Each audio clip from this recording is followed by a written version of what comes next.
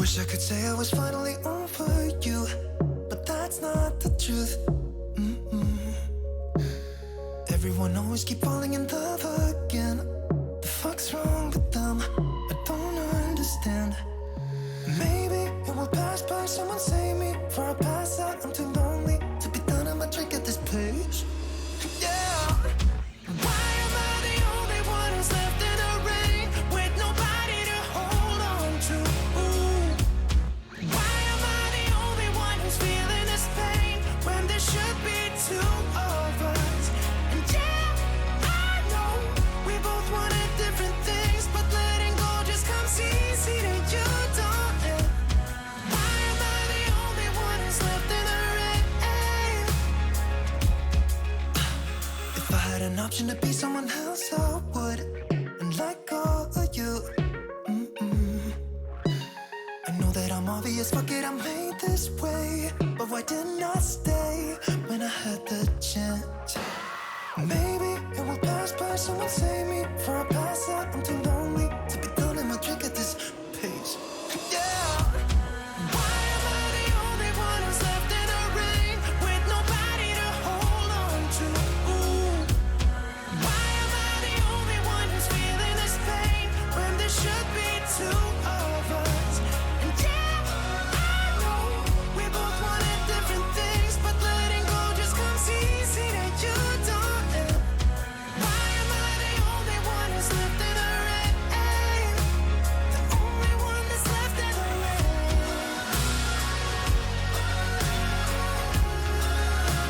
The only one that's left in the rain.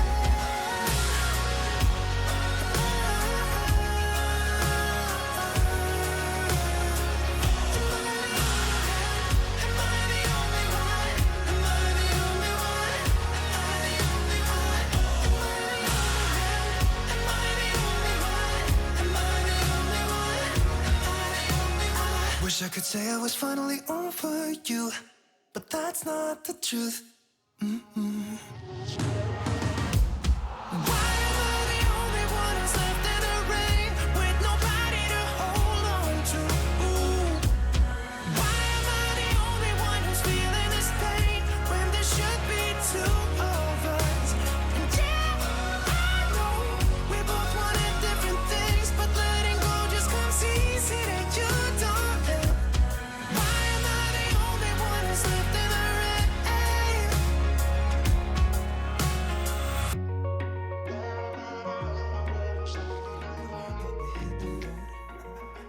Doesn't matter where we go and destination unknown.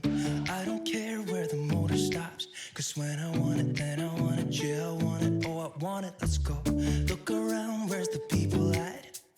I want a taste of the good life. Hit me with it right now, I'm in it. Cause when I want it, then I want it. Yeah, I want it, oh I want it, let's go. And I won't look back, yeah. I don't care about the bad shit back home. It's Cincinnati, baby, I just wanna let it go. Nothing matters when we're way out here. Oh, yeah.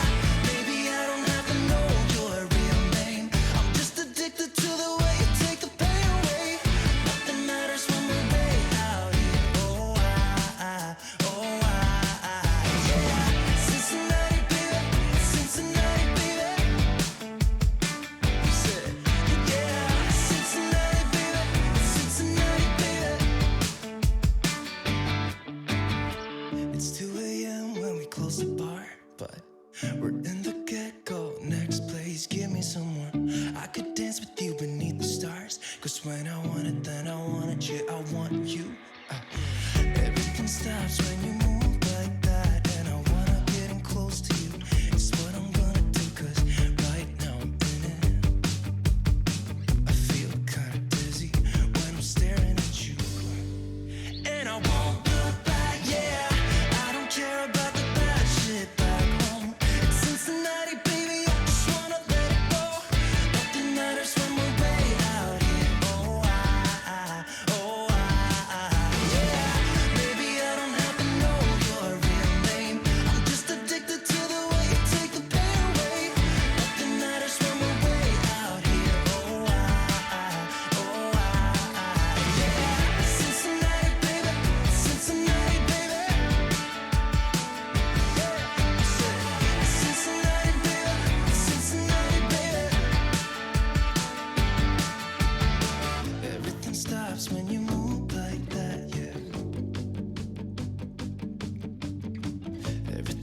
stops when you move like that, yeah. Everything stops when you move like that, and I wanna get in close to you. It's what I'm gonna do, 'cause right now I'm in it. Yeah, I'm fucking in it. I don't care about the bad shit back home. It's Cincinnati, baby, I just wanna let it go. Nothing matters when we're way out here. Oh, yeah. Maybe I don't have to know your real name. I'm just addicted to the way you take the pain away. Nothing matters when we're way out here. Yeah. Cincinnati, baby, Cincinnati, baby. I said Cincinnati, baby, Cincinnati, baby.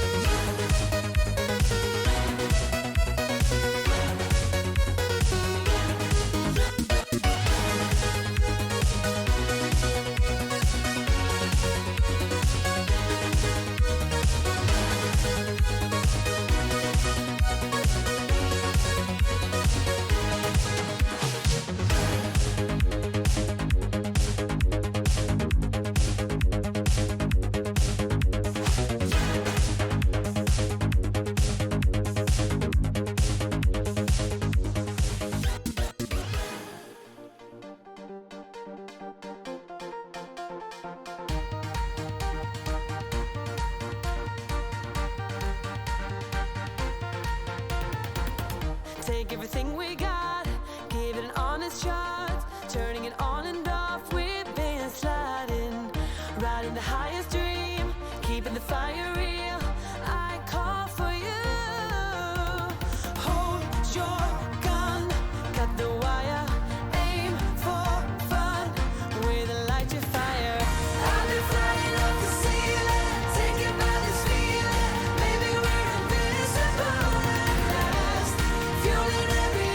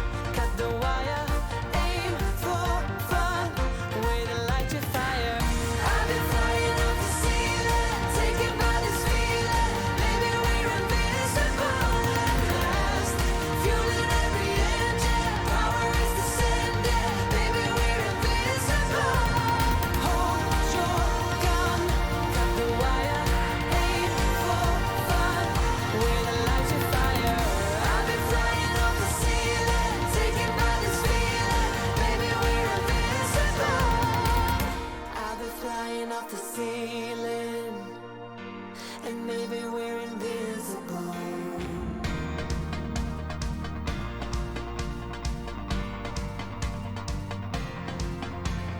Hold your gun, caught the wire, aim for desire. Hold your gun, caught the wire, aim for desire. Hold your gun, caught the wire, aim for desire. Hold your gun, caught the wire, aim for desire.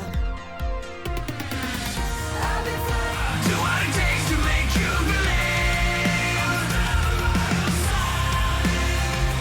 With my heart like the drive, we do what we want, but when I'm free, with our hearts on hyperdrive.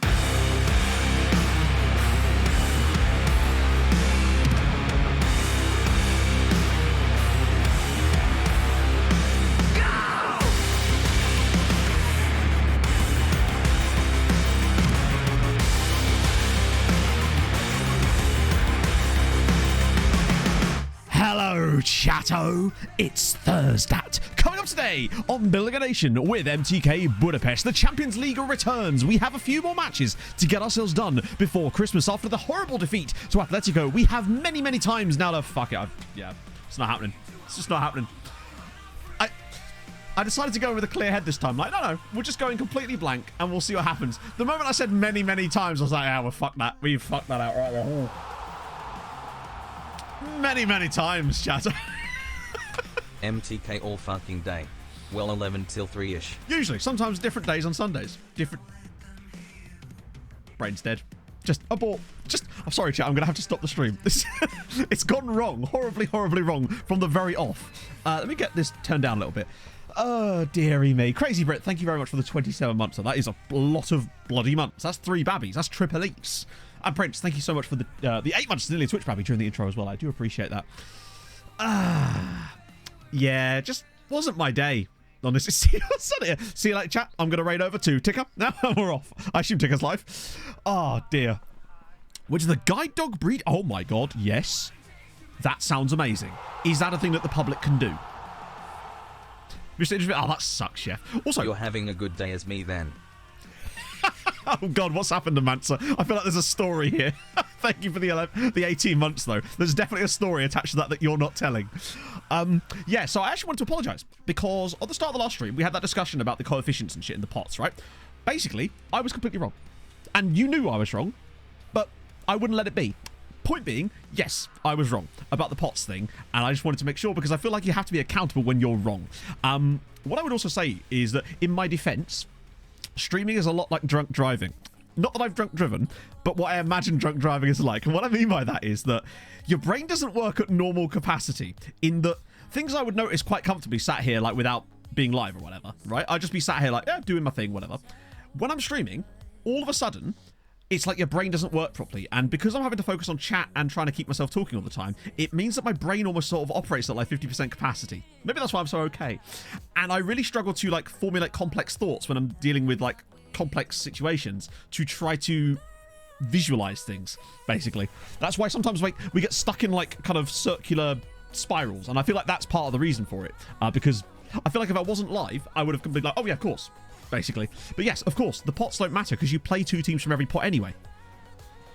The reason we got such a hard draw is just because we got a bit unlucky because we must have had some sides that were really good that have not been in Europe for a couple of years that dropped down because they hadn't got a coefficient and thus they were in lower pots. That's the reason we ended up with such a non-circular spiral. You haven't seen a square spiral extreme? God, I don't know if you're the right kind of person for this. Possible initially. Yeah, exactly. Stronger teams, weaker pots. Yeah, that's basically what happened. Circular spirals. God damn it. See, I love how in my explanation, right, of how my brain can't handle complex thoughts when I'm streaming, I give you yet another example of my brain not being able to handle complex thoughts when I'm streaming. I rang the ADHD clinic yesterday. I somehow found time to do that. And then I spent the rest of the afternoon convincing myself that I didn't have a problem because it was just too fucking expensive to get sorted. Has anyone else done that before? Gone, maybe I don't need this, like, maybe I don't, like, there's a hole in your ceiling and you're just kind of like, that would be expensive to fix. Maybe I just kind of like having a new skylight, do you know? Oh, thank you, Extreme. Backtracking, holy shit. The Donnarumma one. Yeah, that was... I feel like if I'd have made that video this year, knowing what I know about how to construct videos better, it would have been way better. But it's like I knew back then that I could do that kind of stuff, and I just didn't. Yeah. Exactly, Chef. Yeah. I don't know why they don't show you. Thank you, Salai. I'll tell you what it is today. I am absolutely like SeaWorld, the amount of dolphins I've got from my run, okay? But these ones are not in captivity. These are free dolphins. Free willies, as it were. They're not, he wasn't a dolphin, was he? Or was he? Was he a whale? It's been a while. Point being, I went for a run this morning. My hip flexor is actually in agony, which is a little bit concerning, honestly. I went a bit too fast, I suspect. I've got a little bit too energetic back into the whole running thing. Gone too fast, too far, and now might be regretting it, which is not ideal. I've never had hip flexor pain before, but it's definitely my hip flexor. Oh, I have really tight hip flexors from all the sitting in this chair as well. Feel famous about dolphins. Yeah. Run to gaining season. I wish I was listening to podcasts. I always do. Just keeps me nice and focused somehow. Nate the Fred, thank you for the follow. Oh dear. Body says literally, yeah. I think it's just because I did a couple of really nice ones and I felt really, really good. And I think I just pushed it too hard today. I was running like 40 seconds a kilometer faster than I was the previous one. And something just doesn't feel right at the moment. So I might need to do some stretches. I know there's some specific stretches you can do for hip flexors, but they're a nasty one. Because you get anyone who does like an office job or the equivalent of I sat in a chair all fucking day, you're going to have really tight hip flexors because of your body sat at this angle all the time. Oh, start sprinting through. Yeah, exactly, Hodsy. No, legitimately, the one time I tried listening to music when I was running, the song I was listening to had a really high BPM, and all of a sudden, I found myself going a minute faster than I should have been. Bad times. Too confident. Literally, Basil, yeah. It's yoga be more so. I struggle with yoga because my knees are appalling. Not in terms of, let's get out of this so we can actually have some stuff cracking on. Just to start the stream. I wish. So actually, I'll come back to that in a second. Basically, my knees are terrible, so I can't really put any pressure on my knees. I've always had issues. I don't know if I ever told you about the knee clicking thing. I don't know if I'm going to do it right now. See if I can get this to work. My knees click every time I bend them. Don't know if you heard that. Point being, that's what happens when my knees bend over a certain acuteness of the angle. And I've had this since I was like 14. Loud and yeah, I saw it on the waveform. Just on your neck. Oh, that sucks. I've had that happen before as well. Yeah, don't want that. Oh.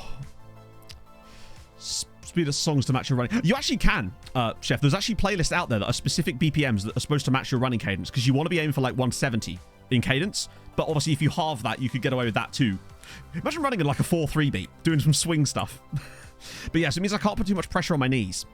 And as a result of that, it makes yoga very difficult because, as you know, with a lot of yoga, there's a lot of knee stuff involved. I would need to have enormously thick yoga mats to kind of get away with it, like doing it on memory foam or some shit. So that's a bit of a problem. I used to do calisthenics, which helped with flexibility and stuff. So maybe I could do some more of that again, get back into it. I think I've already set the team up for this game. Yes, I have. Oh, look at me go with my pastness. But yeah, Millie, I finally got around to ringing the clinic yesterday. And unfortunately, I simply can't afford to progress with them. I'm going to have to go through the NHS or with Psychiatry UK, possibly. That's my next plan, I think. The prices they quoted me were just simply not what I'm able to afford, unfortunately. It's a shame, but I spent the rest of the afternoon, like I said, trying to convince myself that, that I wasn't unwell. I was like, no, you're fine. You're fine. I said walking around the house cleaning for no reason. This is the problem. I like wake up in the middle of doing something. I'm like, well, that's the house was clean. Like there was nothing to need cleaning. I was hoovering a house that I but there you go. Bikini streams. Ooh, maybe. Run to Hotel California. I think the problem with that is that's just too chill for me. I'd want to go to the Hotel California at that point. It's a lovely place, chat. It's a lovely place. Ooh. Play them faster. Well, that would mess with my head. So I listen to everything quite quick. That is... What the fuck? It's funny, that usual suspect. Yeah, except the thing is they didn't. Because like I said, I found myself cleaning the house for no reason, and that's when I realised. To give you an idea, Millie, I don't know if this lines up with what you were... I want to talk about that in a minute as well. To give you an idea, they quoted me for just the initial assessment. Just like the initial thing, £900. And I just simply can't afford to drop £900 on just the assessment. And then every follow-up appointment could cost £300 each, and they reckoned I'd need 3 or 4 of them, plus admin fees on top of that, plus medication, obviously, which was an expectation. That's understandable. Yeah. So I was just like, no, I guess I'm not mental after all. I was like, oh, yeah. So that was surprising to me. But it is what it is. I've heard there's another pathway you can do in the UK where you go through the NHS and someone called Psychiatry UK. It's better than the NHS in terms of speeding things up, but it's still, I think they're a charity. So that might be what I'll try to pursue next. But I'll go back, talk to my doctor, see what she has to say. But speaking of, I want to watch this. Because what in the actual hell was this piece of play? It's like the ball is played through to him. Wait, where's the highlight? Hi FM? Where's it gone? Was it on the end of that bit of play and I just skipped it randomly? I'm sure I did. Oh, it's this one, isn't it? Wait, where is... Have we, like, lost this passage of play? Has the game just gone, no. You don't get to see that again. It never happened. Maybe it was in the early minute of the game and I'm just mad. Oh, it's 30 seconds in. Oh, well. Regardless, that was weird because it's like the guy was in an offside position. Right, yeah, it must have been a little bit before I hit pause. Yeah, Man United in the Cup is annoying as hell because it's like... I was really excited when I saw Grimsby knock out Southampton and I saw Blackburn get through and I saw Sheffield United get through and I thought, you know what? This is an opportunity for us to actually go quite deep in the FA Cup. And then we get bloody Man United away. It's the monkey's paw of not wanting Man City away. 650 November for me. Yeah. Last initial follow-up. Yeah. Yeah. Yes, it was the... And also, what I would say is the guy I spoke to on the phone was extremely curt. Almost like he could tell I didn't have money. It's like he could smell it on me. It's like, I think there's a guy outside in a Bentley that needs this appointment more than you do, Sonny Jim. We could, but United are really good. Like, I think they've gone under the radar a little bit. They're actually really good. I know we're really good too, but we're not United good. Also, look at that. Liverpool finally getting above us. They've done the hard part now. They're really close to the Champions League still, because they've got a game in hand on Spurs, don't they? Look at me talking about football and everything. Great finish from Airing. Suhi's nearly back fit again, so Airing's going to have to keep an eye on that at the moment, but at the very least, he's still scoring some goals for us. Long ball gets played forward, your player stops, and the text says, so now 5 seconds later, he runs after it. He was hoping that the linesman would be like, you don't know. Winning the game in hand. Who is the game in hand against? Because that's always what matters, really, isn't it? Like, not that Fulham have ever had games in hand this season. We've always been the teams that have got like 3 games played more than everyone else. It does feel kind of mad that Liverpool are still that much in contention. It truly does, because everyone's, you know, oh, terrible season. And I feel like they're constantly not winning games, and yet there they are. It's like, strange. Oh, it's probably Arsenal. It doesn't look good, Marius. I think that United will want to look at this. I mean, they've already won a Carabao Cup. They're not going to win the league, let's be honest. So for them to do a cup double would be a pretty good achievement for them this season under Ten Hag. I think they'll be taking it fucking seriously. Not that we're not going to be, but Man United, if it was at the Cottage, I'd be like, okay, we can give anyone a game at the Cottage. I mean, we've lost 1 game this season to a team outside the top 5. And that was West Ham. And ironically, I could hear the West Ham fans cheering in real life when the fucking goal went in, which was really disappointing. Looks like Fulham. Oh, is it? Oh, the Fulham game at Anfield. Oh. How did we have another game? How is your game in hand a game that would technically make a game in hand for us, even though we're like still 2 games ahead of everyone else? Only we could find that way to work. 4 games in 10 days. True. But they've got a fairly deep squad, aren't they? I mean, I feel like they'll prioritise other competitions over it, potentially. Is the European stuff... Oh, yeah, there is, isn't it? Because they'll have European away on the Thursday, so the game will be on the Sunday. So maybe they'll be prioritising that a little bit more. The Leeds game. Chat, I remember to watch it. Got up on BBC One. I was like, oh, look at this go. Polinia, what a goal. What a strike from Polinia. And we're not even going to talk about Manor Solomon scoring the same goal twice. It is insane. Fulham posted a side-by-side of his 2 goals from this week, and they are virtually identical. I love him so much. He needs to sign immediately. Oh, wow. I thought Leeds were really good. Genuinely. Is that going to be a red card? It is. Horniak is about to be sent off. That's what you get for being a horny quadruped. That was a really strange reference there. And we nearly score off the top of it too. You know, I actually thought Leeds were really good in the first half. There was that like goalmouth scramble in the second half where I cannot believe they didn't score. But I guess it's like one of those things when it's not going for you down at the bottom. Mate, I thought Ruta was interesting. I worry about him. Like, obviously, it's just an FA Cup match, and there's other stuff around him too. He's one of those players that could either be amazing for Leeds or absolutely dreadful, I feel like. I feel like his decision-making... The one thing he did do, which Leeds didn't do enough, was shoot.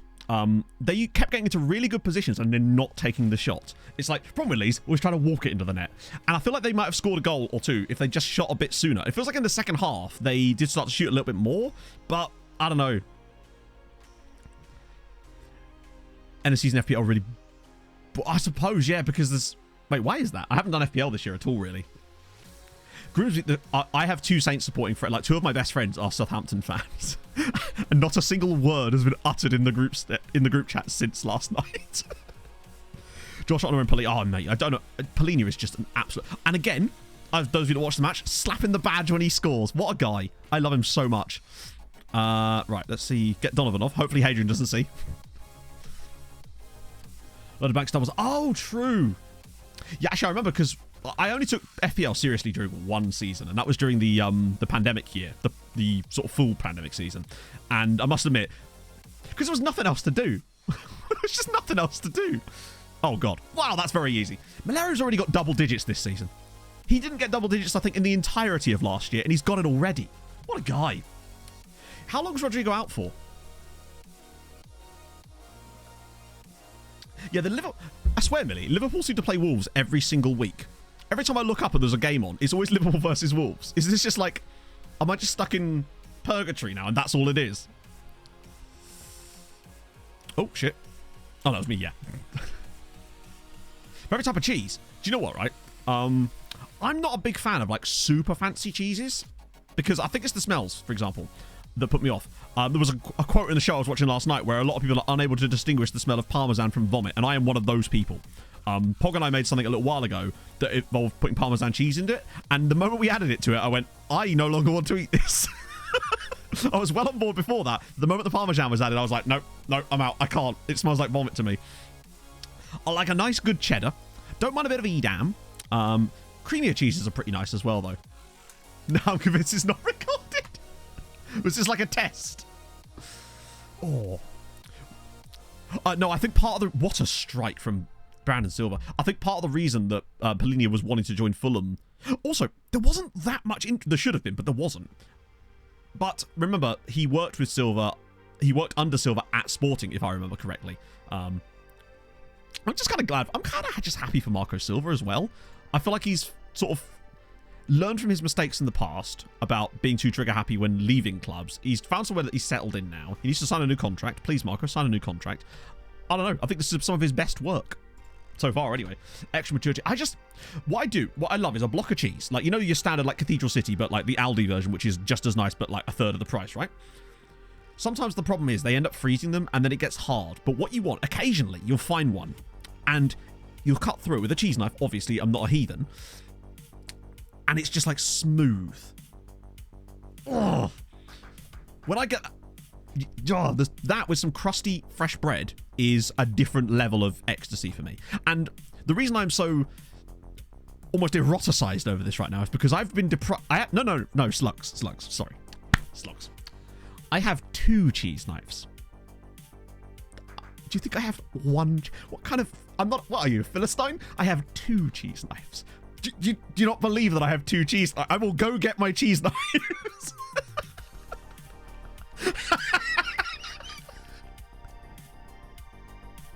Man brandishes cheese knives on street. Set of 5. Now we're talking. I've been depriving myself heavily this year of the whole eating bread and cheese in bed, which hence the stone of weight loss, but goddamn, I miss it. I still allow myself occasionally use a butter knife. I don't know if we can be friends anymore. The beautiful thing about a cheese knife, though, you cut the cheese, but then you can use it as a fork. It's just amazing. Pushing for Europe consistently. Yeah, I think him moving to Everton was just the wrong move for him and them.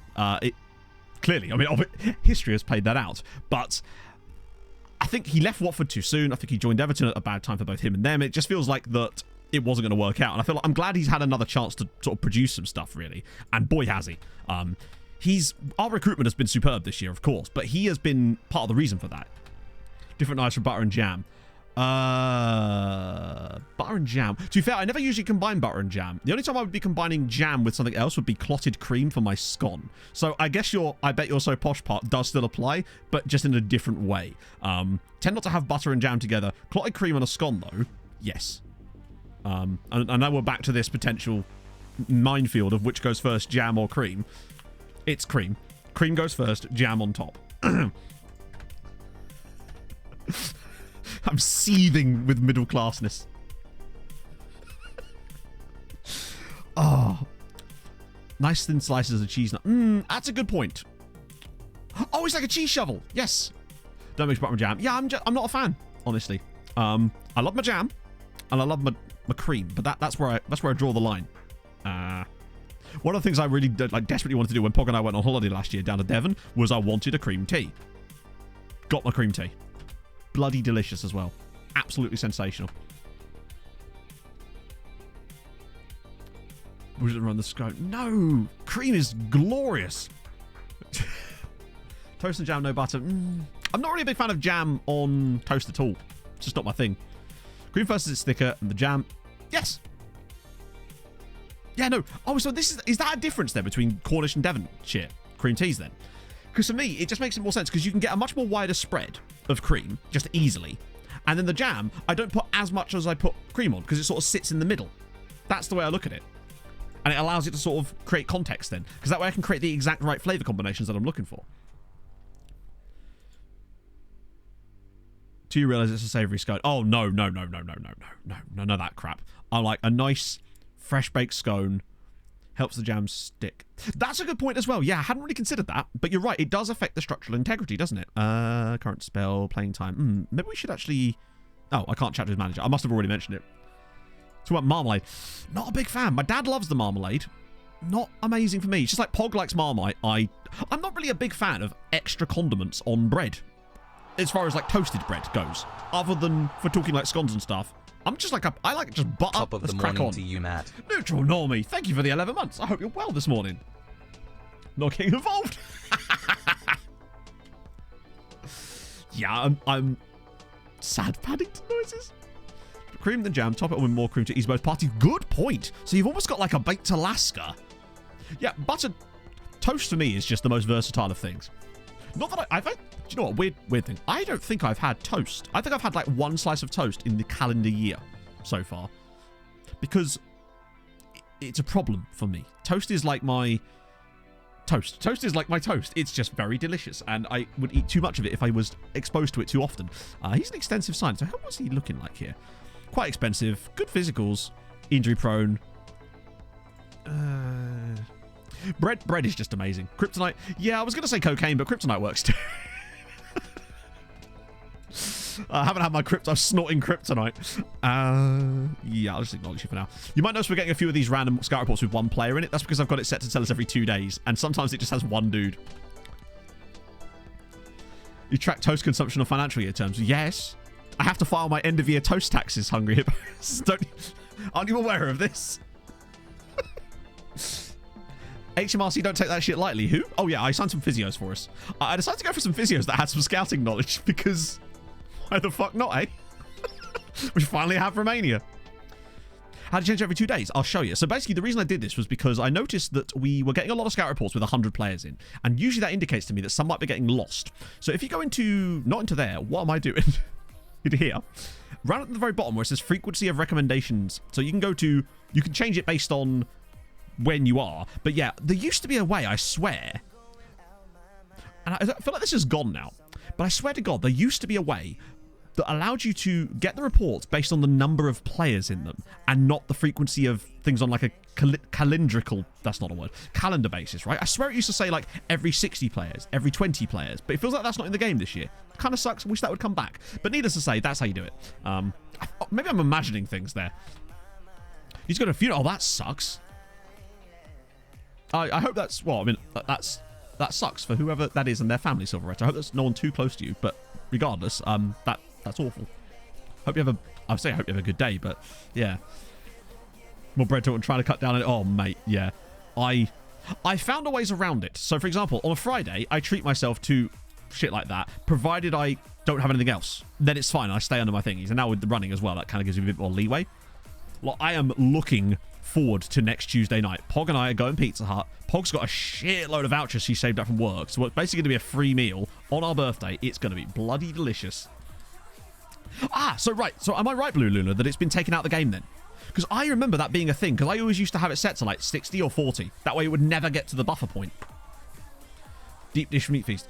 Right, so I normally have cheesy bites, but I've come to the conclusion that the pizza's just too thin. I like a slightly thicker pizza, me. So I'm thinking about having a stuffed crust this time around. I haven't had a stuffed crust pizza in Pizza Hut for a while, personally. Oh, useful feature. Well, the worst thing is they added other useful features to that exact same menu, but that one seems to have gone. It just seems odd to remove it. There must be some like reason underneath, but yeah, it is a bit strange that that would be removed. When's the Champions League match? It's like 7 days, so we want full strength Vashas, rest for the next game. Seri as the anchor. I don't like that, but actually, let's just try it. Fuck it. It's obviously a reason why Pfizer's picked it, right? Little Trout. Oh, so this is a bit of a niche issue, I realise, right? But every time Pog and I go to Pizza Hut, because we always go to the same one, because there's only one in Cambridge now. There used to be 2. But we go to the one on the industrial estate on Newmarket Road. I say it's a retail park bit, basically. And they have like booths, obviously, and then they've got these single tables that are like for 2 people. Pog and I always ask for a 4-person table, a booth, because we know that what we're about to order is not going to fit on the table that we are currently sat at. One time they were like, oh no, we can't do that. Our order came and they went, we're going to move you. That's how you know you mean business. Be a headline fee, probably, yeah. But yeah, I've always liked a good pizza trowel. Because Pog and I have what they call sharing pizzas. Each.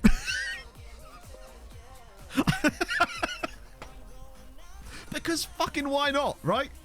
What do I order? Right, okay. So, the sharing pizzas. We have those, each. I usually have a cheesy bites one, margarita with cheesy bites, but this time I'm having a deep, like a what's it called? Stuffed crust, right? Pog usually has the same thing, but a meat feast. In addition, plus the salad bowls, Pog obviously has salad. Unlimited drinks, that's all kind of there. We usually also get chips as well. Sometimes garlic bread, but less so lately because it's expensive. But yeah. But it's the pizzas that take up the space, right? It's one of those things, if I'm going to go to Pizza Hut, I'm going to Pizza Hut. Like, I'm not going there, oh, I'll just have a salad. No, fuck it, I'm going to Pizza Hut. Plus, the people in there are always really nice. We always end up with like the same waitress, so... They are, James, yes. Very well, actually, to be fair. We had teams in both the quarterfinals of the Conference League and the Europa League last season, which was sick. This year, it's going to be a bit of a tough one, because we're missing a side already, and we've got 3 sides in the Conference League. Now, Hungary?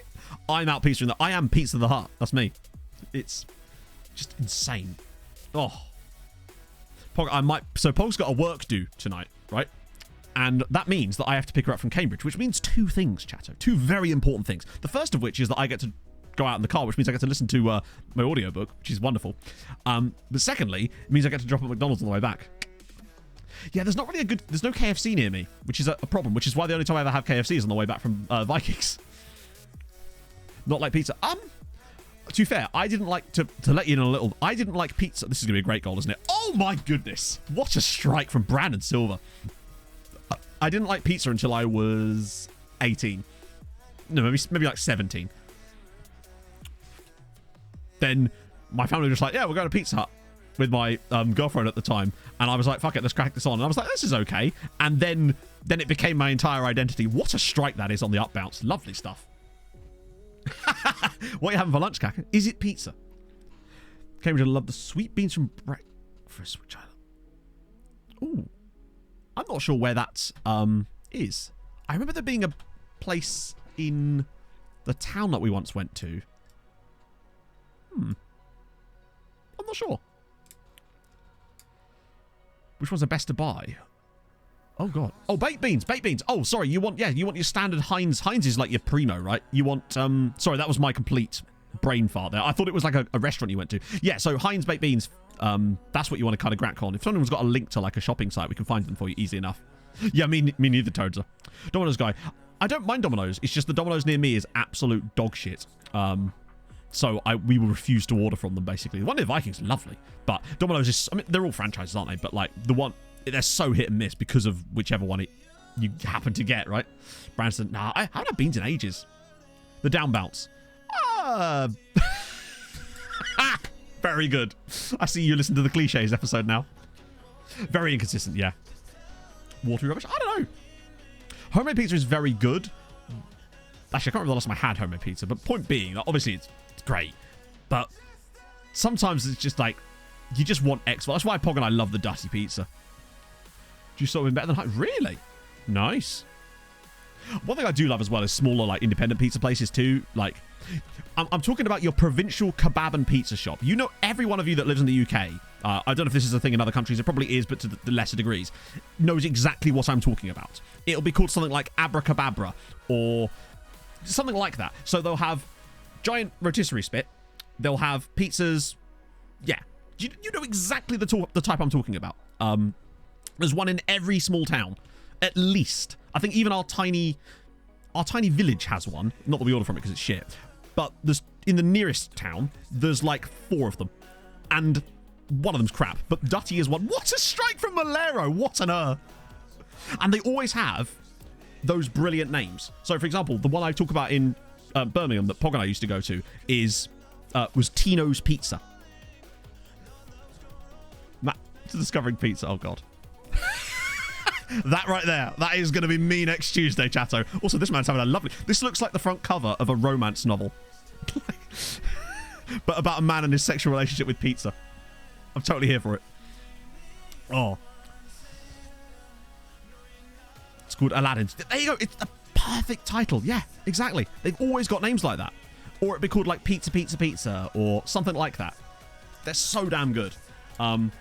Like, the Dutty pizza isn't obviously called Dutty pizza. It's called The Grill. But it's the exact same type of names, right?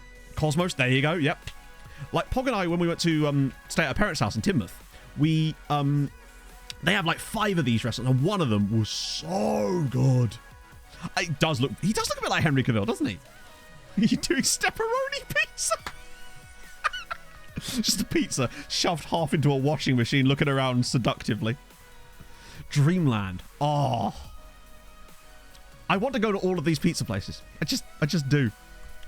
And to be fair, the results will vary. Some of them are properly shit and or money laundering operations, but some of them are just next level. Red and Darren, thank you very much for the 6 months. How's it going? How's your morning going? We were just talking about provincial pizza places. Oh, I didn't do the lookup for, what's his name? For Asher. My apologies. It's the problem with those early ones. I get caught out. Oh. Holy Jesus. That's brilliant. What a save, by the way. Pizza Hot. So for part of my uni work in my second year, I had to do like a business plan for a not mythical, that sounds odd, a fictional pizza restaurant, which, why? Oh, it was called Another Flaming Pizza. That was the name I came up with for my fake takeaway restaurant that I had to produce an entire business plan for. My dad, however, was very upset that I didn't choose Bangs, and I don't know why. He wanted the pizza place to just be called Bangs. I need to ask him why he thought that was a good idea. He's never let it go. He'll still bring it up like once a year. Mythical Pizza sounds like a good one, honestly. Bangs. I knew someone was going to do it.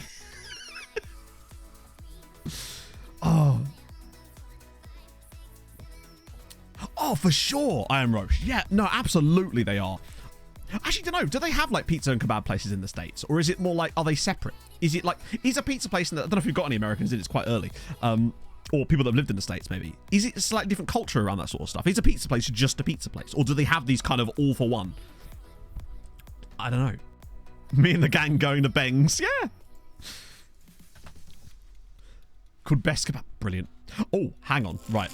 Another niche one. I'm sure you'll all know about these ones too. Pierluigi De Luca. Thank you very much for the 10 bits. I'm not the best, but you are. But thank you. That's very kind of you. So, this is like a subset, if you like. A subgenre of this. Chinese restaurants, Chinese takeaways that do non-Chinese food really fucking well. Like, where you're just going there and get like chips and a pizza and kebab. That kind of shit. But it's a Chinese restaurant. But it does that stuff on the side too, and it's like proper lovely. Be Tino's Pizza and Rednall. I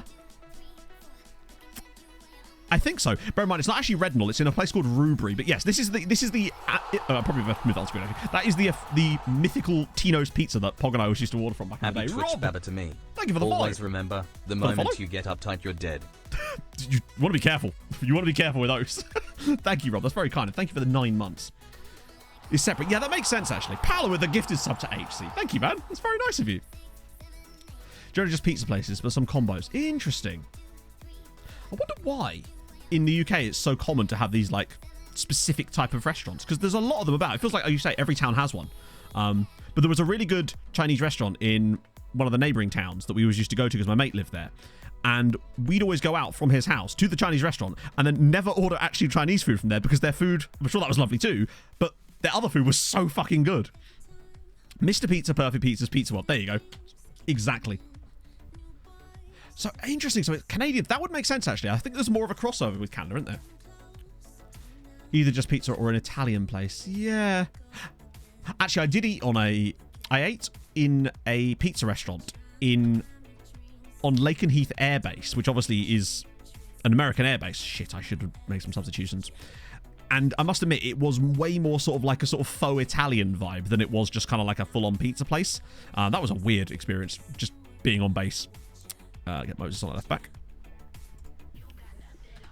Big enough they can... That's true, actually, I suppose. Yeah, even a small town in America is like... would be like a major city. Oh... Bangladeshi-owned pizza place outside of Detroit where you can get pizza and biryani. That sounds a wonderful combination, honestly. I feel like a chicken tikka pizza sounds delicious, honestly.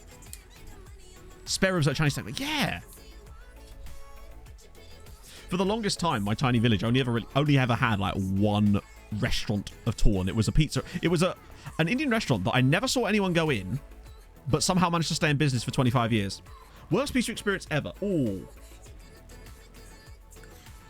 I've had so many. Do you have any idea how that's going to narrow it down? Oh, Christ. Either that time when my Pog and I's posh fancy pizza restaurant that we used to go to, is he about to get red carded? No. Sent me that pizza and it tasted like chemicals and I was like ill for 3 days. Or the time that Domino's didn't send a pizza for 4 hours. When it did turn up, it looked like it had been dropped in a river, i.e. the box was actually soggy and not from like Greece. And then they still haven't given us a refund since. That might be the worst pizza experience. Or, no, hang on, I've got a better one. Lil Tiago, thank you for the follow. I appreciate that very much. Right, now I can get to the horror bishops and stuff. There's a pizza place / chippy, of course, in Edinburgh. This is a while ago, so they could be a lot better now. They used to be fucking amazing. It was called the Gold Sea. Any Edinburgh locals might know about it, right? For a while, it was really, really good. I went up to Edinburgh for a funeral in 2014. Obviously, sad time and all that. My uncle died. Really horrible. And we ordered in from this place, pizza. I have never had pizza as greasy as this. It was not even dripping. Dripping implies a sort of stop to the flow. It was running off of the pizza. Like, I've never had to, like, wash my hands. Obviously, you want to, like, sometimes you get the sensation that you want to wash your hands, but I've never felt like this this unbridled urge to wash my hands while I was eating it because it was so drippy and greasy. Ugh. I don't know what was worse, honestly. Shocking. So yeah, it's been like 10 years now, so maybe the Gold Sea are better than that, but it was not ideal, to be honest. Right, I've got some stuff to catch up on. You can continue discussing pizza. Let's look up Flamengo, see if they do have better rep now. The question is, we don't know what they had before, but they have got worldwide rep now. But they may have already had worldwide rep for all we know. It's a shame you can't see, like, their... Wouldn't it be cool if you could access, like, a chart for any of these things, other than the year, obviously. Indian chippy. Do you know what I think I have, actually? No. We've had the Chinese that does, like, non-Chinese food, and we've had the pizza places that do everything. But no, not around me, no. House of Pizza is solid. Wait, that's a wonderful name. Udoma Dago. If he doesn't... That's unfortunate. He must not be... He must be from the lower leagues. Right, let's get some... Harold... Harold would have one hell of an order. I'm going to give you 5 seconds. You know what to do, Chapo. Chapo? Chapo. Chapo and Chapes. And a 5. And a 4. Oh, really? So they did get it. And a 3. And a 2. And a 1. And a Harold! The minute you get uptight, you're dead.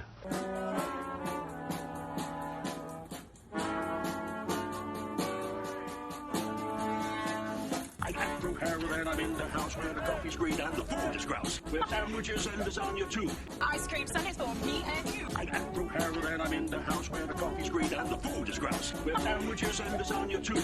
Ice cream sundaes for me and you. I try not to lose my temper with myself. Oh, goodness sake and shit and balls. The minute you get uptight, you're dead. So in answer to your question, Jen, if I was to say that what I do for a living is I play Football Manager, chat shit, and eat pizza, would you believe me? Is my next question. Oh, that's... Damn it. Imagine if he was in the game, though, Scott. What a weird turn up for the books that would have been. Yeah, it's a shame that we didn't win it now, actually. Then you would be right, because that is indeed it. Well, that's certainly what I tell the government. Oh, we're still rich. That's the main thing. One kid goes from 4 to 3 stars. Nah, because think about it like this. Actually, sorry. Maybe don't. Basically, the stars itself... They used to be a pure... representation of where that player slots in to your squad, as well as the league that you're currently playing in. However, either last year or the year before, I can't remember which one, the stars started to represent form as well, meaning that a player's star rating can go up and down despite their attributes not changing and nothing else changing based on the good or bad form that they're in. I feel like they need form and quality stars as separate things. That would be kind of good, personally. But for the moment, that's how it works. So you have to be a bit careful with that. Tax refund, no. I don't write off pizza in my taxes, no. Imagine, no. And the feet pics, yeah. Oh, yeah. These dogs are barking. Or something. I don't know. Dog, pizza, feet. I don't know. Right. Player analysis. We've got some Champions League coming. I love that. Oh, he actually is 4. Speaking of, literally right there. 3.5 stars. He is just... God damn. Whew. He's so balanced. I bet his mental health is wonderful. Eat pizza on the street. I have done that before. I have done that before. I have ordered it. I say I ordered. I have eaten an enormous pizza on stream before. Cash. Well, I like to think that I bring some things to the table. Usually pizza, because I've just ordered it. With potential form to have... Yeah, that's the thing as well. Most important traits to look for in a guy. I don't know, because it depends... I don't think there are in like preferred traits, because I feel like that's an entirely subjective thing, right? If what you're looking from out of a partner is not the same as what someone else might be, right? For me, what I look for as a general person, say Pog didn't exist, which is just a horrible thought, would never want to think that, I'd be looking for someone who doesn't take themselves that seriously, likes a laugh and a joke, and isn't like, I don't know, can take the piss out of themselves too. Just a nice person. This is kind of really basic shit. Looks like Velma from Scooby-Doo. That obviously is a very... Eats pizza, of course. Very much important. Yes. Solid temples. Is curious. Is curious about things in the world. Like, has a kind of an interest in learning shit about... Because I like that kind of stuff too, right? Eat the pizza straight out of the box or put it on plates. Box? Why would you create more washing up for yourself? The whole point of ordering pizza is that you don't have to do the washing up. I ate it off the top of a fucking wheelie binner when I was at Vikings wedding. Oh, I gave Malero a new contract. He's not a mercenary. Model citizen. Yeah, exactly. Someone who has their own ambitions too, right? Someone who wants to be something. I admire that in people, you know? That's why these qualities all completely describe Pog. Look for a girl. This is my ideal woman. Look for a girl that doesn't want to go to that fancy restaurant. Thanks, Jen. I appreciate it. I don't think Pog would appreciate that. Look for a girl that doesn't want to go out to the fancy restaurant and have the Michelin star meal. I don't want to eat tyres, neither do you. Instead, she wants to watch TV shows in bed and eat pizza. That's the kind of... Oh. You'll be dating Wendigoon. Apparently so. And you know what? I'm fine with that. Man has a terrific beard. And he can teach me all sorts of stuff about... stuff. I haven't watched Wendigoon in a little while, I'll be honest. Good physicals and mentals, true. Netflix and chill. Yeah, minus the Netflix. But yeah. Either this is a good bonus. Pizza place that refused to serve me. Yes! Yes, Dean! Yes, sorry, I just deafened chat. Yes, it was, wasn't it? Dean, what the hell happened with that? So this was when we were at Viking's wedding. We went to this, like, another one of these, like, pizza and kebab houses in the middle of this tiny little town in, like, Hampshire. And they just refused to serve Dean. And I can't remember the logic that they used with refusing to... Was it because you wanted to pay by cash or something? Or by card? I don't know. They just... It's so strange. Oh, I'm in a good mood today. Felix Mambimbi. That's a great name. And there he is at FC Shaw. From an Epic perspective, is dangerous. Yeah, this is very important. Josh, notice how I dodged that. A scouting filter? Key attributes. Bravery. Asked for a garlic bread and they said, oh, that's right. Yes, that's what it is. Because Dean, it was almost like they didn't want you to, they wanted you to order more. And because you only wanted a couple of things, they were just like, we're not taking your money at all. Which is, you know, wonderful way to run a business. To be fair, that pizza was rubbish. It was so sweet, which usually is an indication to me that there's really bad quality ingredients going on with that. Because to me, pizza should never be that sweet. I mean, I was wasted, so I didn't care, but like, Christ. I don't have any recruitment focuses, Darren. I don't think I've used them for about the last 3 seasons in the save now. Like, I physically don't have them set up. I ban my staff from creating any new ones as well. Like, I have a big sign on the recruitment staff door that says no recruitment focuses beyond this point. Oh, decent. Decent 2 up top. How do you mean? As in Mambimbi? Or... I need context, I think. It means my nipple in Hungarian. Oh, this is just a wonderful day for all of us, isn't it? Complimenting high aggression. To be fair, Pog is... She's a feisty one. She would... A decent... I mean, it's a bonus. It's not certainly not a requirement. Wendigo's video a couple of weeks ago about the Pizza Man bomb. Oh, I hadn't watched the video, but I had listened to a podcast about it. I think Casefile did that many years ago. But yeah, because he had like a pipe bomb around his neck, didn't he? And it was like a couple that lived in the woods or something that were doing it, if I remember. My knowledge of these murders are very sketchy, which is what I tell the police. Let's see. We want No Malero. We want Yaboa. We want him. We want... Nope. I want Bellingham. I love being able to put Joe Bellingham in the team, just whenever I feel like it. Ari's knackered, so we'll actually go with Jarge. Darla, I don't want Darla here. I want... Oh, damn. Terra Nova, maybe? And I want... Shit, Donovan instead. Yeah, that'll be fine. Hey, Tahani. Oh. I think more than happens. True. The shaggy dip. It wasn't me. That's fine, it'll work every single time. Matt, did you eat all the pizza? It wasn't me. It's fine. She'll never know. Right. How many have they got from us? Yeah, we were, Tahani. We kind of fluked our way to a final and were never expected to win it, and then didn't. We got roundly beaten, I would say, by PSG 3-0. It was closer than the scoreline would suggest, but it still wasn't a particularly excellent performance from us. I'll say that for sure. Did a bit of that. Okay, so we've got Real Madrid after this. It's not going to get any easier, this Champions League group. I think... It sounds like Stitch. Don't tell Pog. She bloody loves Lilo and Stitch. It's like one of her favourite movies. We did get revenge in the Club World Cup, but I wonder if we'd have actually won that game had I not just insta-resulted it because I expected we'd lose. You just never know with these things. The project is going well, though. I think overall, it's going good. I'm worried about the lack of games that they're going to play in the Conference League this year. That's nearly some really nice football. Although I think that with the chances they're going to get after Christmas, it should probably make up for it slightly. I think that there's no way we're going top 8 this year. We just need to try and get top 24. So that requires us to get, 9 points? So I think as long as we get one more win on the board in the Champions League, we'll get the top 24. We've just had a really tough set of teams to play against this time around, unfortunately. I think Hoffenheim, I feel like, is probably where we'll get that result. We've still got to play, like, Chelsea. Yeah. Did you eat pizza on the counter? I've eaten it on camera. Qualified for the Club World Cup. Yes, we did last season. We played in it in the summer. It didn't go... Actually, went pretty well. We played against a couple of Brazilian sides. No, it was Al Sadd, I think, at 1.2, wasn't it? It was Al Sadd and... Was it Santos? No, it wasn't Flamengo. Someone TTS it? Which TTS, though? That's the question. We've got so many different flavours and accents. Fluminense, yes. Sorry, Fluminense, yeah. That's who it was. I can't believe Flamengo won the whole thing. I feel like we would have probably lost to them as well. Because, I mean, they beat United 4-0. How... Best instruction for the game? That is completely subjective. I.e., the best instruction will... There is no best instruction. Unless you can't go out and win. Because it depends entirely on the situation. 4 months, yay, but need to catch up. Smiley face. Smiley face. TTS interrupted me twice.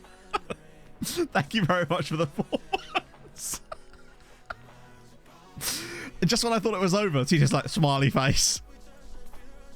Fine by me.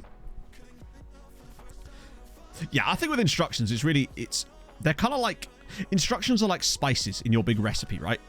You don't want plain chicken. You want to have some stuff on top of it, but certain things won't work together, right? I do like a bit of get stuck in, to be honest. It does go in all my One thing I would say is I've been using pass less often. Sorry, dribble less often or pass more often or whatever it is. I think it's dribble less often in all of my tactics for the last couple of years, and I really like what it does because it creates really cool passing maneuvers. Oh, Yakubu, you boa. Death taxes and work ball in the box. That too, yeah. Cheese baps from Wright's Bakery. Oh, but it's not a pizza, Millie. This is disgraceful from you. The problem with Pog not being here is I can't get her to go to the cafe and get coffee. Ye old Triggle Press. Triggle Press. Trigger press, dribble less. It's true. It works. You see these? Death taxes and counter press. Yeah. Actually, yes. Pretty much. Why would I want to hold shape? No interest in these shapes. The Sunny B. Holy shit. The Sunny B. Thank you for the follow. Death taxes. I wonder if you made a tactic that just... Oh, come on, Moses. No Scrabble for you, you blithering bellend. Here's a fun fact. Voltaire Silly Billy. syphilis just 2 blocks. Believe in anchor. Yeah. Show me your anchor. Fan of the feed. Thank you for the follow. Prevent short goalkeeper distribution. Yep. That's definitely one. High line. High line of engagement especially. Force outside maybe? Nah, that's a bit more niche. Depends on the system, I think. Shoot less often on everyone. Yep. I think you're right. That's almost like a requirement for this year. Oh. Oh, goddamn. He's only 20. How much did he cost? And from who? Oh, 85 grand from Real Potosí. I love being able to do that on the same screen. Sass is he's just a genius. Look at the state. He's like Evo Pachuri, but way better. Have we just conceded? God damn it. Probably not, Salite, simply because I feel like it breaks the immersion for people that aren't doing that, and I don't know, I've never been a huge fan of it personally, for whatever reason. I feel like the names get a bit silly, and it just kind of breaks the kind of vibes for whatever reason. I like finding fun names ourselves instead. Playing out from the back, yeah, actually. Not a bad shout. We might not win this. Luckily, Yakubu Uboa scored a brace, but this is concerning. Most expensive player. Our record signing, I think at the moment, is still Brandon Silva. I think. I don't think we've spent more than that. We were going to spend more than that on Velázquez, but as it turns out, they just didn't want the money, so we ended up getting for 2.8 million. I think currently, it is still Silva at 3.5 million. Oh, by the way, chat, in the bit off camera, I signed Joshua De Bruyne. You know that South African striker that was not 18 yet? I have now signed him up. He's 600 grand. He joins us in January. I'll show you him after the match if you remind me. So I think he's a good piece of business because he's just like a good player. Radojic will get Suhi on for a bit. Flavian off. Seri can actually play centre-back, which is kind of weird, but I don't mind it. Heremans, perhaps? Pushkas are just crap in this save, unfortunately. They just can't seem to get anything going. That's the big issue with them. Fans as players and track their careers. That was kind of sick. High aggression, high tackling is a must. Yep. Interesting. Is that just because you want to succeed, or are you actually like trying to see how many like red cards you can get? Because I have thought about trying to do that and just like doing a test to see how many red cards you can get. I've got a database set up where I'm trying to see how many injuries I can get Chelsea to have, and I think I've got to have like 150 in a single season by every player being injury prone and making their entire training schedules just endurance training for every single one. Toilet jokes in the last treaty save. Possibly, yeah, but that's different because I don't mind. I like nicknaming players in these, but then because it's like a chat as a group have sort of decided that it's been bestowed upon the player rather than one individual. Oh yeah, Shitty McGee. Yeah, he was that the Latvian striker. I can't remember why I nicknamed him Shitty McGee. Oh god. Oh god. Oh god. I traded for a Bruin. Yeah, it's true. I was hoping to get Brad Marsh on, but it didn't work. For all I know, he doesn't even play for Boston anymore.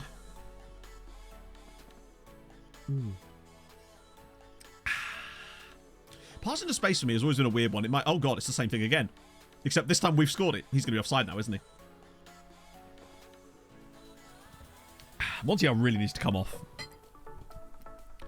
Was Sam in chat then? He might have been, Dean, for all I know. I don't think he was. He rarely ever is. And when he is, you know it. That was actually given. Great assist from Yeboah. Like, just takes out the chest and goes past him. Did he just nutmeg the goalkeeper with his chest? All that aggressive team. So, one thing I'll say is that this team we currently have, still usually top the charts as far as red cards go. Every single season. So we're still a very aggressive side. Oh, shit. That hip flexor is really quite painful now. Every time I lean to the right, when it has to stretch slightly, I get this like shooting pain in it. That's not ideal. Oh. First full-time job. That's amazing. That's awesome, TSRT. Congrats. That's seriously sick. So he's through again, and it's there. And we're now being raided as well. Holy shit, that's a huge raid. Bloody hell. Bardenschlappen, thank you so much for the follow. Or Danker, I assume. Welcome, everyone. That's, holy shit. Thank you, friend. Thank you so much for the raid. Welcome in, everybody. Right, give me a sec to get you a shout out. Cooper. Also, I realised I said your name wrong there. Bardenschlappen. That's better. Hopefully that's correct. I added an extra N for no reason. That's extremely rude of me. LP. There we go. Hope I got this right, please. Yes, did it. Welcome in, everybody. Oh, dear. Sals, thank you for the follow. We were just discussing pizza. Pretty much for the last 20 minutes, we've just been discussing pizza. Oh, welcome in, everybody. Don't miss anything there. So, create a network and get some tips. I'm the Pope. Honestly, Will, when those creators that you're talking about, there's no like network per se. They just messaged me and I just helped them, if you like. Cobra and Raymond P. Welsh, thank you very much for the follows, friends. Welcome in. Thank you so much. I really do appreciate that. Yes, very soon. They are building. Maximize not getting a red card. That's a sound strategy. But I just kind of like seeing the animations when players get scythed down. Bitcoin pizza story. Yeah, the guy that paid for a pizza with Bitcoin originally, and it would have been worth like millions now, right? I assume. But yeah, as for the Fulham in the Champions League or in the FA Cup. Oh, FA Cup. Because first piece of major silver in the whole club's history. Would take that any day of the week. In the state we're currently in, I would happily take that. Because qualifying for the Champions League is obviously great and all, but it doesn't actually get you anything in the grand scheme of things. Like, you're not going to have a trophy that says once qualified for the Champions League, whereas with the FA Cup, you do. You're forever an FA Cup winner, you know? I bet if you'd have asked Portsmouth that year when they won the FA Cup, which would they prefer? I bet they would have said it. Same with possibly Leicester City, although maybe slightly different. But yeah, so what I would say, if have 0 Hungarian players, we do, because that's part of the sort of the way that this save works, is that because we're trying to build the whole nation up, as in the league itself, we want to keep the best Hungarian players at their clubs. So we try to avoid signing them from like Ferencváros, Újpest, etc. And it means that we end up with no Hungarian players, but they get to keep all their best Hungarian players. And if they get like big bids for them, then we'll try and take them. But rarely do we ever. We do actually have one guy. He's not actually here at the moment. He's on loan. But this is our sort of best Hungarian player currently. This is András Puskás. He's on loan at Debrecen currently, but he is like the guy, basically, for the future. He's already got 10 caps for Hungary, and he's only 20 years old. But yeah, Will, if you want to do FM content, message me. I'll help you out in anything you need, like in terms of questions and stuff. Hit me up. I'll help you anywhere I can. And that applies to anyone, actually. I will do what I can, basically. Whether it's just be little stuff or whatever, I'll help you in any way I can. Same I did with Mike. Look what happened to Mike. He got a job at SI. It's all my fault. Potato, thank you for the follow. Facepack, DF11, Good Evil is the one I use. What is around to announce the signing of COVID? Oh, shit. No. That sucks, Dress Sarge guy. Actually curious, has anyone managed to dodge COVID so far? Because I lasted until last October. That was when I got COVID for the first time. That's true. No worries, Will. You have. Nicely done. Fair play. How? What is your secret? Or maybe you had it and you didn't know it. But, like, yeah, it took me long enough. Pog brought it home from work, so that was really fun. I suppose you can never truly be sure, could you? But still. I guess, I mean, to be honest, I'd much rather have had it then than I would have done 2 years before, right? Like, it was just, like, a bad... Just being ill for a couple of days for me. And I did sound like I couldn't speak for a bit. That was fun. I take it back.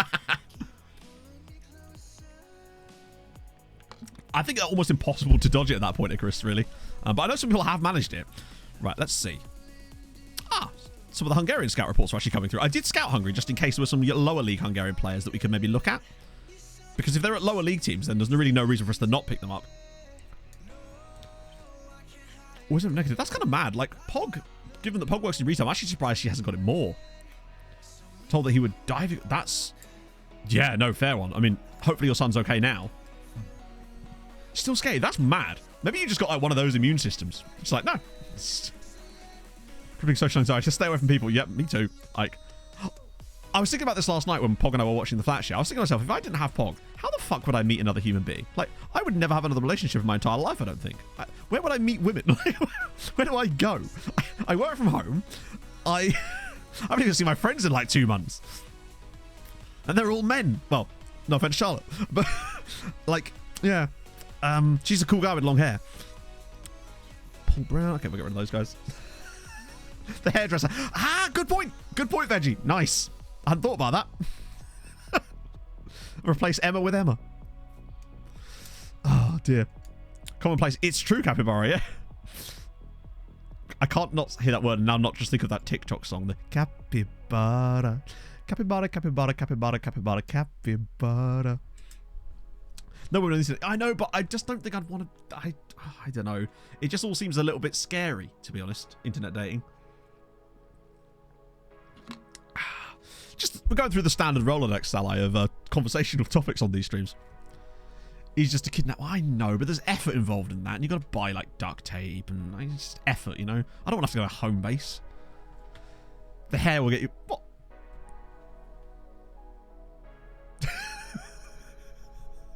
Yes, Paolo. Mainly because Pog won't stop fucking showing it to me. But yes, I have not been able to escape it. We did TikTok time last night, and I think 4 of the 7 TikToks she showed me were just things with that song. And I'm fine with that. You know I love the Capybara as much as the next man. I mean, look at my fucking sub badges, but still. Even I have to draw the line somewhere. Right, okay. 25 guys there is not bad. And, oh, love that. Oh, no, he's just really expensive. It's bloody Aaron DeBelder again. Oh, a Cypriot. Oh. So these two are both done, but they're not particularly spectacular.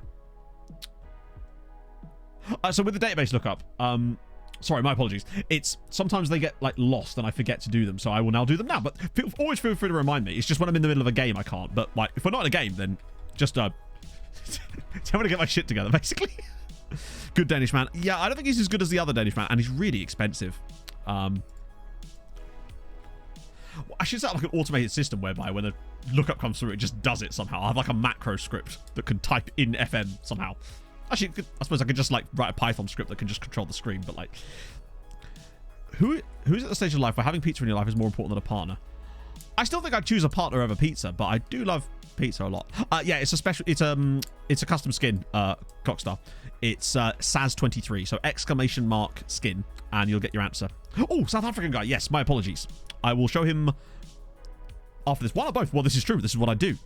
This is what I do. A jingle for the lookups. That'd be sick, actually. I was going to get a jingle that whenever Pog appeared, I could have a jingle. That sounds a bit... that sounds a bit naughty. It wasn't my anticipation there. What are you doing, Matt? Just having a jingle. There's Dan Quick. He better be... Oh, he's a real player. And he's not quick. My disappointment is immeasurable. So it looks like Bristol Rovers... I think they've spent most of this save in League One. Well, I can find out. I hate that we have to do, like, MacGyver-esque mystery hunting just to find out what league team was in. Too early. No. There's always time, Jeff. There's always time. Right. Hang on. I like the spelling of Donovan with an extra R in it. Not an extra R, just an R. Donovan. Nice. And he's from Montserrat, which I appreciate even further. Yeah, it looks like Bristol Rovers are just perennially League One in this save, which is not bad for them, is it, right? Elliot Anderson. Interesting you talk about Elliot Anderson, actually. He might be the focus of a potential career resurrection video at some point. The Donovan. Now he knows. Pog Summer, though. Sadly not Dean. In fact, I don't even think she knows what Pogs are, which is disappointing and ages me horrendously. I'm 33 next week. Oh, don't like it. Don't like it at all. Am I about to have a midlife crisis? I've had the sudden urge to buy a sports coat. But yeah, he's at Celtic, interestingly, on a free transfer. Yeah, this is what I mean. I want to step in like here, maybe. Or like here, before he has that happen. When's my birthday? The 7th of March. That's later in your 30s. Sports coat. Well, I can't afford a sports car, so I'll have to settle for a sports coat, Johnny. Closest I can come is maybe like a shitty old MX-5. Isn't Pog slamming on me? That's what they call me in the joint. Yeah, I'll show you the I was about to say the Bostonian guy, but that is not him at all. Where is he? Future transfers. So we signed Pius Piggle. You knew about Connor, and you knew about the others. Yeah, this is him. Joshua De Bruyne. Or De Bruyne. The South African striker guy. Striker / inside forward. Good on both feet. Fast. Solid-ish composure. Lovely tent poles on him as well. 18 years old. I feel like he's one of those guys that will flourish in the loan farm system. He's got 16 in 18 for the under-21s as well. Consistent. Does have some injury-prone issues here. But, yes, you're right. We can remove the note. In fact, I think it's... Oh, no. I thought that was some shit on my screen. Oh, it's sort of... I don't want to mess with that. Yeah, he's a proper Kekshmet signing, isn't he? 5'4". Oh, he's not a tall boy by any means. He is sort of going to sneak under the radar. He's like a borrower, right? That's the plan, anyway. And hang on. DVFC. Yes, I definitely meant Dusan Vlahovic. Okay, that's fine. I can do that, and then I'll look at clubs. Oh, Jesus Christ.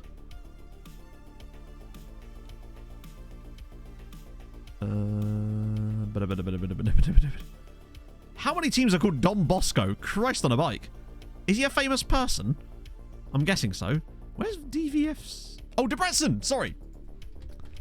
My apologies. Oh, of course it is, yeah. Vashutas Sport Club. Nice. I did not notice that. Oh. Oh, monster much. Is it Mike? How dare you? Italian priest, I see. I feel like he would have been the subject of a Dan Brown book or something, you know? So yeah, I mean, Debrecen have done really solidly in this save, despite their relegation, which obviously was less ideal. They got into Europe. Or did they? They did something. Point being, they did win the league. In fact, I believe they were on the league with like a ridiculous point tally, and since then have come 6th and 5th and qualified for Europe. Not in Europe at the moment, of course, as they got... oh, they won the cup. You're right, they did, didn't they? Yes. And we actually played them in a cup final again. They've been in a cup final since then, too. So they've done a bit of goodness. Something profit, indeed. Fast Ferraris. That's 3 R's, Matt. There we go. Franco Ferrari. I mean, let's just look at people. Only 82 people. Okay, not too offensive. Okay, these are the Ferraris. So we've got Adrian Ferrari. I want Bob Ferrari. Damn. Tobias Mirko. Matthias Ferrari. Jean Ferrari. Double Gianluca Ferraris and double Franco Ferraris there too. Cilio Ferrari or Cilio. Alex Ferrari. Nice. Wait, you said there was an Enzo I believed you for a second. Oh, Enzo Ferrario. So close. Real player, of course. But damn it. So close. That would be amazing. Tom Jolly. Actually, it's funny you say that, Jacozy, right? There's a guy who used to play for... Oh, fuck. Who does he play for? He plays for Kekshmet. I was looking through Kekshmet's team earlier because they have the lowest wage bill in the league. Because they have all these loans from us. Who is it? Humberto Garcia. Where is he? Maybe he doesn't play for them.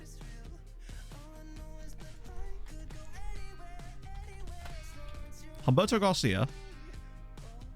Yep, there you go. Oh, he plays for Jury. Yeah. So Humberto Garcia, that Colombian dude we brought over, has now become Hungarian as well. He plays for Jury, so he's probably not likely to get any caps for them. But he is now another of the guys that have become Hungarian. But he's not got any caps, sadly, and I don't think he ever will.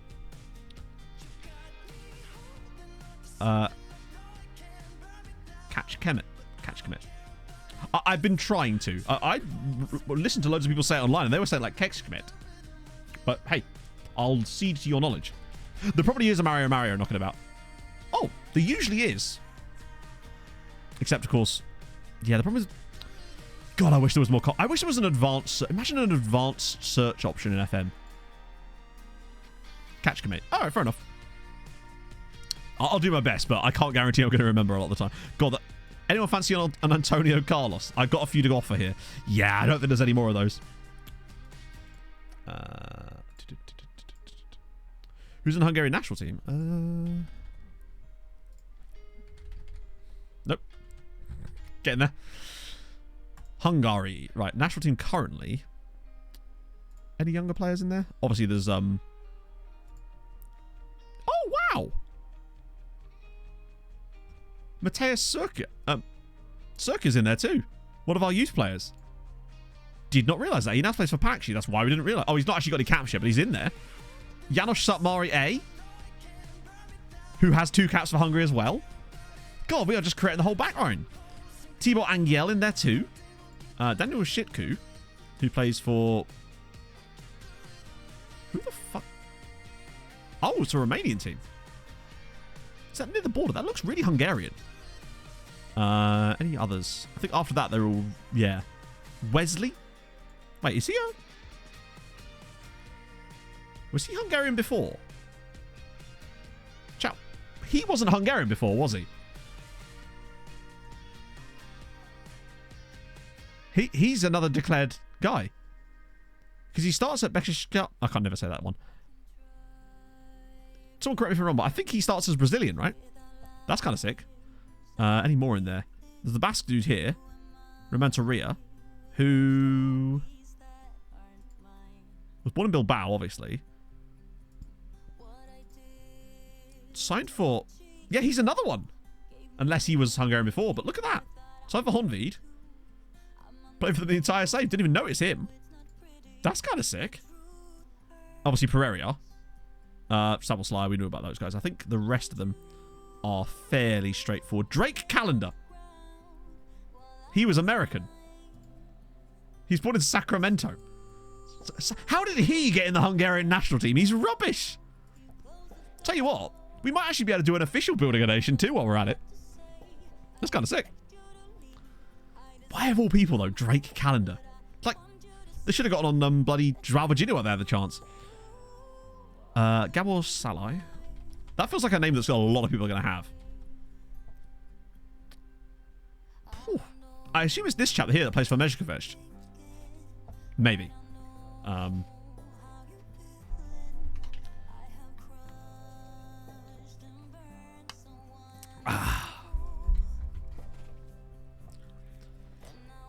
Romania is from a county in Romania where the Hungarian majority of people... Oh, I see. Okay, that makes sense.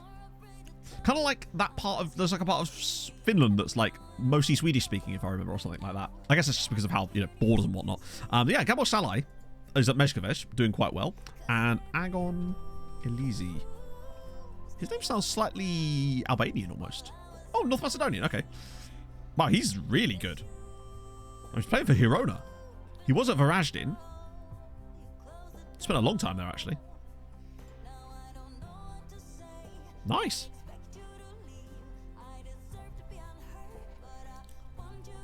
Well, there we go. Look at us learning shit. Did I actually... Oh, no, that's what I was going to have a little look, see if there's any... Christian Di Stefano. I mean, big boots to fill there, buddy. Oh, these are all huge teams, unfortunately. Although... This is Gozdzic. Oh, no. Yeah, he's... not great.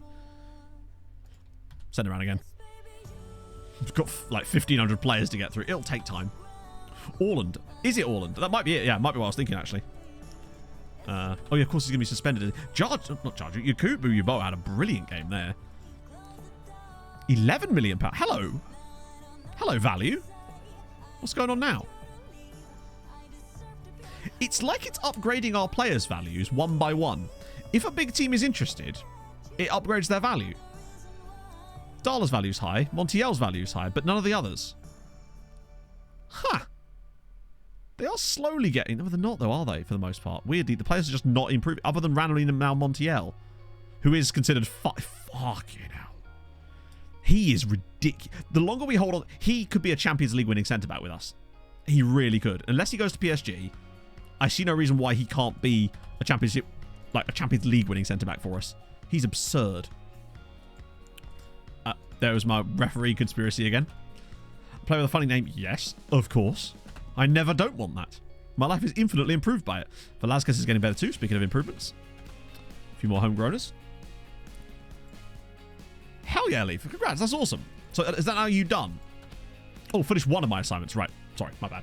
He's legitimately world class. I can't believe how much. He cost like less than £1 million, didn't he? As Újpest finally start winning again. That's good. And we finally get to play some Champions League football. For the first time today.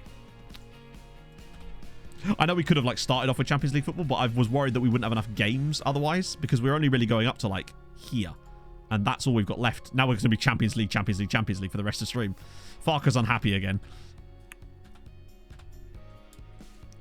Rejecting offers from clubs that just... Okay, that's interesting. It does feel like it's slightly more dynamic this year, potentially. Theathorn Thongporn. Wonderful. Supreme. And he's free. You've got to get him, right? Oh, it's because youth candidate. That's a love... Thongporn, what a name. Sickest bits. Yeah. Speaking of tickets, by the way,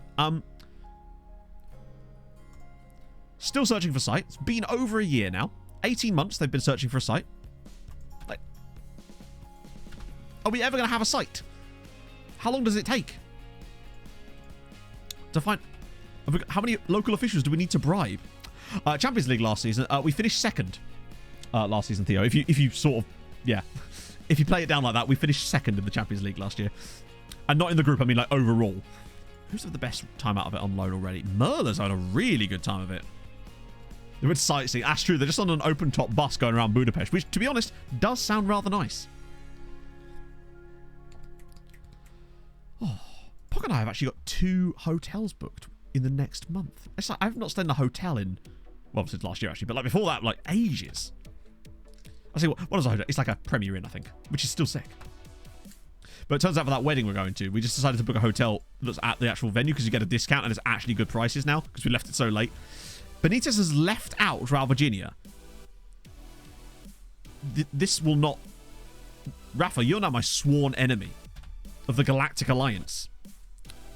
I'd say a fluke, HC. We're good enough to get going there, but we're not good enough to be in a Champions League final. Like, we got really lucky against Real Madrid over the 2 legs and against Liverpool. They were the better sides. Right, okay. Yeah, we're very not like that level yet. We're a good enough side to kind of get in amongst those guys. And we can give them a game, but we're just not good enough yet. We don't have throughout the full team, that kind of quality we're looking for. Suhi, I can't risk starting Suhi here. Airing has to start because Suhi's he's not fully fresh. Silva Malero, Nakanishi, Velasquez, Alvarado, Montiel. What a backline that is. Darla and Abdul Nabi. For you, Hadrian. How's coefficient? It hasn't changed today. So... because this is our first European match today, so we're literally 0.04 behind the Dutch at the moment. So all we have to do is be slightly ahead of them. Don't get FM creators karaoke this time unless you... Oh my God. In fairness, none of us actually did karaoke at that bar. Ben was trying to bully me into doing karaoke. He was sat across the other side of this massive table. We obviously couldn't hear each other, but he just kept WhatsApping me saying, "You're in a band, weren't you? This is your moment." I was probably 1 beer away from doing it.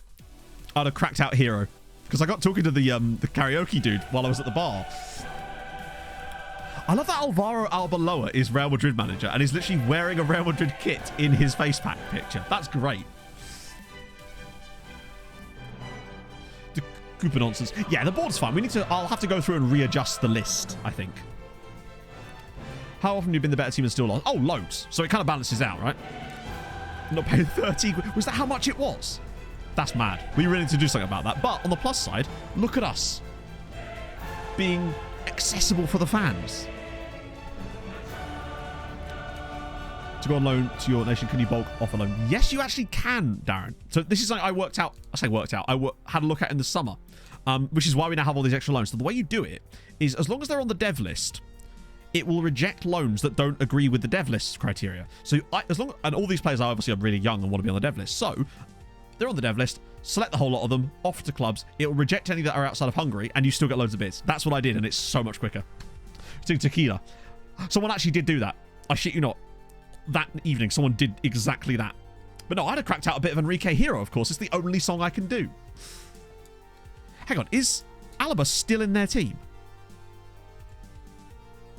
He's only 37, I guess.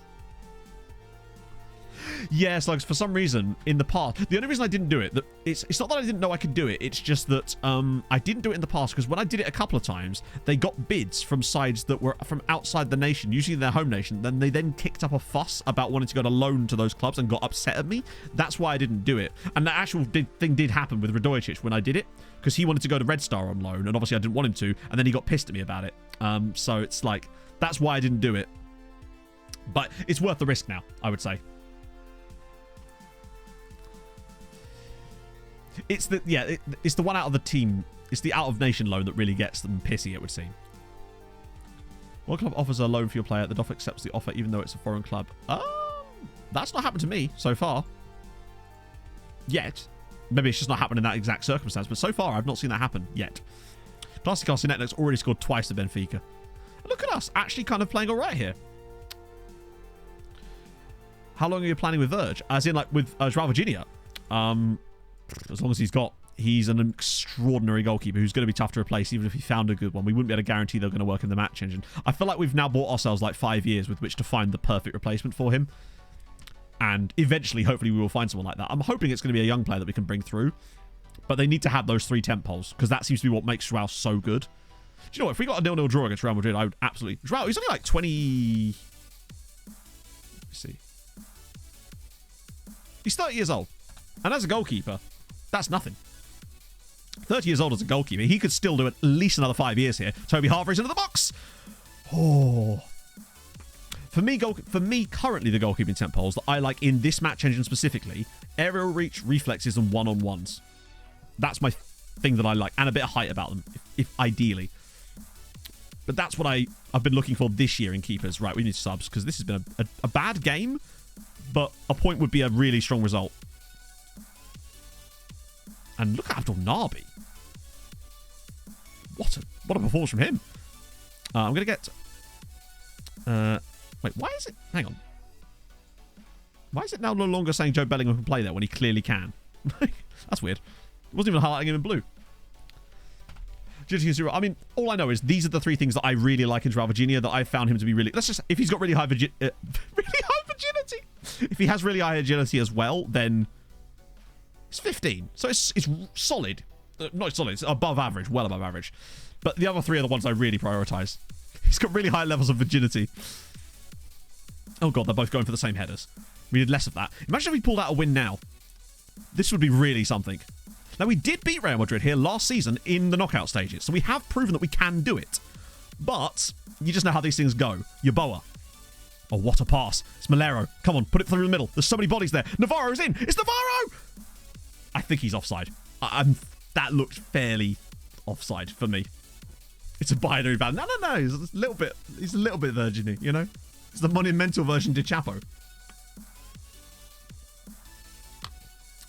Yeah. That was annoying. Because I feel like if he plays the ball there, he just holds on for an extra stride for no reason. And that's what did it. Nice finish there from Navarro. But he just needs to release that ball a little bit sooner.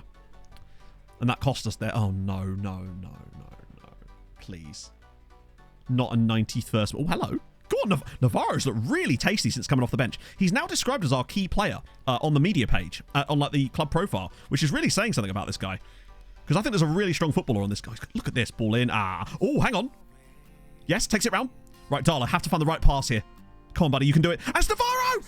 Yes! Wait, oh no, it's not going to be one of these because it's an own goal! Come on! MTK 1, Real Madrid 0. Adeo Upamecano own goal sees us take the lead. What a lovely bit of football. That was... He's at fault in 2 different ways. This ball is going through to his goalkeeper. All he has to do is let that go through and we don't score here. How is this an own goal? Did it like ricochet and hit him or something? Navarro, though, deserves all the credit for that. I can't make a sub here or change anything, so we're just going to have to accept that that's the rest of the match, and it's going to be the rest of the match. Come on. MTK 1, Real Madrid 0. It was a shit game, but Abdul Nabi had a blinder. Oh. Going to get a little bit less Icarus, but still a little bit. Wow. That's a huge result, and that's pretty much going to guarantee us some kind of qualification. 9 points is what you need. It's annoying because we were better than this against Atleti and we lost. frustrating because we should be on 12 points right now. But as it is, we're still sitting 4th in the league. And most importantly, nice and clear of currently 25th place Feyenoord. Good stuff. Hey, Daz, did you see the goal? More money for us. Montiel needs a rest. That's fine. Abdul Nabi. Interesting. So he was just really good in the air. I'm coming around to His Majesty now. I must admit. This guy really does the business. What have we got left now? So we've got Napoli at home. Feels winnable. Hoffenheim away. Feels winnable. Benfica at home. Feels winnable. Liverpool away. I mean, I know we won at Anfield in the... Yeah, we've got ECL day after. I've got a reminder for us for every single match day. So we won't... Literally can't... Not only do we not forget them, but it also means that we get to see it like in real time almost. So like the way I mean by that is it shows us here. And then when I press continue, it shows us the results straight away, which I just kind of like. Okay, so we've got... Wait. Ooh. Hang on. Shwakipucha? I'm so sorry if I've messed your name up, but thank you very much for the follow. So yeah, we've got... Who we got? So we've got... Budapest hosting OB, which is a tough one. Ferencváros away from home. And Budapest Honvéd struggling. I want like a win out of this. Yeah, I did it through all the fixtures, Jacozy. That way we could always be reminded of them every time. It doesn't take long to do either. Come on. I want some wins. I want 4 points from this. The equivalent of 4 points. Honvéd lose. Shit. So I tell the swamp donkey. Budapest win. Ferencváros. Oh, so we got the 4 points. Just not quite in the order I was expecting it, honestly. Baumeister. Thank you for the follow. Lincoln Red Imps. Lincoln Red Imps only lost 2-0 at home to Lazio. That ain't bad. That's a very strong result for a Gibraltarian side. So we'll take that. Bamba gets the goal. Samuel Bamba. And obviously Aguilar getting... Whoa, they conceded a late goal. So it's another 4 points for them. What does that do to the actual league itself? So Budapest at 10th. That's fine. Ferencváros are 17th. And Honvéd are 24th. They're right on the bubble. Lincoln Red Limps. So that does what for us? 5.4, and that will move us above the Netherlands. Boom. We're up to 5.4. We go above the Netherlands now. Portugal, I feel like over the next couple of years are going to start to come back towards us because look how close we are even at the moment. The Liquor Red Lips. Ooh. So we got above the Netherlands. My aim this year is just to get above the Netherlands, and I think that's doable. That's really what we need to do. Get 7th. What Dutch teams are left? I think it's probably going to be quite a lot. But they don't seem to be earning a lot of points, in fairness. So that's going to help us. So, Dutchies. What we got?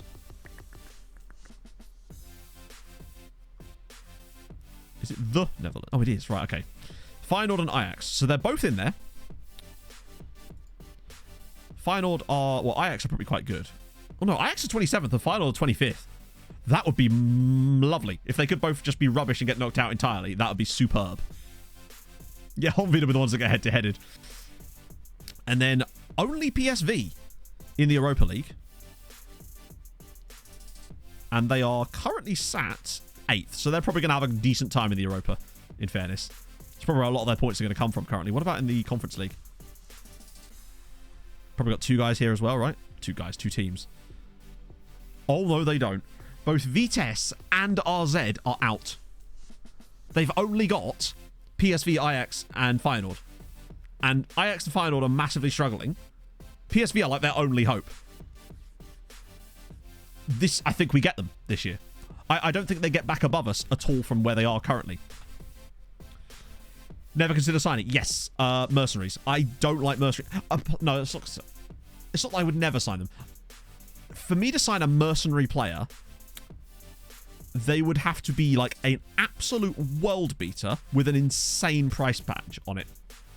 Yeah, there's no drop down anymore, which is actually good in a way. But it's going to make us struggle when the Hungarian side start getting in the Champions League groups. That's going to be an issue. Jack H96 and Hackett. Thank you for the follows. Just use mentoring. Oh, this yeah, no mercenaries for me. They're one of the hardest personalities to deal with in the game. Perfectionists can be a bit of a pain as well, but at least they train well and will develop. But just don't ever talk to them, ever. Just do not say a word to them, ever. Don't praise them for anything. Don't go near them. Pushkas scores again. Looks like Herbie Rise again. Good. Right, so when's the next game? As far as Champions League goes, we've got like Pushkas away, which should be an absolute breeze, which means we're going to lose 2-1. And then it's Debrecen is the resting match. Fickle, Unambitious I couldn't care less about. Unambitious is not as bad as people say it is, because Unambitious means that they've got like... You can have a an ambitious player that's still a solid determination, and it's not too bothered. I don't mind about unambitious. They're not going to be amazing development-wise, but they're not as bad as people think they are. Fickle, it's not great, but I still don't mind them. It's really just mercenaries I avoid for the most part. Hey, Henry. Any regens in this list yet? We're surely getting to that stage now when the 37-year-old Mohamed Salah still there. Foden, Koundé. It's not looking good, bruv. Wow, Declan Rice is still at West Ham. Fair play. Yep. Michael Elite. Oh, is it Juventus? I was going to say. But no. No one in the gap. Montiel feels like, yeah. Saka leaves. He leaves really early in my saves too. Is one thing I've noticed about Saka. He usually ends up at Man City, but because of this save, for whatever reason, he went to Real Madrid, which I guess is a little bit better. It's kind of mad that, like, considering it's because I don't know how it even bases it on us, honestly. But yeah, you don't really get on that list until the players are in their late 20s, it seems, and with a few exceptions. But it is a bit of a pain. Usually it takes you at least 10 years to start even see regens. Spurs haven't won a trophy. I feel like Spurs did something really Spursy in this save, and I can't remember what it was. They definitely have done something Spursy. Did they get like knocked out by someone in a ridiculous situation? I hate that typing in Spurs doesn't bring up. There we go. Antonio Conte is still the manager. Harry Kane is still there at 36 years old. Has he broken the record? Oh, nearly. He's got 252 goals in the league for Spurs. He'll probably get it, right? Just. Nearly 100 goals for England as well. But it doesn't appear that Spurs have won anything in this save. Oh, hang on, wait, no. Oh, they won a Europa League. If that helps. Does that help? I don't know if that helps. That'll do. Wait, do I want Sari there or... No, I'll put Bellingham instead of Effie. I do feel for Effie. I feel like Effie's the player that would probably be most likely to be sold next. If anyone is going to be sold. It's probably going to be Effie. The F monster. No one wants to be called that. I don't know. All I know is that I remember one time, it was either on this save or on Nordic Nomads, when Spurs won 5-1 against Benfica and then lost the second leg 6-0. I'm fairly certain they did that multiple times. I think it was during Nomads when I was paying attention to how the other, I think, Swedish teams in that case were doing. Because I tell you what, that save was like turning into building a nation at one point. It was mad. The Swedish sides were absolutely smashing. I remember I had someone complain in the comments about it at one point. I was like, what do you want me to do? I'm not building them up, am I? Did I just put an orange icon in the starting 11? Wait, what?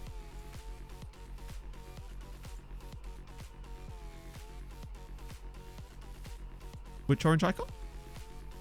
Sorry, I thought you meant maybe someone was injured or something. Game too realistic. I wonder how they do that. Do you think they've got like a little option? It's like a tick box. It's just like make Spursy. And it just affects a load of random variables. The keeper. Aha! Bloody keeper.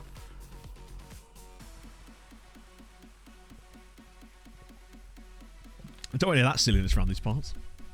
Oh. So, you guys told me on Tuesday about how Spurs have got a go-kart track that they're building or have built underneath the stadium. And that's a terrible first touch. Oh, he's got it back again. And I was thinking to myself, what would you add to a stadium if you could? Like, what do you think would be the weirdest thing to add to it? I mean, Fulham are getting a swimming pool, remember, on the roof of that new on the tactic screen, does he? Oh, isn't that just because he's that's because he lacks match fitness because he's just come back from injury, but the only way he's going to get that is by playing matches. Yeah, but the thing is, he won't shed that icon until he can actually play. So we have to play him in games like this. Yeah, no, Fulham are already there on the swimming pool. Staying on top of a shopping centre. That's amazing. Just nip down to Primark after the game. Problem solved. Do they have Primark in Serbia? I don't know. Dropping things as per. Probably to play football there. Oh, what? Just like it's like 5-a-side pitches that just appear. I think. Is there any stadium with a nightclub in it? That feels like a thing that's probably been done before, right? A library. No, that's just. I'm not going to say actually. Character life. Georgia United won a trophy. Hurricanes won it. That's yeah. It's. They'll get there, right? I don't know. Like, what is the expectation for Spurs this season? Is it just kind of a case of let's just qualify for the Champions League again, and then kind of build from there? Pitch above the pitch so the fans can play and watch. Or, how about this, right? a pitch above the pitch so you can host 2 matches at the same time. Or, even better, turn the pitch sideways, but then put another pitch next to it. Obviously make the damn thing bigger, right? So that you can have 2 matches simultaneously going on at the same time, as opposed to other ways of simultaneously happening.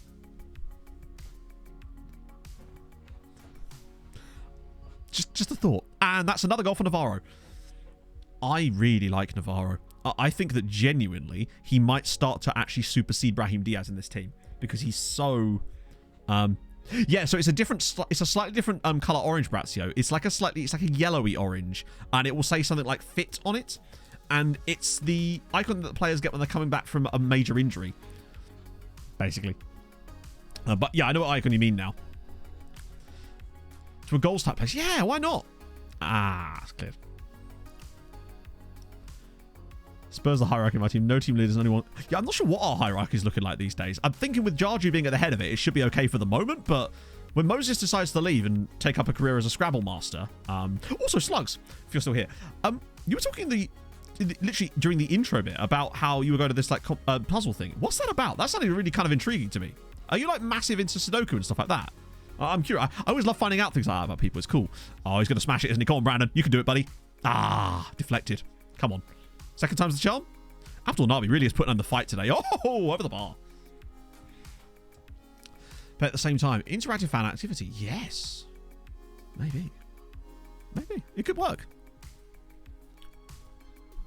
Logic puzzles, such as Sudoku, but lots of other types too. UK championships. I love that there's a UK championship. I've never been a big fan. I've never managed to get into Sudoku, really. I know that it was like a massive thing for a while. The problem with that, I could never get the sword up high enough when I was trying to do it, and I just didn't understand what the big deal was. Smarticus, thank you very much for the follow. Before I give her a tonk in a tradesman's entrance and have a lick me yarbles. A roof on the stage. It does surprise me that there's not more roofed stadiums. But then I think it's kind of playing football in the rain does look kind of cool, doesn't it? And the cameras and whatnot. So, I don't know. Oh, just a lovely finish again. Other types of logic puzzle.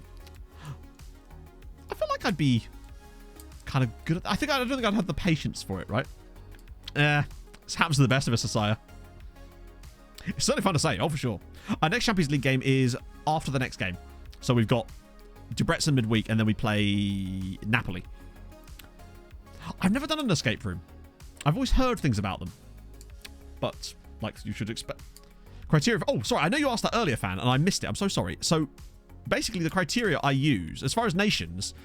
you can pick any nation you like, truly, but I pick nations where they have like quite relaxed rules on foreign players, just because a lot of this, if we're not taking players from other Hungarian sides in this example, it's going to be difficult for us to keep a good quota. So if you've got a league that's like, hey, you must have like a maximum of like 3 non-EU players or something, it's going to be really tough for you to not take players from your other teams as you develop. So I tend to pick those types of nations. What a brilliant finish again. So that's one element for me. Although, frankly, I'm now at the point where I would just happily edit the rules of a league just to have fun with it, because I think that's what's really important. No limits on loans, of course, is extremely important with the new stuff that FIFA are bringing in. Next year could be very tough for that. Not sure how that's going to go. Don't know what Save will do next year based on that. Pictures like this, let's have a look. The other criteria for me is, what looks like Mid-Journey would create, is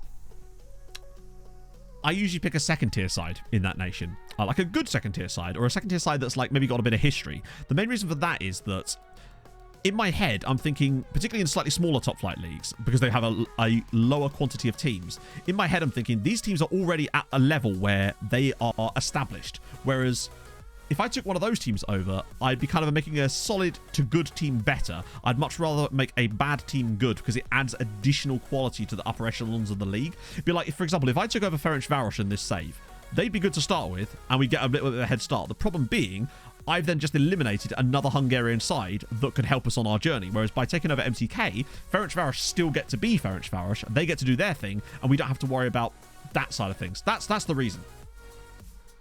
That's generally my logic with it, so far anyway. Sorry, I know it was really long-winded, but yeah. I would say I'd need like a command for that, but honestly, there's no way I could put that in one single command. That broke an escape room. We found the key to escape at the wrong route, so to speak, so we weren't out until the...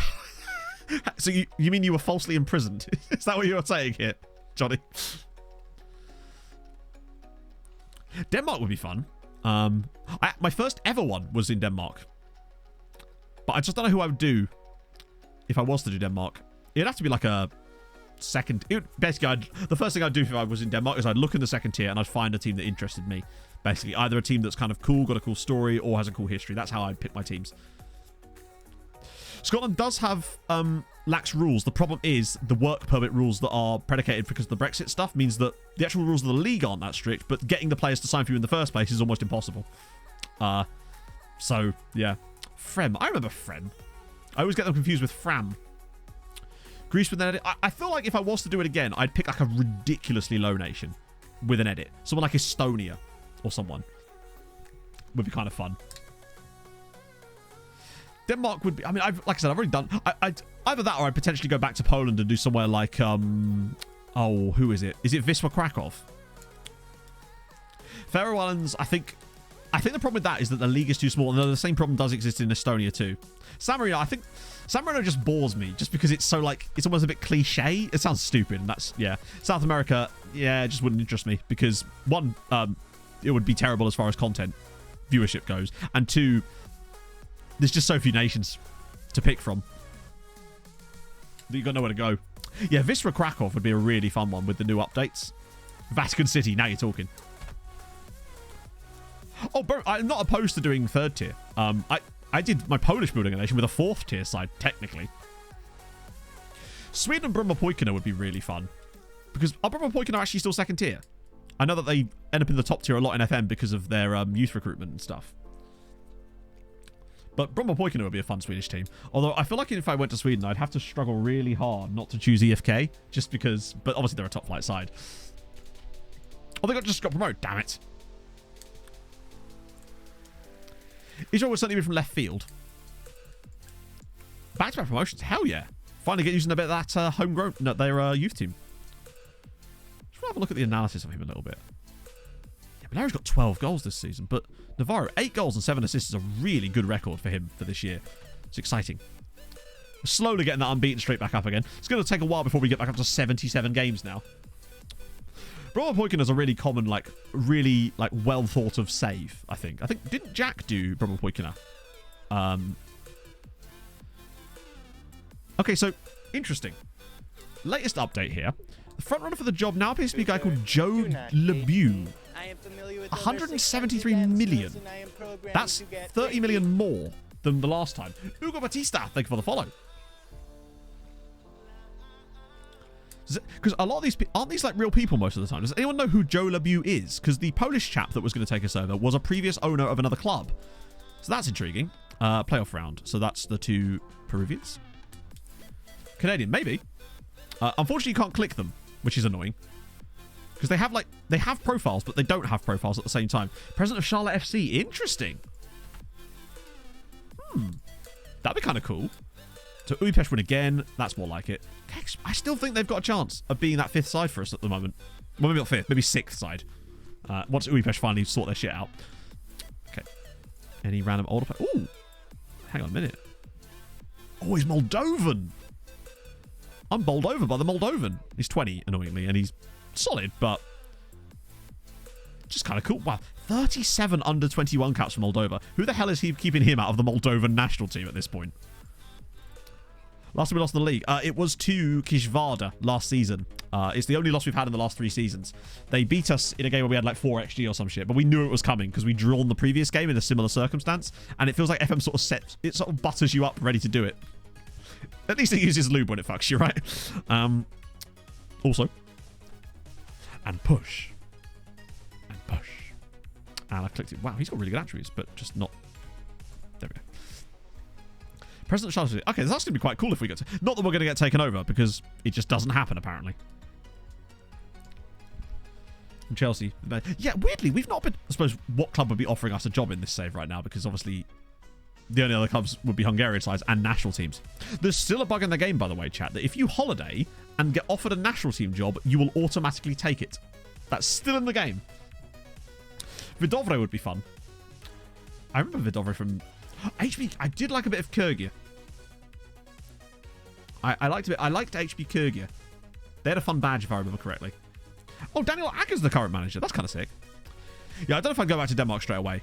For obvious reasons, just because it was... Although it was... I feel like I have unfinished business in Denmark, just on account of that save only ending after like 3 seasons. good heading, potentially. Okay. Really expensive Belgian. Oh, my God.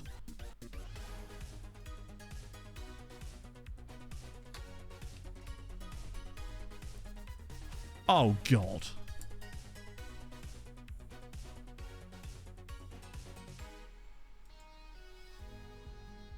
We can afford him.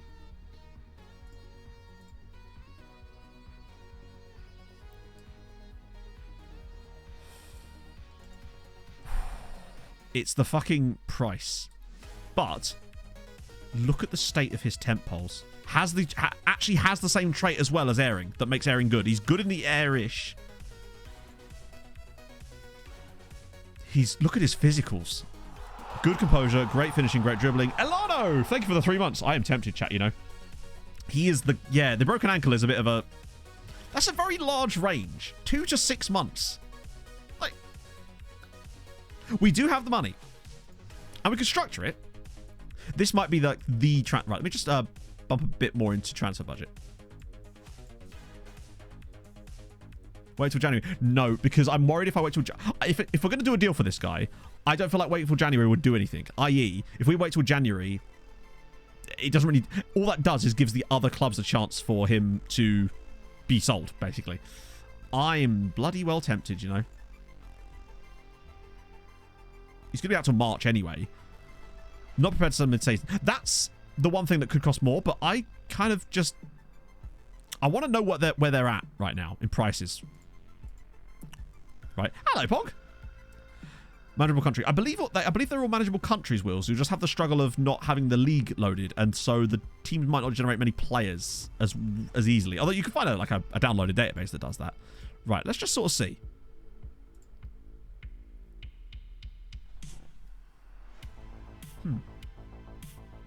Interesting. That seems somewhat higher than the amount I was just quoted. I literally just asked them how much. Fuck it, let's actually make an inquiry. I never do this, but we're going to do an inquiry. Because I feel like there's a player there that... But 30 million is obviously way beyond us. And we have to be careful. But that is odd.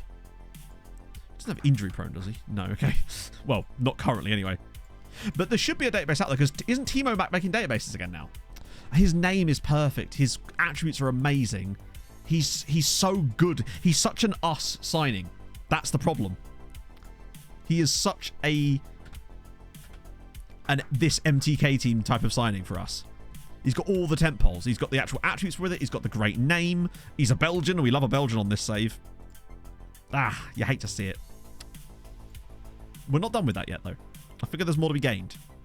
How's it going, Pog? How's your day doing? Installments. Yeah, but this is the thing. We need to know what their actual price is, because 30 million obviously is not realistic. But we need to know what their price is, so we can then get that price in installments. That's kind of what I'm trying to do here. But we'll wait till their inquiry. Did they respond to my inquiry? Okay, we'll see. To be fair, they can just come back and say there's nothing there.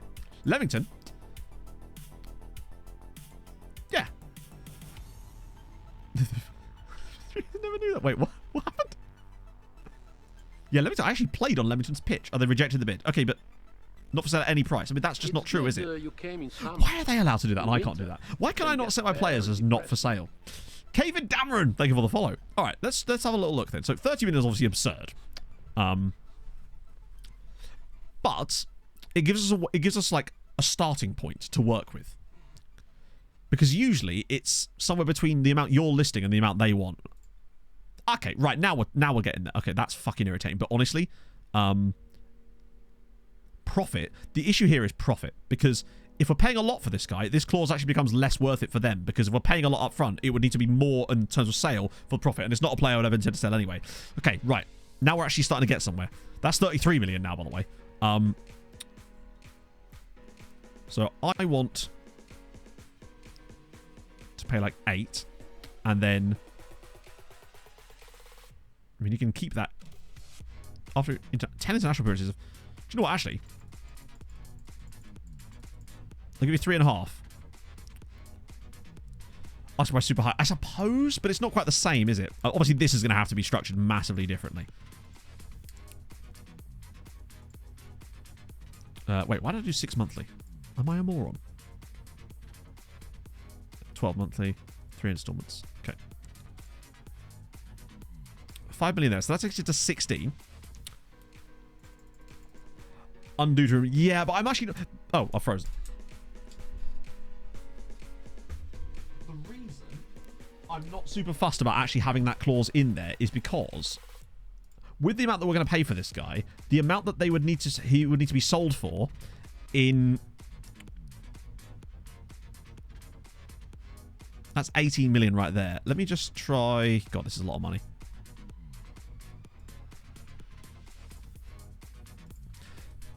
So it's 10 up front, 5 million over the next 3 years, another 5 million over the next 2 years, and then a further 3.5 million after 10 international matches, which would equal to 23.5 million pounds.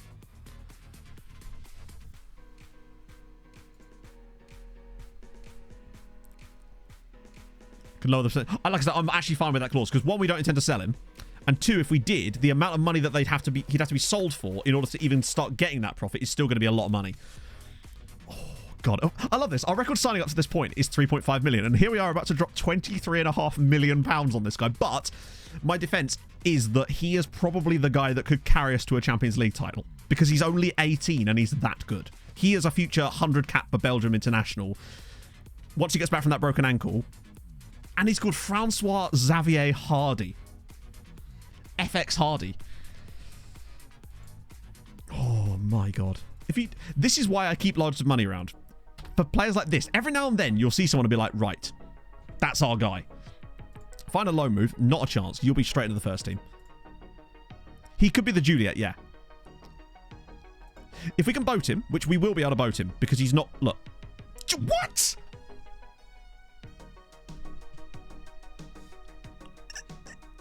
What the fuck?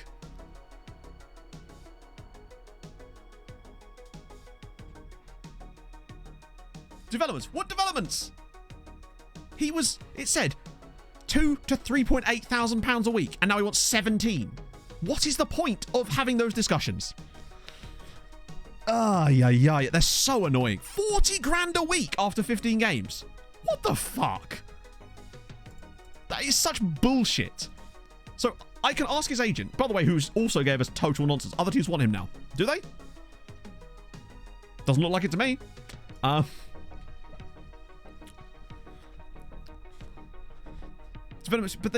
that should be taken into account.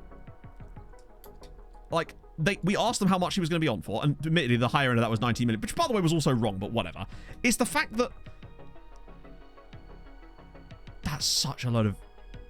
How is that compared to the squad? That right there is highest paid player. We could afford him again, but it's like, really? Now, obviously, the squad is going to slowly stagger upwards alongside while we wait for this to happen. Like, we've got players that are starting to edge towards 15, 16k now. So I'm not opposed to giving him wages like that. The problem is it gives us a little bit less wiggle room in terms of getting, like, clauses in. Because he wants 40 fucking grand a week after 25 matches. As if!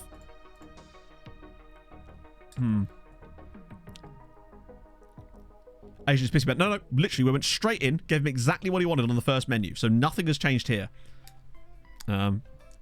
Squeeze some more. But this is just, like, ridiculous. It said he would want 3.8k a week, and now he wants 17. We're obviously going to hit with the relegation release clause. We'll find a way to make this work, because I actually do really want this guy. The problem is, we can get him on this, but we're going to have to offer these. And the issue is, and I'm willing to offer like 23 there. Problem is, because of that 40k a week clause, he's not going to go for this. And we won't be able to get a boat. But I'm going to add it in anyway, just because I want 1 year. Yeah, I suspect that this is just going to be... He wants 40 grand a week. Yeah, agent fee actually is a really good shout. 40 fucking grand a week for a player that literally just said he wanted 3k a week. That's absolute nonsense. But let's get this up. Agent fee really, really high. And signing on fee really high as well. Maybe not that high, but like $1 million. Because at this point, what's $1 million?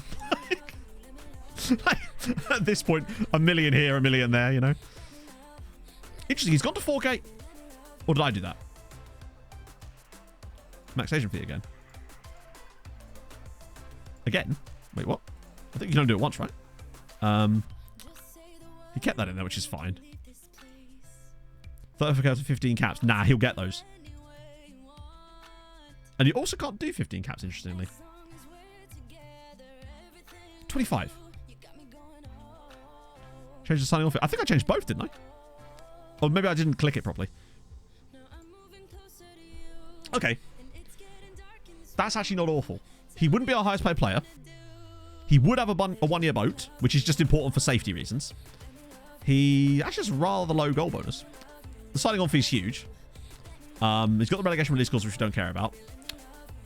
25k a week after the Belgium cap. Now, that's a lot, of course, but it would be in line with where I feel like we're going to be heading. If we're going to be a team that's going to challenge for the Champions League, we're going to have to start having a lot of our best players be... For example, with some of the guys like Montiel, when he inevitably doesn't join PSG, because I'm not going to let him, right? Let me just... Where's General? Some of our very best players. The likes of Dala, Montiel, Brandon Silva. These guys are going to want new contracts at some point. And when they do, they're going to be wanting high teen, early, low £20,000 a week contracts because they'll have got the notoriety. And he will just be the first one of those, really. That's the way I'm looking at this. Particularly, as don't forget, right, we do still have that amount of money knocking about. So we're actually in okay. It's rare that we do this, and it's obviously a risk, because obviously the risk with a large transfer like this is if it not coming off and then you being in huge amounts of financial trouble with it. But, you know, I think if there's any player that's worthy of doing it, I think Mr. Hardy here could be the one. We'll just find like a ridiculous centre-back here. Oh, maybe. I feel like we had this exact same discussion on the Treaty United save when we signed Thijs Fries, which at the time was a club record fee of like £8.5 million, which is obviously less money than this, but from a relatively speaking standpoint, it was about a similar type of size transfer. For how much money we'd spent at the time, it was a massive deal. Because this would be nearly, what, 5-6 times our transfer fee? And I wouldn't be opposed to like a massive sale of someone to try to cover it off anyway, because I feel like there's going to be one random player in our squad that's going to be worth loads of money that the other clubs all want and we don't know why. Haven't paid a fee yet. That's mad. How's things going at Rupert Boomgaff? Oh, God. New Argentina star speaks of his pride. Who the fuck's got an Argentina cap? Speaking of, I'm guessing this is this has got to be either Dela Cruz or Velasquez. It's Velasquez. How is he already in the Argentina squad? And how much does that put his wage up to? 13k. Like, he's an extremely good player as well. God, he's very good, isn't he? The fact that he's already got an Argentina cap at 18. Wait, what? Hang on. Scott Koso's just played for bloody South Africa as well. And Linda from Accounting's just played for South Africa too. Oh. Second league's been nice. Have you seen any players like old Francois here? Because he might be one of the best strikers I've ever seen at that kind of age. He reminds me a little bit, you know. Oh my God, it's actually happening. We're signing Francois Xavier Hardy for £20 million. But for real though, failed his medical. Yep. Not really a huge surprise. But it's his attributes. They're so good. Considering he's 18. Yeah, he's got a broken ankle. That's the one thing that's kind of like, oh. Oh, speaking of. Predict his value. I don't think it shows his new value until he actually joins us officially. Which won't be till January, of course. I've frozen again. What a brilliant freeze point. At 18. That's the thing. At 18. My only concern with him. 4 times the amount of my second highest earner. I've been complaining. Okay, that's surprising, Raphael, because that, to me, the reason I don't give players loads of money is because they almost always want to. Yeah, it's kind of bad. I feel like he's good enough. Comes in to get bought, I know, but that's a good thing. Remember, this is Airing's attribute, and Airing's been that one player in this team that has shown absolutely prolific in front of goal. And I feel like it's because he gets involved in the build-up sometimes, and it means that he makes these deep runs that they don't notice. How does he compare to Airing? Well, good question. It's more a question of how he compares to Suhi, honestly. A top hat. Yeah. Trade finishing PPM. Well, I mean, why would I? Like, Airing, again, got 57 goals in one season without having any other PPMs other than that. And I have no reason to change to decide to put extra PPMs on him. I don't want to limit a striker at this point. Let him go. Right, what was I checking? Oh, airing, yeah, how he compares. But he is also 4 years younger than him. So, better dribbling, better finishing, better first touch, same passing, better technique. Anticipation, most likely going to be better, if not the same. Composure better, decisions slightly worse, off the ball a teensy bit worse, work rate the same. He's slightly slower there, but he has the same pace.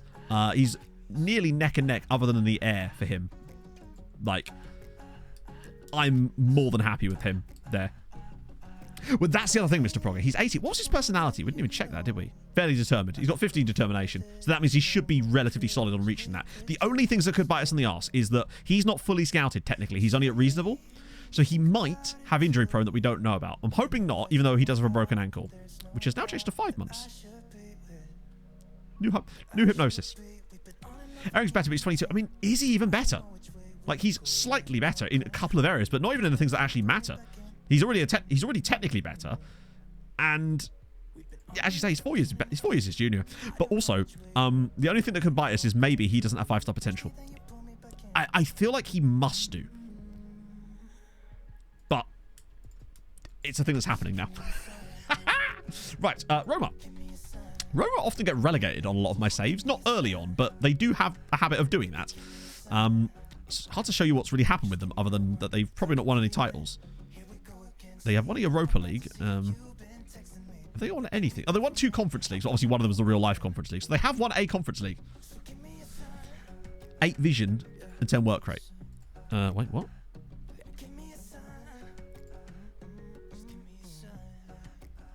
Eight vision. But he's a striker. I'm just not super bothered about his vision as a striker, honestly. Also, he has the same work rate as Joseph Ehring. Like, he also has, like, look, honestly, his concentration would be the thing I'd be more, like, concerned about, more than anything, really. I feel like him having 8 vision is not a reason not to sign him at this point. But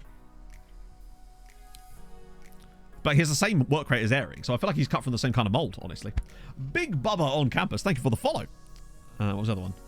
Teamwork. 8 teamwork. Well, how does that compare to Ehring either? But again, remember, a lot of the... Ehring's teamwork's only 9. His vision's... Ehring does have a better vision, to be fair. You have 3 transfers, no way! Maybe you'll live near to our new stadium when they finally bloody build it. I just think that he's an absurd talent, truth be told. And I feel like we can look for any reasons we like not to sign him, but I think no player is truly perfect, other than maybe Alejandro Vulcan. That man was a different level of perfection, but I feel like he's the closest I've seen to someone like Vulcan at such a young age. That's the thing. Yeah, Basil, we found a striker who is absolutely ridiculous, but we are dropping £23 million on him, and he's not played a single match for Anderlecht, and he's got a broken ankle. This is like Arsenal signing Kim Kallstrom, isn't it? Max 14 professionalism. I mean, 14 professionalism sounds pretty good too. I feel like we're sort of picking holes in, like... admittedly, with such an expensive transfer, that's what you want to do. You want to be picking holes. But I feel like we're sort of nitpicking a bit on him now. Like, I would happily take a player with 14 professionalism. Like, he's got solid determination. I like him. We'll obviously have to see what he's like when he finally joins us and finally gets his ankle sewn back into his body again. But, yeah. FFP issue if it goes bad? Potentially. But I think that could be offset with either massive sales or a... which we've got plenty of players that could fulfill that. And I like him. I'm not going to stand here and pretend that he is not a good player. I'm sorry, I can't do it. He's phenomenal, and I look forward to shouting his name from the rooftops and maybe even shouting it in ecstasy when we win the cup. He's a very good player. Determination is way less important than professionalism. Okay, but I feel like, again, you're just nitpicking now. Like, if he's got 14 professionalism and 15 determination, I think he's fine. Also, have you seen the rest of his attributes? I leave it there. Oh, thank you, KJ. That's very kind of you. Welcome aboard.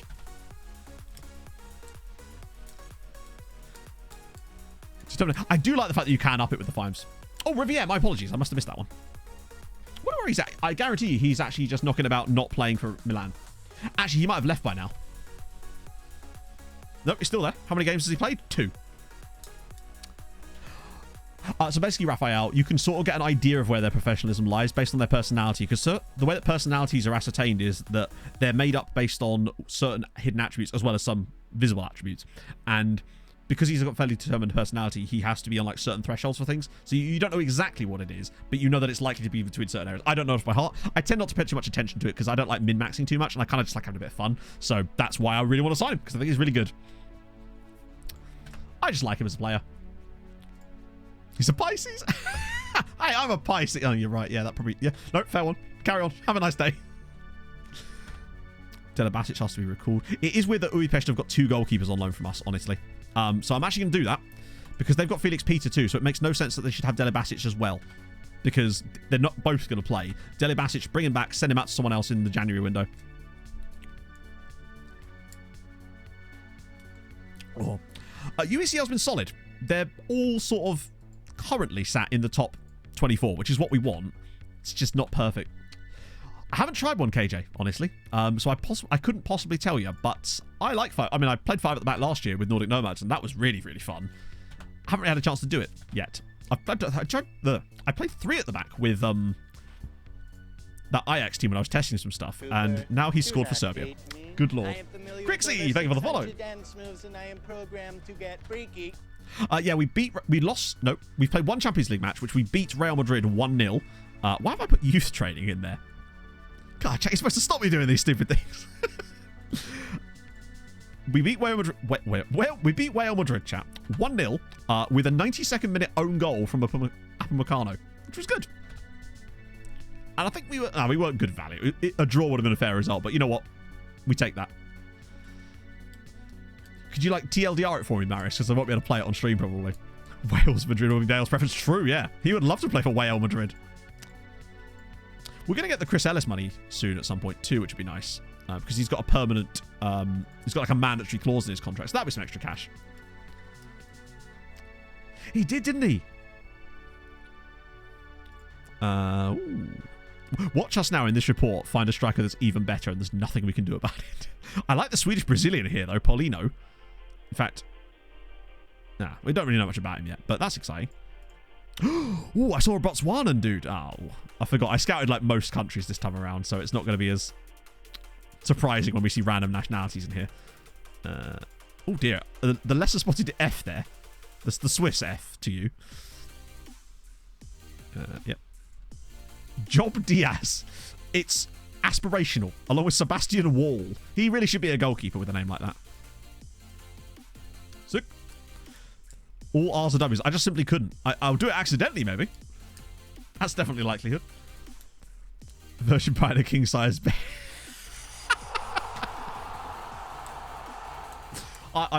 I'd love a king size bed. Happy so Thursday, everyone. Less than 3. I have nothing funny to say, and I just want to hear Russell's beautiful AI Aussie voice. Bonza. Bonza. Unlike you to not have something funny to say, honestly, Bay, I've come to expect better from you. If you've just joined us, Bay, we've just spent £20 million on a strike. I say that as if it's not actually £23 million. There's Baccardo here. There's Postorino, who that is a very... I know. Robert Gurgley! Chat. There's a chance for a Robert Gurgley. We need Richard Gurgley so we can have Dick Gurgles. That's my dream. There's also Marion Fiber. He takes nice shits. There's... What the hell am I on about? Okay, we're moving. We're moving. You're extensive. Wait, Bizyak. He's kind of good, actually. Wiggly actually got sold. We bought Wiggly in, and then we sold him to... Who did we sell? I think he went to Budapest, didn't he?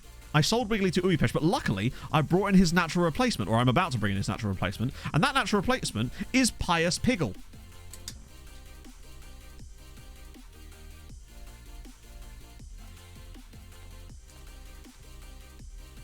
If you're going to trade out one meme, you've got to bring in another one. So we signed Pius Piggle.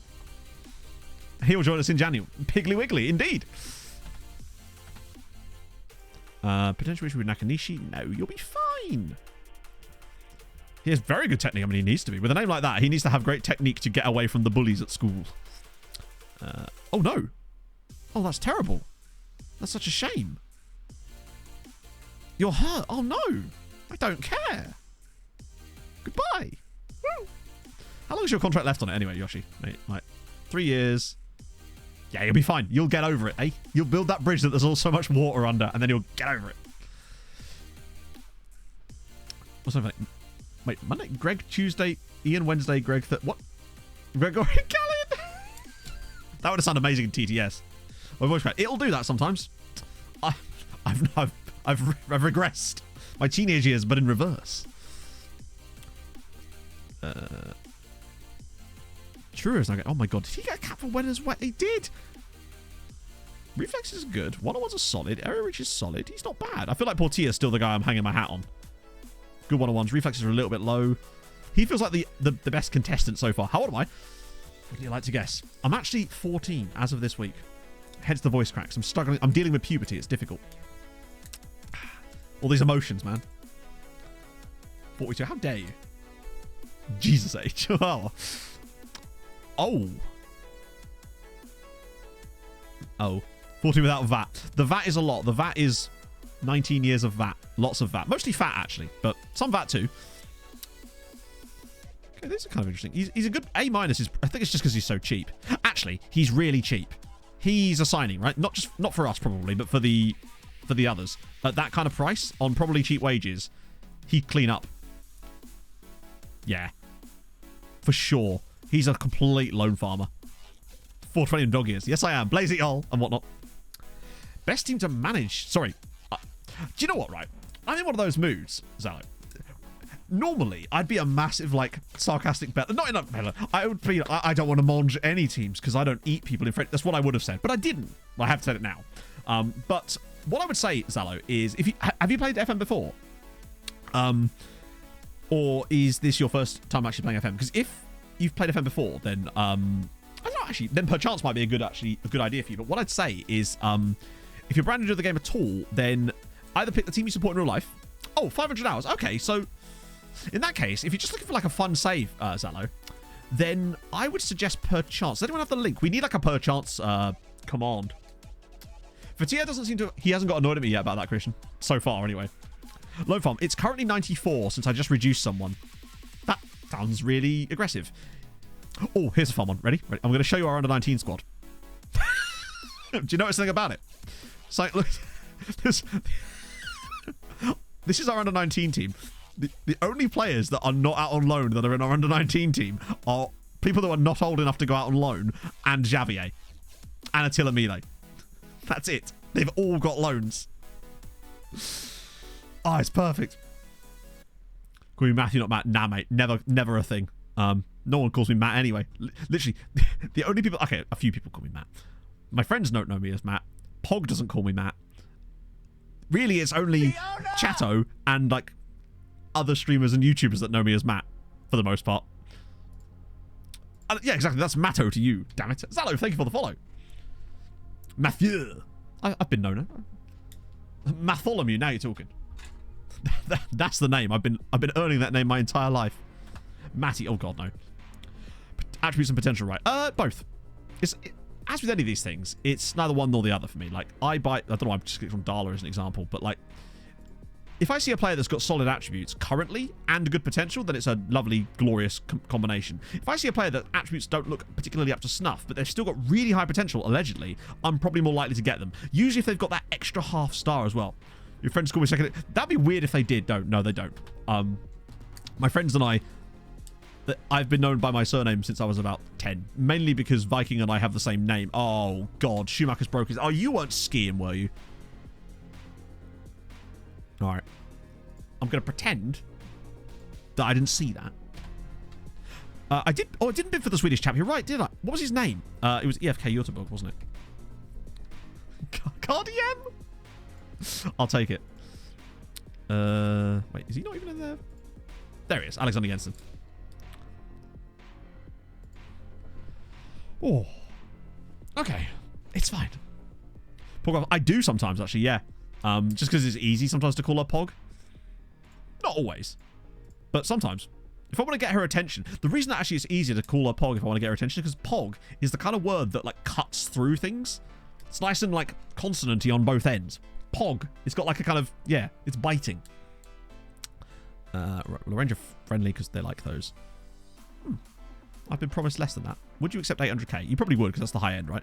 Yeah, that's fine. We'll pay 800k. If you've got him... I've actually got 800k left. Yeah, okay. Just checking. And Jensen's coming back in. Youngster. Wow, really? Let's actually try putting that loan thing in there. It is weird that he only wants a 1 year contract. Like, why on earth are they allowed to do... Well, not allowed to do it, but why do they think they can get away with that, is my point. Like, why would I buy you for that kind of money and then just only offer you a 1 year contract? Ngombe. Ooh. Yeah, I've chosen against sass. I feel like I've been too sassy lately, and like I don't want to be that person. That's not me. I think it's just I've been going through some... I don't know, mentally just not been... I felt kind of weird. You know when you just have those days when you just like... Things just don't feel right for no reason? How about those days on Tuesday? I feel like I've been having a lot more of those lately. I feel like the running's helping. I only plays for 11 hours. It's the dream. That's so weird, actually. I actually read that exact thing about the WWW thing in a book the other day, and I can't remember what it was. Days when the vibes are off. Yeah, just more of them lately for me, and I don't know why. I think it's just... Actually, I just really don't know. One thing I have noticed as well, though, is when I exercise, I feel better initially with the endorphins, but some days when I've had that, I actually feel worse later on. I don't know why that is. It's almost like an endorphin crash or something. Inaki Ngombe. Value unknown? Let's ask. Wait, you actually have an agent? It baffles me that you could demand that kind of cash, my friend. Like, you should be a little lucky that I'm even speaking to you. Although you are playing for 11 hours, and they do have a soft spot in my heart. And we move. It looks like we're getting Jensen. Watch what movies you love because you look at your job. Well, yeah, that's what we did. Well, I say did that specifically. On Tuesday, Pog and I were watching, because we've been watching Yellowstone lately, which is a bit heavy in places. So on Tuesday night, we just watched Scorpion. After the Fulham game, obviously. Yeah, it was Tuesday, wasn't it? It was the Fulham game. Which lucky that cheered me up a little bit. It's Real Virginia banging in mad things. Internet breaks, phone breaks. Internet breaks almost impossible for me just because I work 6 days a week on the internet. So I do try to take my 1 day off away from that entirely, which is why you'll notice that you just basically can't get in touch with me on those days. Yeah, I don't know. It's a tough one. I need to get out and do more stuff, which is why the running helps with that. Plus, signing, I need to sign up for that race properly. French Rush win again. Cashback win again. Okay, that's starting to get a bit more. We're only 6 points clear still. Moneyball's a great film. The Gold Round. It's a great region name. How the hell do you pronounce it? Yeah, there's 2 players. One of them, they both play in Hungary. I think one of them actually still plays for Ferencváros in this save. I have no idea how you pronounce it, though. I've never taken the time to look it up, and I really should have done. Lifting weights. Yeah, I feel like I want to Pog. I want to join the gym, but Pog and I are going to do it together at some point. But I want to get myself down to a decent weight first because I like running, and that's what I really like doing. So I would never have any intention of putting on too much muscle, but I wouldn't mind a little bit of a little bit of girth to me. I want to actually be semi-attractive for the first time in my life. That'd be kind of nice. Although the face is kind of the big drawback there, I suspect. So maybe there's a limit to what you can do, right? Al Hilal want Jarju. Al Hilal just want everybody, apparently. They want Suhi as well. Oh, Real Madrid. Oh, Chateau. Imagine. Picture the scene. It's January. I managed to mug Real Madrid off to the tune of £30 million for Stanislav Suhi. Replace him with Francois. Bang. Bish bash bosh. Done. Potentially. He's quite good as well, isn't he, Suhi? Suhi's very good. He just needs a chance. Just also Mame. Like Mame. Like what? Like N-dubs. Lever the new guy. Yeah. The problem with Suhi is the broken leg. Then again, I can hardly talk. The other guy has a broken ankle. Suhi's just not done it for us so far. I wonder if it's that PPM or the lack thereof. Oh dear.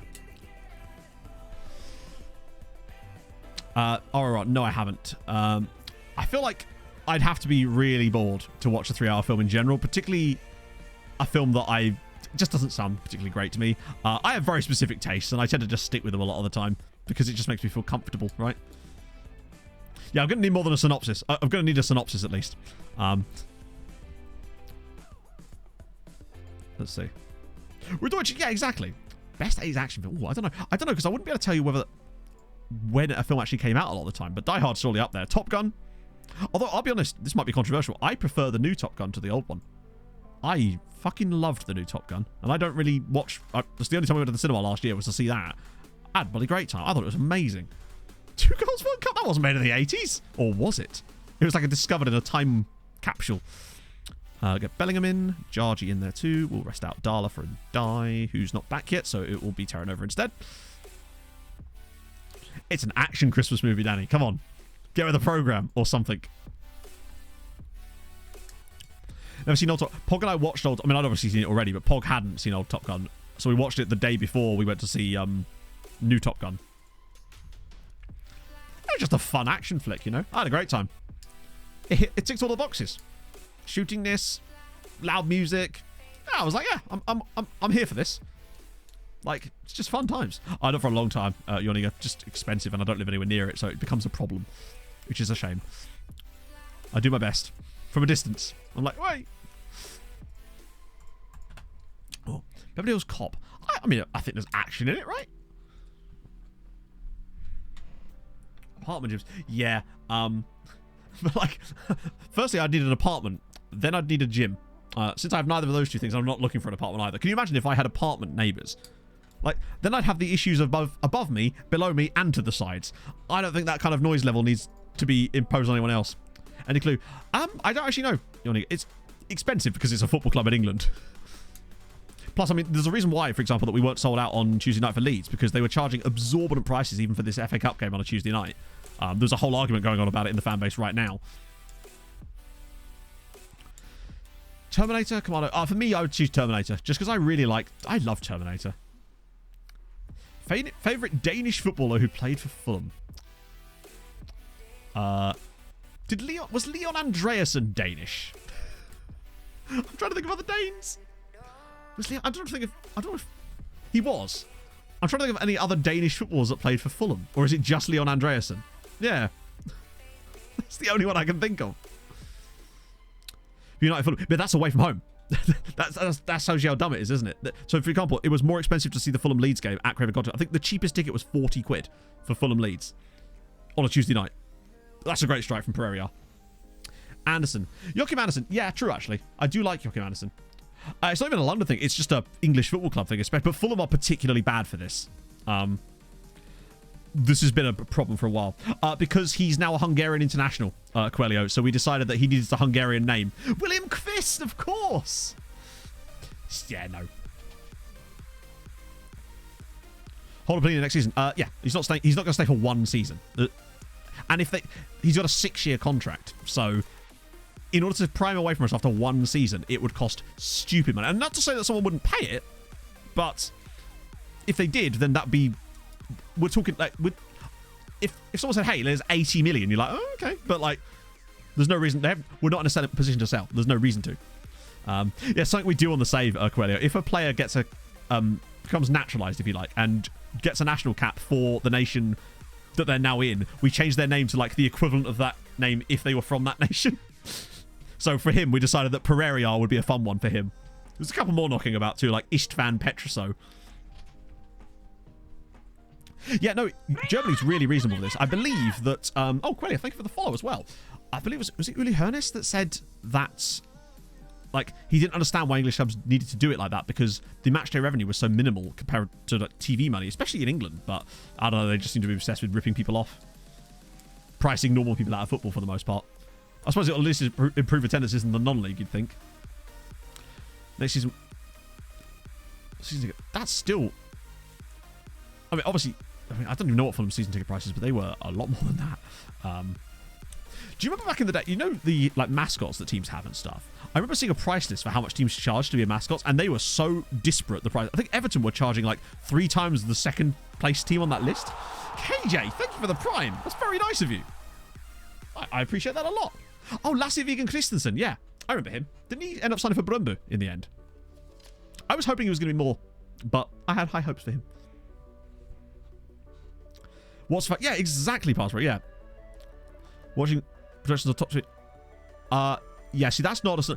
Put it this way. You're not winning me over to this film, unfortunately. If I have to do required reading before watching it, it's probably not for me.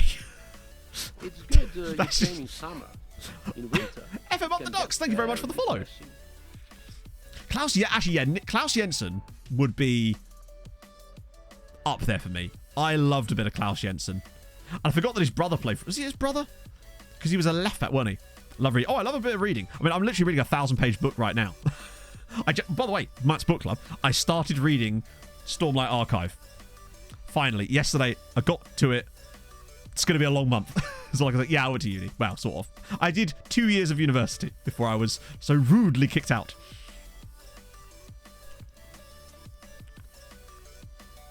A point of video, yeah. I don't really watch that many movies, honestly. And when I do, it's usually something I've seen before for the most part. Although, Pog and I did have the idea the other day, because we use a thing called CloudStream, if you know, you know, of just literally using a random word generator, getting it to generate a random word, typing that into CloudStream, and just having to watch whatever film came up. Football books. I've read actually... Oh, no, that's the James Tippett one, isn't it? I've read... I have read some football books. I find some football books are extremely dry and self-fillatory a lot of the time. And others aren't. I enjoyed some football books, like, you know, Soccernomics. I read the Names Heard Long Ago last year. I've read Peter Crouch's biography. That helps. There was that... Was it Keith Gillespie that did that really interesting book that was called, like, How Not to Be a Professional Footballer? That was fascinating as well. Finished reading Bear Facts. Eventually, Leaf will have done enough penalty shootouts that it will have finished reading itself. Like your shirts. I rarely ever had names on the back of shirts. I have a couple of names. So I've got a few shirts that have names on the back. I've got the Joe Bryan ones. Yeah, that's right, plural. That Pog bought me at Christmas a couple of years ago. I have a Brian McBride shirt from 2004. The blue 125th anniversary shirt with Brian McBride. And I have a Clint Dempsey shirt as well, which is the black and red LG Nike kit during our, like, Roy Hodgson times. Fucking love that shirt. Joe Bryan. David Raya, he just can't sleep at night. Manager of the month. I think he's up for... I think for me, he should be up for manager of the season. It's been a weird year, but I feel like he has to be in contention for it. It depends on what happens in the remaining games, of course. We could end up finishing like 10th, which is still an insane season for a newly promoted side, but, you know, it does depend. Dela Cruz has struggled a little bit in this team so far, I think. She's a Fulham fan too. No. She's a Villa fan. Red Rising. Oh! Yeah, no. The first book is awesome. The second book is awesome as awesome. And the third book is phenomenal. Last win the league. Yeah. Zerbi's doing amazing. Yeah, true. But then, like, De Zerbi's taken over a team that were already a decent side. We're a newly promoted club. And we're currently 7th in the Premier League. Like, I think that is worth a lot as well.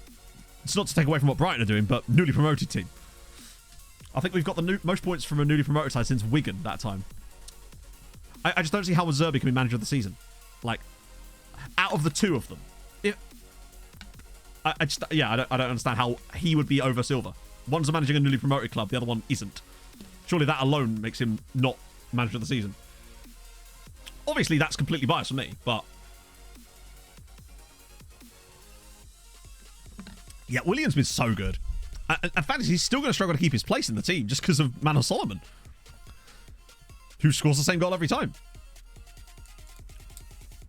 Well, there's 6 when Potter left. I don't know, actually. Probably. I know it was around the time we beat them, potentially. How? I just feel like if Arsenal win the league, I feel like Arteta surely has to win it, right? Bear in mind, I think De Zerbi's doing a superb job at Brighton, but I feel like taking over a club who are in a position and keeping them in that position is not, like, manager of the season worthy, potentially. At the same way, 4th in Potter left, so they've gone back. To be fair, that's not really entirely fair on De Zerbi because they could have had different qualities of games, right? Who are we pitting against? Yeah, I think that if Arsenal win the league, surely Arteta would have to. It would just be guaranteed for me. But I honestly think they will, and I would really like them to as well, even if it costs Marco Silva manager of the season. I would love to see Arsenal win the league. It would break up the hegemony a little bit and just make things a little bit more interesting. Fill in the yellow, maybe, I don't know. Favorite FM streamer? I don't really watch a lot of other streamers just because I'm too busy doing it myself. I love United City. Alice and United City are people I raid mostly just because I get a chance to watch their streams a little bit because I raid straight into them. So I like Kev. I like Alice. In summer. In winter, Gavin. I like Gavin. Very depressing. And Callum too. I like Callum as well. Morpheus Jekyll, thank you for the follow. Oh, just wide. And Danny. And you, Danny. quietly doing a good job. I actually don't. I think Vieira's a good manager. I think that they're. I feel like they're still putting the pieces together, but I feel like it's like there. Callum is why Callum. Yeah, United City is just a lovely dude. It's a weird name. Never heard of him. Asher. He sounds rubbish. Oh, Erring's in again. Oh, he's missed it, but Silva will put on the rebound. What on earth, Brandon? Yeah, no, Breezy's amazing. I love Breezy. As a human being, I love Breezy. I've just not really had a chance to watch most of Breezy's streams because he streams at night and I'm usually almost never around. But I spent a lot of time vaping outside pubs in London with Breezy when I was down last year. So Breezy's a great dude. Oh. Mike Laffin can't remember that. I still call him that to this day. There's a lot of good streamers about. It's good. I'm glad that there's new people popping up all the time too. It makes me happy seeing like a name I don't recognize on the list with a nice little amount of viewership, and then we'll raid over to them because we do sometimes, and then have them be like really good quality mic, really good audio, engaging. It's fucking amazing. It's all the things you don't get from my streams, chat. Teach, yes. Teach used to do FM stuff, but now when he does stream, which I think is rarely, he did a lot of iRacing stuff, did he not? Yeah, I've met Toby before, back at the old office when they used to do the creative stuff back then. Right, we've got Napoli in 3 days. We could win that. I feel like we could give them a go. They're 17th. Balls for all hosting stream. He pulls it off. He does. Audio. Yes, Marish. Yeah, Em has a degree in audio. Sorry, she had a master's degree in audio engineering. But to be fair, she hasn't actually done any of this. This is just from like learning over the years of doing this job. The only thing of this is that of her input is the fact that quite literally this interface that I use is hers. She bought like 5 of them once. This is Chappin Clayton. Is it Richard Clayton Enjoyer? By any chance? Oh dear. Clayton's great too. Nice dude. Unhappy. Yes. Let's just say the same thing we say every time. Fair enough. Yes, he's much nicer than Klopp to me. Navarro, what are they bidding? Nothing. Isn't interested. Yes, Navarro. I rate that at all. Oh, God. That's always what it says. They've always run into difficulties over the valuation of the club. Well, considering it's 30 million more than it was last time. How's he deliver money? He knows the topics. What can I say? Man just knows his topics. That explains a lot, Johnny. Because Clayton obviously mentioned that he was going to do that because he messaged me being like, you know, I didn't want people to think that it was too close to the agent video. And obviously I'm like, no, of course not. It's a great idea for a video. But again, you know what people are like. And yes, I knew that was going to be coming. I did wonder why there was a random spike on that video. Okay, so we got Napoli. I didn't know that video was actually out yet. Shows how much attention to that I pay a lot of the time to anything ever. Seri's really good attributes. Speaking of, by the way, chat, next agent video tomorrow night. Career Resurrection, the second, let's say the second, it's not really an episode because it's not a series per se, comes out tomorrow. 7 o'clock. I might even do a YouTube premiere for it because I've never done one before and it feels like the type of video that might actually benefit from something like that potentially. Yeah, fuck it, we'll loan Effie. Yes, I do. Second installment. I suppose second installment. The reason I'm hesitant to call it a second episode is because you know what happens, chat, when things become a series. Hey, Who's Bob Show? But yeah, I edit my videos. I have to because, like, who else is going to do it for me? Ooh, he's actually wanted by Porto. We'll add him to the dev list then. Why not, right? Plans to do Red Zone. The payoff was absolute. To give you an idea of all the videos I've made this year so far on FM, which isn't a lot, but haven't needed to, in fairness, those were the worst performing videos. The first one is, I believe, the worst. The second, sorry, they are the second and first worst performing videos of the entire year. Just to give you an idea of where that sort of content ranks. The Huge Bob Show, thank you for the follow. It's my big team behind the scenes, yeah. But it was worth a go to test out the Red Zone thing, but it was just not. Nobody watched it, and that's fine. You know, that's just that's the market speaking, and I'm listening to the market. The market very much liked the agent video, so surely they haven't got another one. They're just generating these guys like flowers in a garden, aren't they? Just we'll buy one striker off you, and they're like, well, we'll just produce another one from our back pocket. Okay, I did not mean to press that button. A common phrase in my... God damn, I want to press the man's name, goddammit. Right, nope, I'm getting there. Help me. There we go. Done it. No one's bothered if I get relegated. Maybe. That's true, actually. Yeah, so with the YouTube Premiere, there will be live chat for it, in fairness. So that might be quite a fun one. I've been really happy with the output. The only thing I'm maybe missing at the moment is the quantity. The problem is it's just that I'm a proper perfectionist, and I want to spend time making it right, basically. So this agent video has taken a week to make because I want it to be good, basically. I want it to live up to the first one, right? It's... What am I entering to other people? I still can't believe how annoyed that guy was that I found in the hidden comments bit. But like, to give you an idea, I've nearly gained as many subs on YouTube this year in this cycle than I did in the whole... I think I've probably exceeded it now in the whole of the last cycle.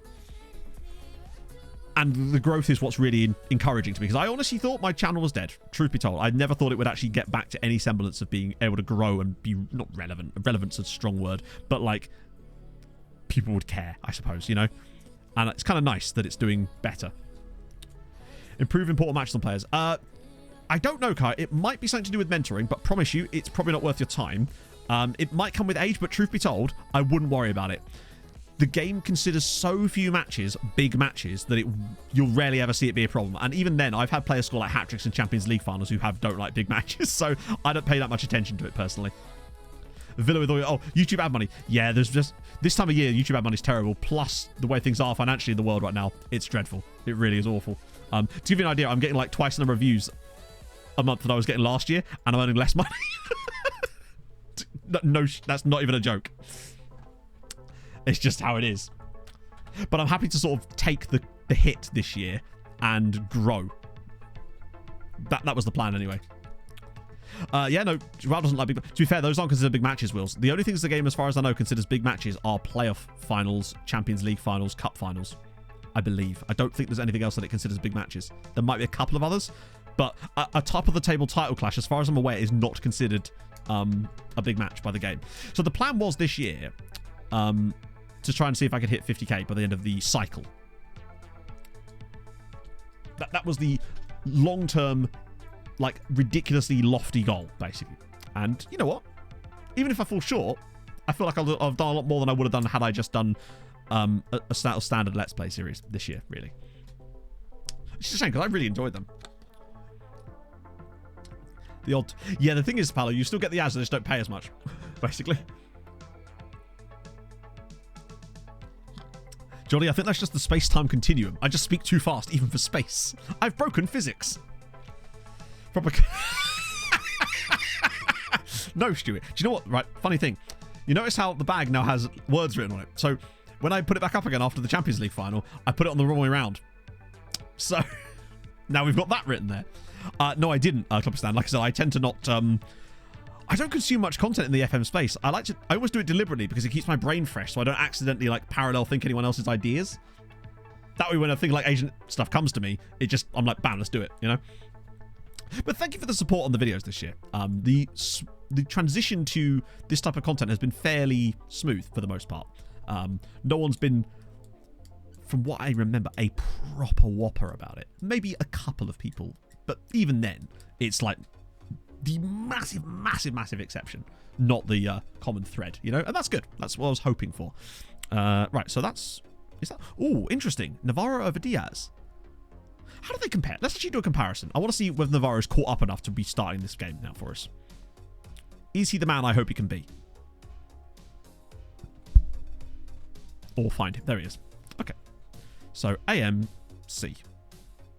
Kind of blank, but we'll just go with support. So, finishing the same. No, dribbling the same. Finishing better. First touch better. Long shots better. Passing slightly worse. Technique the same. Anticipation better. Composure the same. Decisions better. Flair slightly worse. Off the ball slightly worse. Vision better. More agile. Slightly a little bit...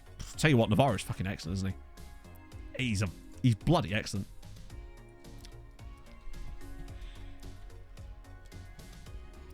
Yeah, I'd say so, J-Trix, yeah. It's just, yeah. Well, that's why I didn't want to make that kind of content topic stand. If I was going to do any kind of form of experiment content, I wanted it to be something that I would watch, like genuinely would want to watch. And when I thought of the Asian video, I was like, that's something I would really love to see someone do, so I'm just going to do it. And here we are. And people enjoyed the first one so much that now they're getting a second edition of it on tomorrow. And if that does really well, then we get the third one, which will be the one versus chat, which is going to be very, very fun. And hopefully that will do well as well. And then my plan after that, if it's still performing well and people are enjoying it, is to do one against another creator, potentially. Someone like Luke or Clates, or someone if I can get them involved. Benson, thank you for the follow. I haven't really, Basil, no. My consumption of hockey-related content mostly comes from watching Rob Talks Hockey on YouTube, which, admittedly, he doesn't toad that type of content anyway. They kind of are toads, but it's just because that's the market. People don't have the time to invest in that sort of stuff for the most part. They do with a couple of people, which is why you'll notice that Ben and Jack and Kev especially have been able to flourish still. In fact, flourish more than ever. But I feel like that's because people will still choose to watch their content because they're the best at what they do for that particular type of content, and that's allowed them to continue their growth. But for everyone else, there's just no room in the market for that type of content, really, for me. Because it takes such a lot of time investment to watch a series like that. You don't have time to watch 7 people do it, really. Not back in the day. And the only reason I think it worked back in the day was because that's all anyone really did. Yeah, you're right. Kvaradona's at Napoli, and they're playing him as a striker. Jonathan Quick, what, the goalie? Well, Matic, yeah, I mean, to be fair, these videos are still... I don't think even short form is the issue. I feel like it's one hit that needs to be like... Luke's videos do fantastically, and they're really quite long, some of them, like his rebuilds. But they still do amazingly well. But I think it's because it's a one-sitting enjoyment session, you know? You get all that you're going to get in one video. Avs have got Lars Ellers. Unfortunately, I don't know enough about hockey to know if that's good or bad.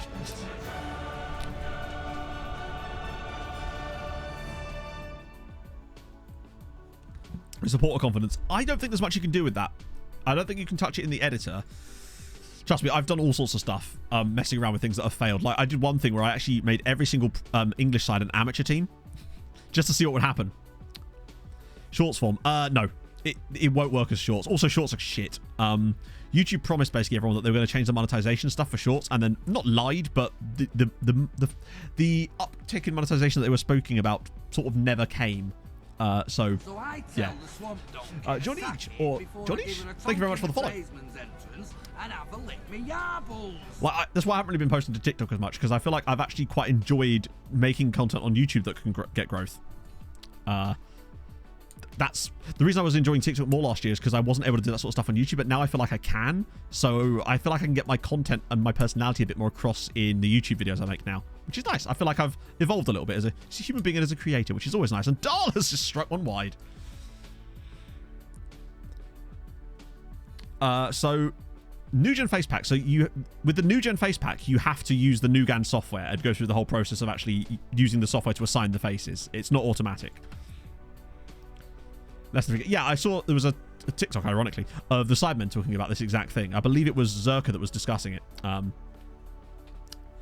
like, I don't know. Short form content, it's fine. I do consume it, of course. But I feel like the other thing with short form content is it's really hard to get to know a creator. As Suhi's in behind, and he's saved by Murray, or Merit. Official Darchie, thank you for the 3 months. How are you this afternoon, my friend? Because it is now the afternoon. I've been trying to watch less TikTok lately anyway. It just makes me miserable. I'd rather read a book. Not that I wasn't doing that before, but I just find that rarely ever do I come out of TikTok feeling better than when I went in, right? It's not actually that time consuming once you've got it set up. Right, come on, Malaria. He's usually good from these kind of areas. Oh, it's in. No. Oh, Christ. You have to continue for 4 hours at a time. Well, that's the thing. You're the exception. People that watch the streams, I am so appreciative of everyone that's, whether it's lurking or whatever, whether you've never said a word in chat at all, I still appreciate you. I really, really do. As Montiel. God damn it. YouTube, literally, yeah. It's because YouTube wanted to compete in that market, which is understandable, but TikTok has oh my life, the veneer of like being the premier for that type of content, so everything else is always going to be repurposed TikToks. Breaking my understand. Yeah, that's kind of all I see as well. Yeah, you could just watch 30 seconds of the stream at a time, then you can have your, yeah. Oh no, I watched some great content creators on TikTok. My 2 favorite content creators on TikTok, other than the people that do dog-related stuff, right, is the guy that Ethan the license plate guy, who does videos about different types of license plates. It's proper Anaraki stuff.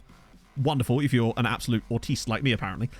Or there's a guy that does the finding random sports clips in the back of movies and then goes like the most deep dive into finding them. He's amazing as well. Love those two. We're actually doing okay here. Again.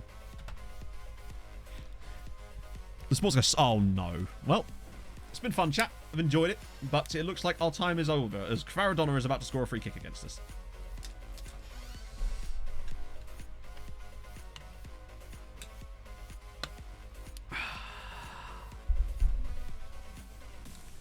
Good. That's what we needed. The first, like, noteworthy opening of the entire match. Particularly as they're so narrow. We should still find chances. Yeah, the GeoGuessr stuff. I mean, I still watch GeoWizard. I don't think he does TikToks, does he? Oh, go on. Thomas. Oh, no. Oh, imagine if Abdelnabi scores here. Wait. We're not done yet. This play is still continuing. Oh, what a pass. Go on, cut inside, Dala. Yes! Yes! It's Navarro! It's the man. It's the man himself. The man we chose to start over Brahim Diaz. Pulls out the equaliser. Yeah, he's the guy. I haven't actually seen How to Not Travel America yet. No, it's basically almost like hard-coded, Ben, we will concede those. Not all of them. The way you can tell it's going to be conceded is because the keeper is slightly too far to one side. That's usually the giveaway. What a lovely little sneaky ball through. Navarro with the equaliser and we're level. Good. Right. That's a nice little bang. No harm done, I suppose. We've deserved that. I feel like if we could beat Napoli, we're still with a chance and... Well, actually, we'll still put us there, incredibly. John Star! Thank you for the 7 months. Yay. Been waiting for this button to pop up. Keep up the great work and big up the VOD squad. I will try. You keep up the good work too. I'm very, very much looking forward to reading your book. Airing. Wow, Silver's... He is so off sometimes. I kind of want... It's a weird one, but I want Job. Job sometimes just has this, like, extra quality. We've got, like, Hoffenheim to play as well, I think. Benfica. I'm not sure, Stuki. I've not really had much of an issue with it myself, but then that's because I tend to stack my manager beforehand, so it doesn't matter so much. I don't think it is on PS4, Joshy, no. Although I can't swear to that, because I know it's on PS5, but I don't know how that works with the whole next-gen stuff, honestly. No, he must be offside. Yeah, miles offside. I guess I'd take a draw, but I don't really want... Yeah. Lukaku's goal. Lukaku is quite good, I suppose, isn't he? Especially the match engine. Napoli have got a bit better here. Is it counted there? I swear sometimes it counts the XG for disallowed goals. I've seen it do that a few times. It might not have been that occasion, but I did notice it did that a lot last year.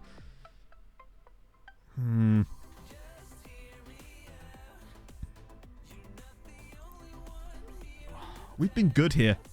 Oh, hang on a minute. Back at the back post is a completely free player. And it's in. It's a goal. Wait, what? Oh, no. Please. Yes! It's what? It's 2-1. It's 2-1. I thought he was going to disallow it and give the penalty or something. Because Bellingham's fouled and it hits him on the tits and then goes in. It's 2-1 to MTK. Diving titty header there from Joe Bellingham. The substitute. I'm inspired, chat. Look at me go. Terrible goalkeeping as well. But there we go. We lead. Massively. Not against run of play. We're definitely in charge here. Oh, here we go. Breakaway chance. Yes. Look at the space. Look at the bodies over here. Yeboah. Airings through. Can he make it 3? No. No, he can't. You guys, I like it as far as the game goes, as far as the new format, but I don't think it's going to be good in real life because I feel like it's going to be... it's just going to be a way to benefit bigger clubs even more and make it harder for smaller sides for the most part. Ooh. We've been good. We deserve the win. We've been the better side here, and if we were to get, 4 wins out of 5, including beating Real Madrid, it's good. Ironically, the game we lost as well, we probably should have won that too. Every year, we just seem to come into this with expectations and always seem to overdo them slightly. It's really nice. Go on, one more goal. Look at the space. Yeboah's in again. Navarro. Oh, yes. Look at the amount of bodies they've got forward. It's round the sides. Navarro in again. I'm telling you. I think Brahim Diaz might be losing his place in this starting 11. That was amazing. He did not have to do that. Look at the pass. He sets up the move. Comes out wide. He comes through. Little poke dink over the goalkeeper. Look at the... Oh. I know, but I just feel like it's going to cause... It means that upsets are not going to matter as much. Because... Just... Yeah. I'm not interested in... I'm interested in entertainment. Oh. Lovely. That's great. What a result. What a result. Navarro with the brace. Definitely glad we started him. I'm so glad we started him. Oh. Striker's had a bit of a mare out there, but it doesn't matter when you've got Navarro, right? He's just the boss. He's everybody's boss. So that pushes us up to third now, and now we'll automatically, not automatically, but you know what I mean, as good as qualifiers for the next round, because we're 7 points above it now.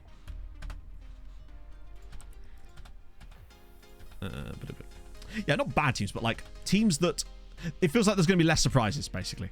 Just because there's more games, which means there's more chance for like things to even out. There's just, yeah. Have a high chance. That's true, yeah. But because of that, at the same time, I still think it's going to be much harder. Diaz is just, I don't think he's fast enough. I mean,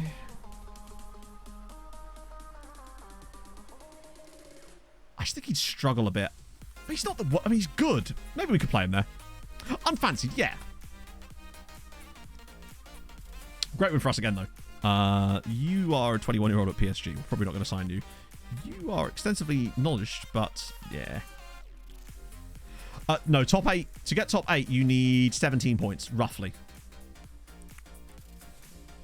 Just because the big teams don't go to the group. Exactly, which kind of just defeats the point of it. Like, just, I find that exciting when that happens, more than anything else. Well, Porto weren't a bad team. They won the Champions League, but we weren't. Okay, so this is kind of one of those things where someone said a word that isn't exactly what they meant, and now we're just kind of running with it with like sort of bad faith examples. Unfancied is probably a better term. And by win, shit.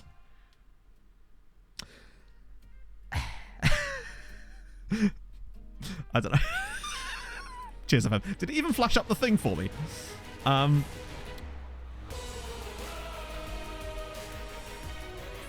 Is that the one?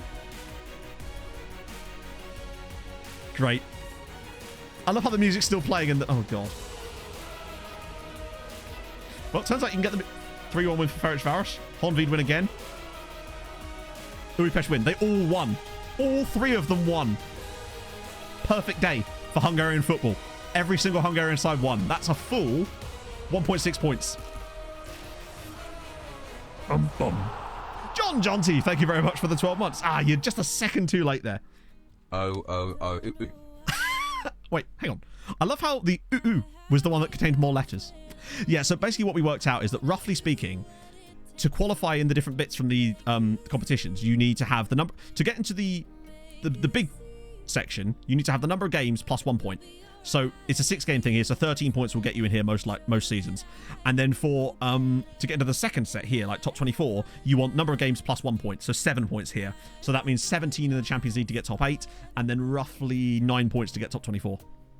That's generally speaking what it seems to be most seasons, give or take. Anyway, that's great. So Budapest are now 8th, Ferencváros are 11th, and Honvéd are 12th. They're right next to each other. They've got a great... All 3 of them have a great chance of qualifying now. And 7 points. The Netherlands are absolutely done. They're dead. Did they gain any points that round at all? We've now gapped them by 1.5 points. Putting up a nice solid amount on Portugal here as well. Portugal will get in the next couple of years because they're losing loads of loads of really good seasons and we're not. It's going to take until here before we're not gaining on them. This system, I don't know if you can or not, honestly. I haven't seen it, but I feel like at some point it might just almost be inevitable, right? That's exactly it, Demorsary. Yeah, I feel like that's surely a glitch on SI's part. That can't be how it's going to work in real life, right? Which Portuguese teams are in? Well, we're not chasing them this season. Like, Benfica are definitely in. We know that. Let me do... Why am I doing that? What am I doing? Am I thick? Yes. With 2 C's. Portugal, yeah, so they've got Benfica and Porto. Braga are out, but they're probably down here. So they've got Braga and Sporting in this one. And then presumably they've got like a Boa Vista or something like that knocking about. Famalicão and... Oh no, so they've only got... Point is, this season we don't get them, but this year we're going to get the Netherlands. We're going to gain up to 7th this year. My plan is that within the next 2 years, then we take 6th, because 6th is super important. 6th is where we get that extra team in Europe. We get 6 spots, and we get a team in the group stages, which is going to be a problem at first, because obviously it's going to be someone like Ferencváros, and they might struggle in the group stages, but the money the money they get, and given how well AI for the transfers have gone this year, I think they might actually be capable of... Wait, shit. I don't remember actually giving him that. I definitely don't remember giving him an important player contract, but it looks like that's happened. Right. Wouldn't be happy with that. Well, tough, because that's what's happening. You signed the contract. I lied. Now look where we are. Look what it's done to us. Don't play for the B team. Depends on which league. Sometimes B team stuff can be a bit funky. Oh yeah, the results between teams rule is absolutely mad. Wait, what? Hang on. Wait, no, this didn't happen last time. Oh, thank you, Rick. Oh, sorry, I didn't see that. Thank you for the raid, Rick. How was stream? It looks like we might actually be being taken over, chat. It might genuinely be happening now. Debauchery Gurney, thank you for the follow. We must get coefficient TV money at the end of the season for 23. I don't know about the TV money. You get the, like, unallocated coefficient money thing that you see. That's the closest thing I've seen to that. Are we actually going to get... We're in the club as a director then? Yeah, but he's still apparently buying it for 170 million. So watch nothing happen of any note. It'll just be like, meet the new boss, same as the old boss. It's not like we're in a proper takeover or anything, is it? That'd be cool if we could get an affiliate with Charlotte. Oh, I love how he's making positive development. Yeah, it has gone backwards there. They're going to fire me. No, that can't happen. So we were all worried about that last save, and it actually can't happen. Stribs, thank you for the 9 months. I name my Twitch baby Mr. Little Baby Man On and Honnen. On and Honnen. On and Honnen. Nah, probably not Raphael, honestly. Particularly as it looks like it's an internal... Well, it's not... Oh, for God's sake. But I was like, what are you talking about? Yeah, so basically, those who are unaware of this, you know when you get a board takeover and they can fire you, you can't be fired if it's the club that you started the save with. It's like a bit of a fail-safe to stop your entire save being ruined by RNG in the game, which I really rated SI for that. If you're doing a journeyman, it can happen, but it can't happen if you started the save with that club. Needs to be 18 when they arrive. No, so the way it works, Toadza, is that you have to be under 19 when they arrive to get the kind of homegrown that we're looking for. Anyway, as long as they're not 19 when they arrive at the club, then they should count as homegrown. So until they're 19, they're still 18. That's the rule we go by with that. Which is why when we're shopping for something's just occurred to me, chat. When's that chappie that we spent all the money on turning 19?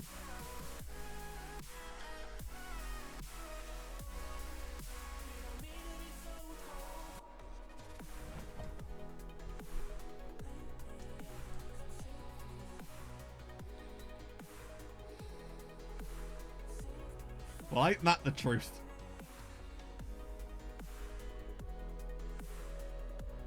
To be fair, it doesn't matter too much in the grand scheme of things because we were going to want him anyway. But it would have been helpful were he to have been homegrown, right? What I'm saying, Francois, is that your mama and your dada should have done the shagger a little bit later. Can I send them like a gift bag or something? Too old. Too old, yeah. We don't want him anymore.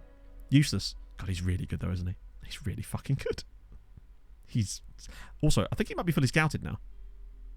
Oh no, he's still still not seeing any injury proneness there. How goes the broken ankle, bud? Hopefully when he joins us, our like physio staff will be able to get us a better assessment of how long he's actually going to be out for. Will become homegrown. It might be to do with the league potentially. Can I play striker? Oh yes. Yeah, the physio probably doesn't have a clue. It's just, their physio is actually Dr. Nick Riviera, so let's not put too much on him. Bit him off. I know, useless player. Right, we don't want Nakanishi left back. When is the game against Hoffenheim? So that's the game we've got to target. So we want... Yeah, we can kind of just do what we want for now, can't we? In Norway? Oh, that's weird. Oh, actually, yeah, you're right, Toadza. In Norway, we did notice that sometimes it was just a little bit weird. We spent ages trying to figure out exactly how it works sometime in Norway, and there was something else in the background, and I can't remember what it was. But you're right. Norway was weird like that for some reason. I might start Millie today, just because reasons. What's a year old? Did you guys see that? Was it the South Sudanese goalkeeper at the under-19 AFCON or something? I believe it was under-19 AFCON. Who no offense to the gentleman, but does look like he's in his late 30s. Interesting. Yeah. I don't want Nakanishi left back. I want...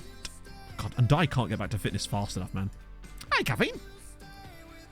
Here you say it's built into the game that you can't get sacked with the ball takeover if you're still at the club you started the save with. Yes, that is correct. So if you are at a club and it's the club that you started the save with, so like I did here, and you get a board takeover and it will say things like they might be looking to replace your management, it simply cannot happen. It's hard coded that you cannot be sacked in that scenario. However, if it's a journeyman save and you've joined the club in the process of the save, even if it was like the first thing you did, you can still be sacked.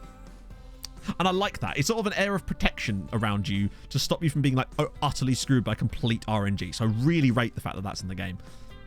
Because we were super worried about it with when we got the takeover with Treaty United, if you remember. Because contracts you belong to the current team. I'm fairly certain he won't count as homegrown in this save. Based on the experiences of what we've seen so far. Probably.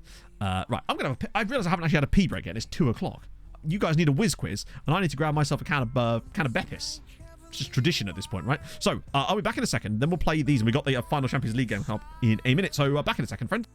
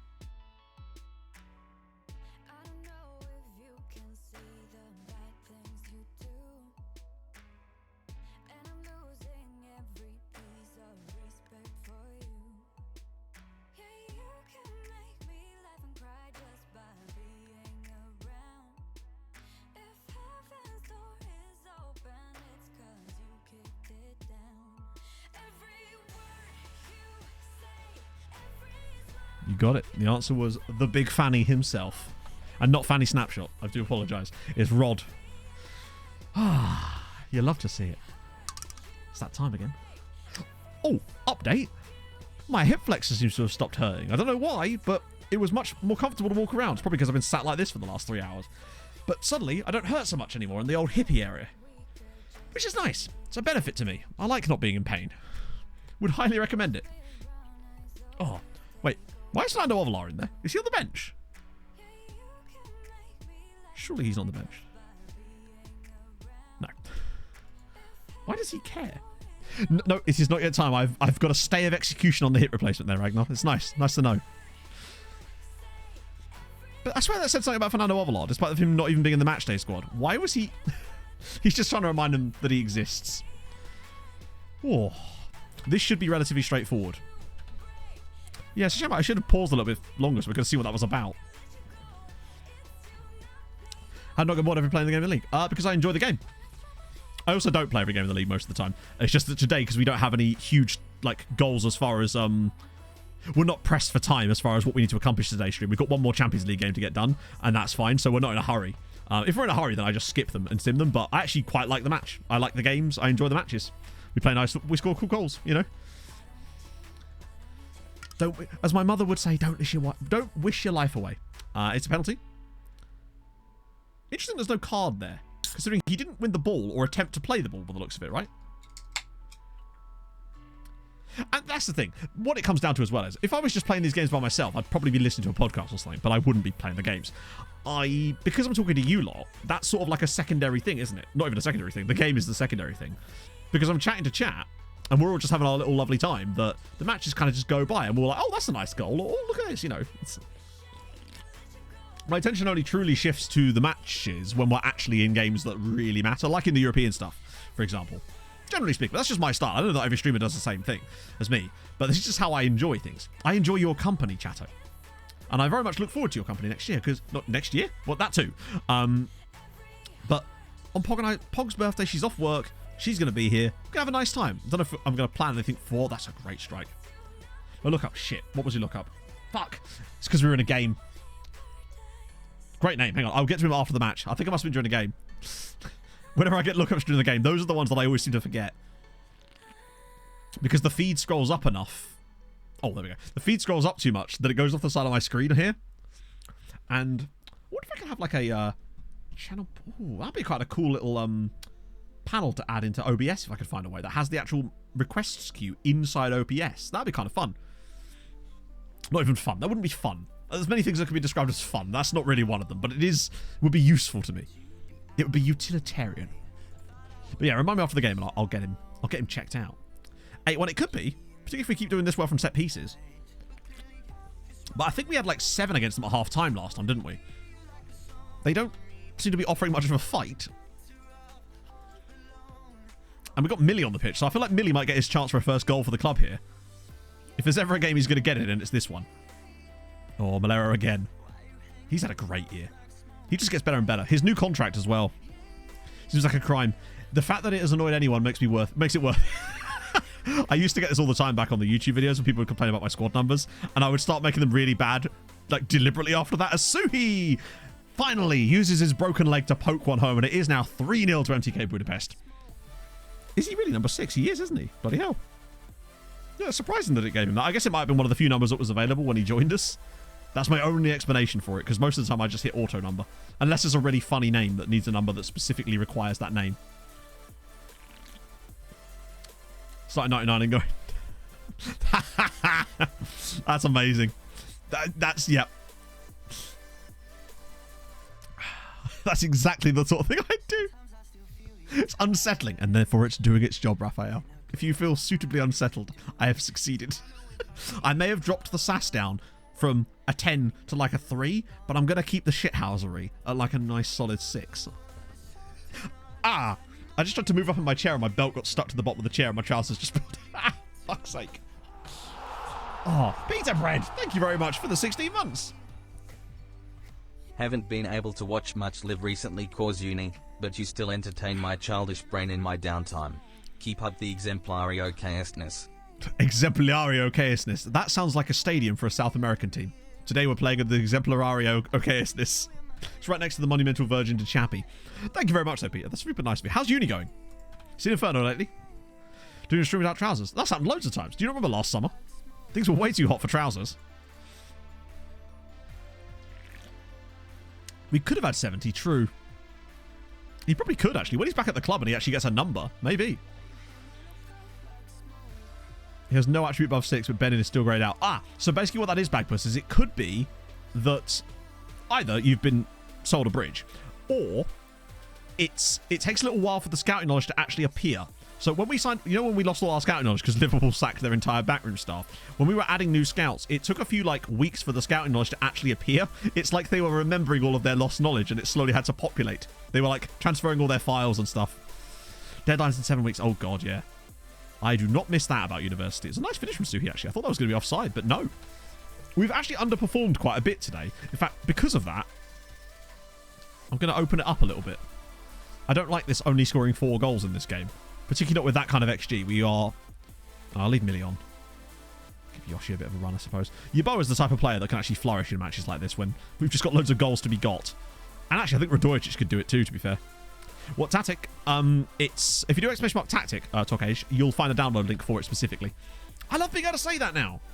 God, look at me being all prepared and whatnot. I'm making a video about it next week. That's the plan anyway. It was supposed to be this week, but... Oh, Millie. But agent stuff took Took precedence, so to speak. Yeah, Pushkash just... I feel like they've been circling the drain for a while, but it looks like this is the year that they might truly be involved in the relegation battle. But I think the only reason they'll stay up is because there's just those two teams that are just that little bit worse than them. Well, this is a goalmouth scramble. Wow. No sweets for you, Zoe. Did I just call you Zoe? Sorry, Rob. Zoe. It's my friend's sister's name. Who, and yes, she does drive a Renault Zoe. That's not a joke. Kind of have to at that point, really, don't you? Unless you got rid of it. Well, he's on Wednesdays. So if I'd have caught you yesterday, I'd have been correct. You've had a broken calendars right twice a year.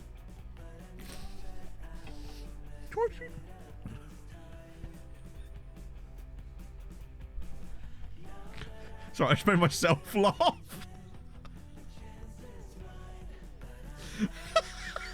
That calendar would have to be super fucking broken. What? The more I think about it, the worse it is. Calendars are static, Matt. They don't move. There is no dynamism to a calendar. If your calendar's dynamic, there's a problem. Oh, I saw that. Yeah, because they only... I feel like they should have nominated his assistant, right? That'd be kind of cool, actually. Right month out of 12. I guess.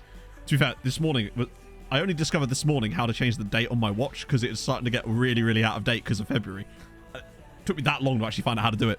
Dynamic in a leap year? I suppose so.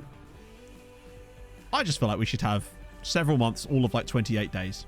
No problems. Bam. Then every day is the same and life is boring. Oh, wow. Nice finish. I don't know. I've not got a good record lately. I think it's been a while since I actually nailed an intro. I'll try again on Sunday. Like I can dream, right? I'm getting McDonald's later. That's nice, isn't it? Yeah, I want some Smarch. In the book I'm reading at the moment, it seems like all the months and weeks and like days of the week have different names, and that for me is a difficult time because I have lots of new stuff to learn. Whenever I start a new like book and it's fantasy related, I spend like I read the first couple of chapters so slowly because I know that it's just going to get a lore dump of all these things, and I'm like, well, that's a place, that's a person, that's a thing. Is that a magic system? Is that kind of weapon? October 32nd. Yes, it was my birthday, in fact. William Mackey's Chicken Select. As in the book that I'm reading currently, it's called Stormlight well, no, technically it's not. It's the first book in the Stormlight Archive series. I think it's called Way of Kings. Let me check. The Way of Kings, yeah. I'm about 100 pages into it at the moment, but it is 1,000 pages long, so it's gonna be a while. But I'm just really enjoying it so far.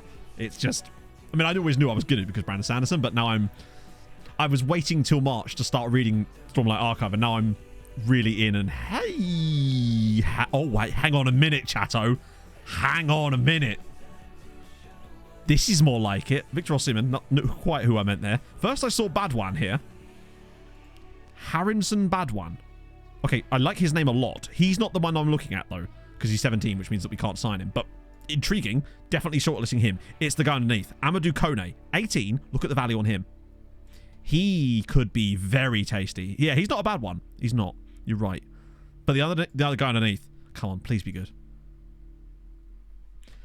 He's not amazing, but he is 16k good. He's consistent. Yeah, I think we'll get him. I think we'll take a bit of him. 6 books in less than 2 months. Holy shit, that's awesome. I don't think even I'm that far in. I've got some of those. I just haven't read them in ages. Yeah, get rid of that. Ranger friendly, not that they'll need it. 9 grand, yeah. I think I'll pay the 9 grand. That's that will do. He's an absolute no-brainer type of signing because he'll just be perfect for the loan farm. 5 star, 5 star, 5 star. 11, as little as 11.5. I love they keep saying that. It's like, no, it won't be as little as that because I'll ask for more. Yeah, he's one of those players that will probably flourish at someone else. At a different side. I'm going to start putting these in there. I think it could bite us in the arse later, but for the moment, I'm willing to let it slide. Okay, so it's looking like a 7-year boat this time. I might need to put a little cheeky one of those on the end of it. There we go. I've just sweetened the pot for him slightly. Second tier, yeah. He's like a kind of... I'm trying to think of an example. Like a St. Lawrence type of striker, maybe. We don't want to accept the loan back just in case, because he will be a homegrowner too. You know how much we love a grown round these parts. When did you become Chelsea? Oh, we've been Chelsea the entire time. That's the part of the. That's the whole point of the save. Ooh, oh no, nah, no chance.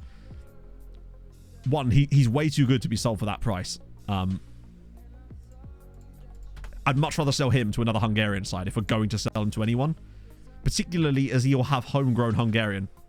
Well, exactly is Holkyogo? I mean, I just couldn't possibly tell you. We have never broken for 100 yet, but we will do it in January. I can virtually guarantee that we'll break it in January. Because we only need like 5 extra loans, and we've got enough players joining us in January that I can just fold them out easily enough. And it'll be the first time I've ever had 100 players out on loan. I reckon we can still go for 150. I really do. We've already got 150 players at the club. Why not go for 200? I just want to see how far we can push this game. Particularly how easy it is to get players out on loan this year. It really does seem to have improved massively on that one. And a Harold Bishop Ultras. You'd love to see it. Chat, you know what to do. I'll give you 5 seconds and a 5 and a 4. We should have had a Youth Intake preview by now, shouldn't we? And a 3 and a 2 and a 1 and a take it away, Harold. The minute you get uptight, you're dead.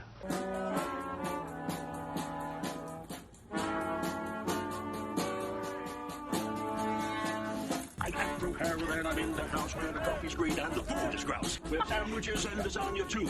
Ice cream sundaes for me and you. I'm Andrew Harold and I'm in the house where the coffee's green and the food is grouse. With sandwiches and lasagna too. Ice cream sundaes for me and you.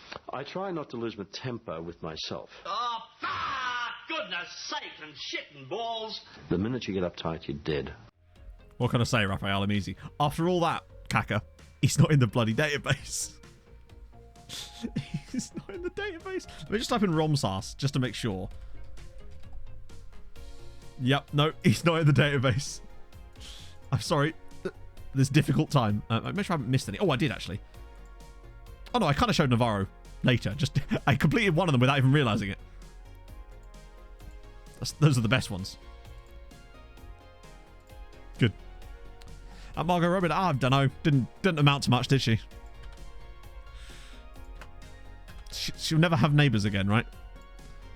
Maybe because she can afford to live in a detached property, presumably. Sorry.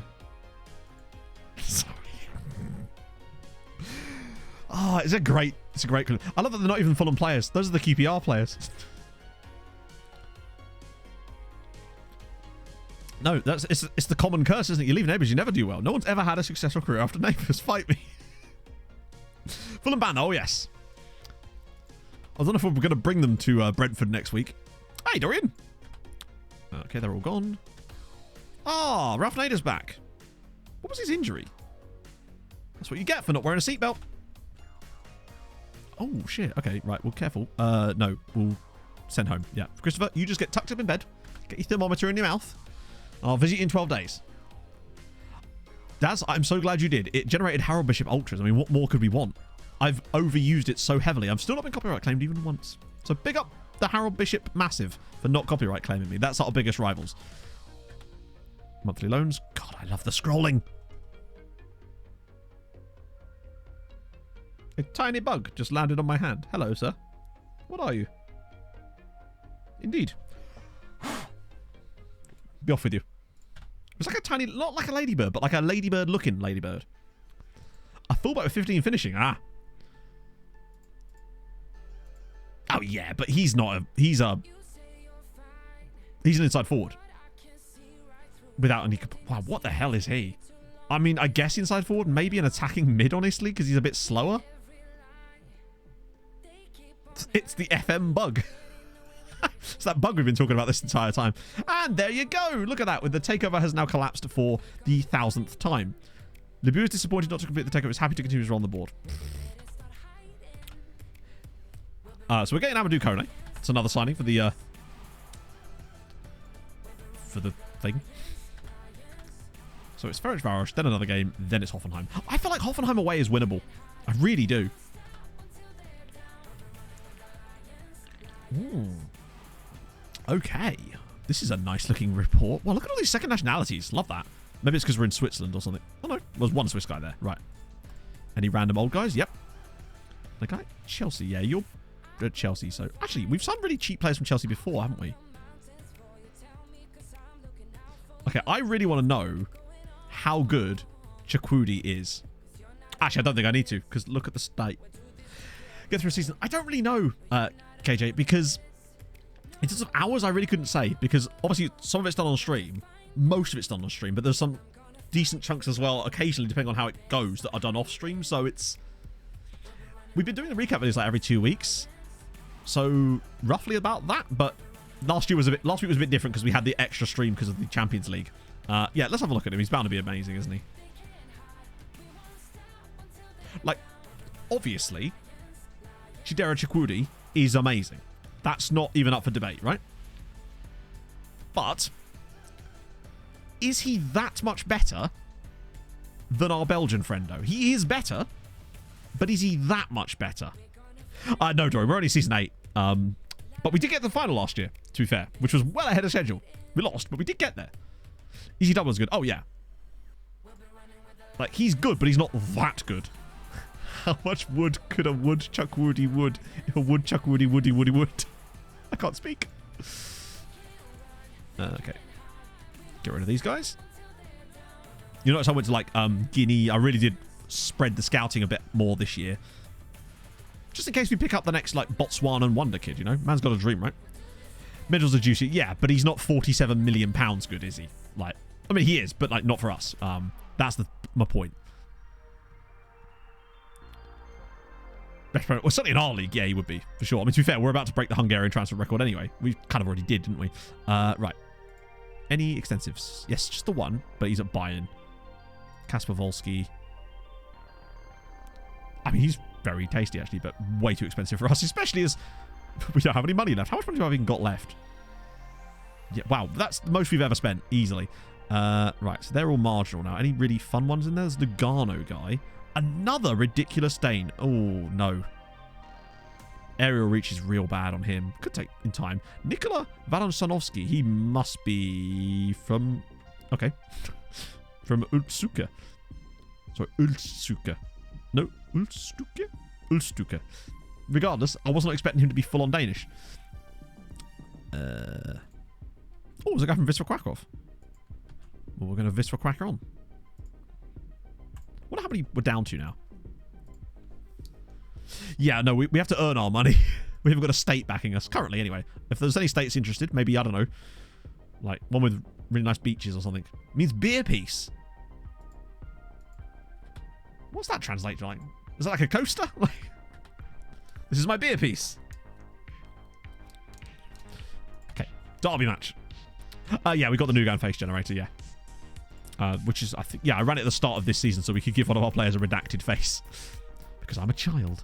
Yeah. Oh, of course, yeah. And then Stuka.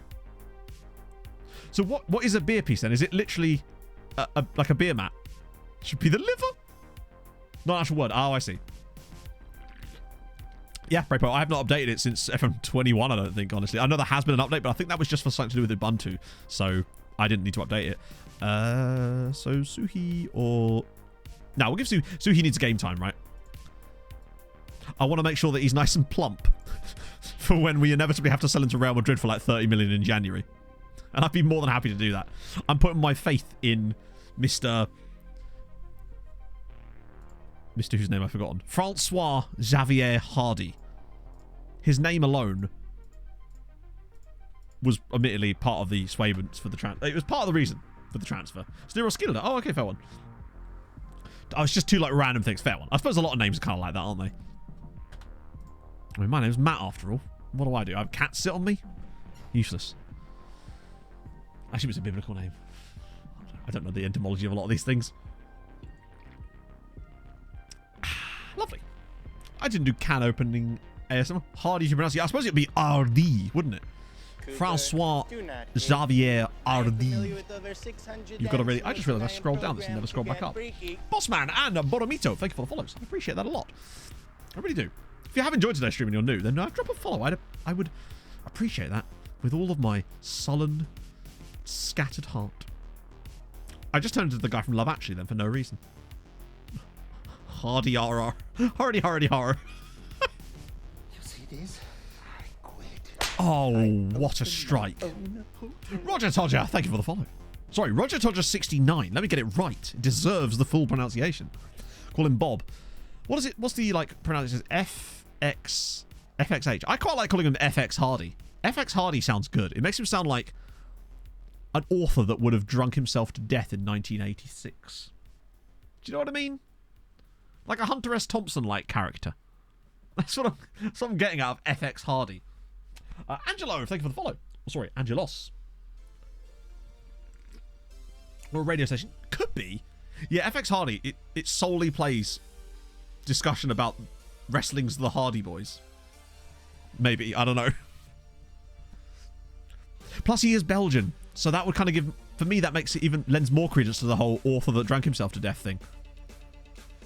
It's just, I don't know.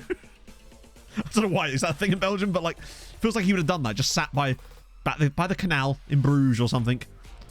Even though he's from Anderlecht, but regardless. When I say Anderlecht, I mean he's from the club. Morse is in. Flavin Morse. Oh, what a great run. Yeah, that's true. He's got a hyphenated name, and that can only mean good things, as Guillermo Navarro does it again. This man, he just...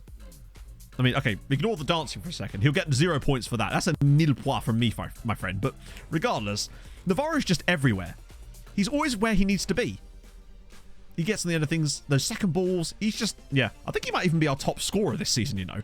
From central midfield. Or not central midfield, but like attacking midfield. Going to win a penalty for us now, presumably. Takes 2 people on.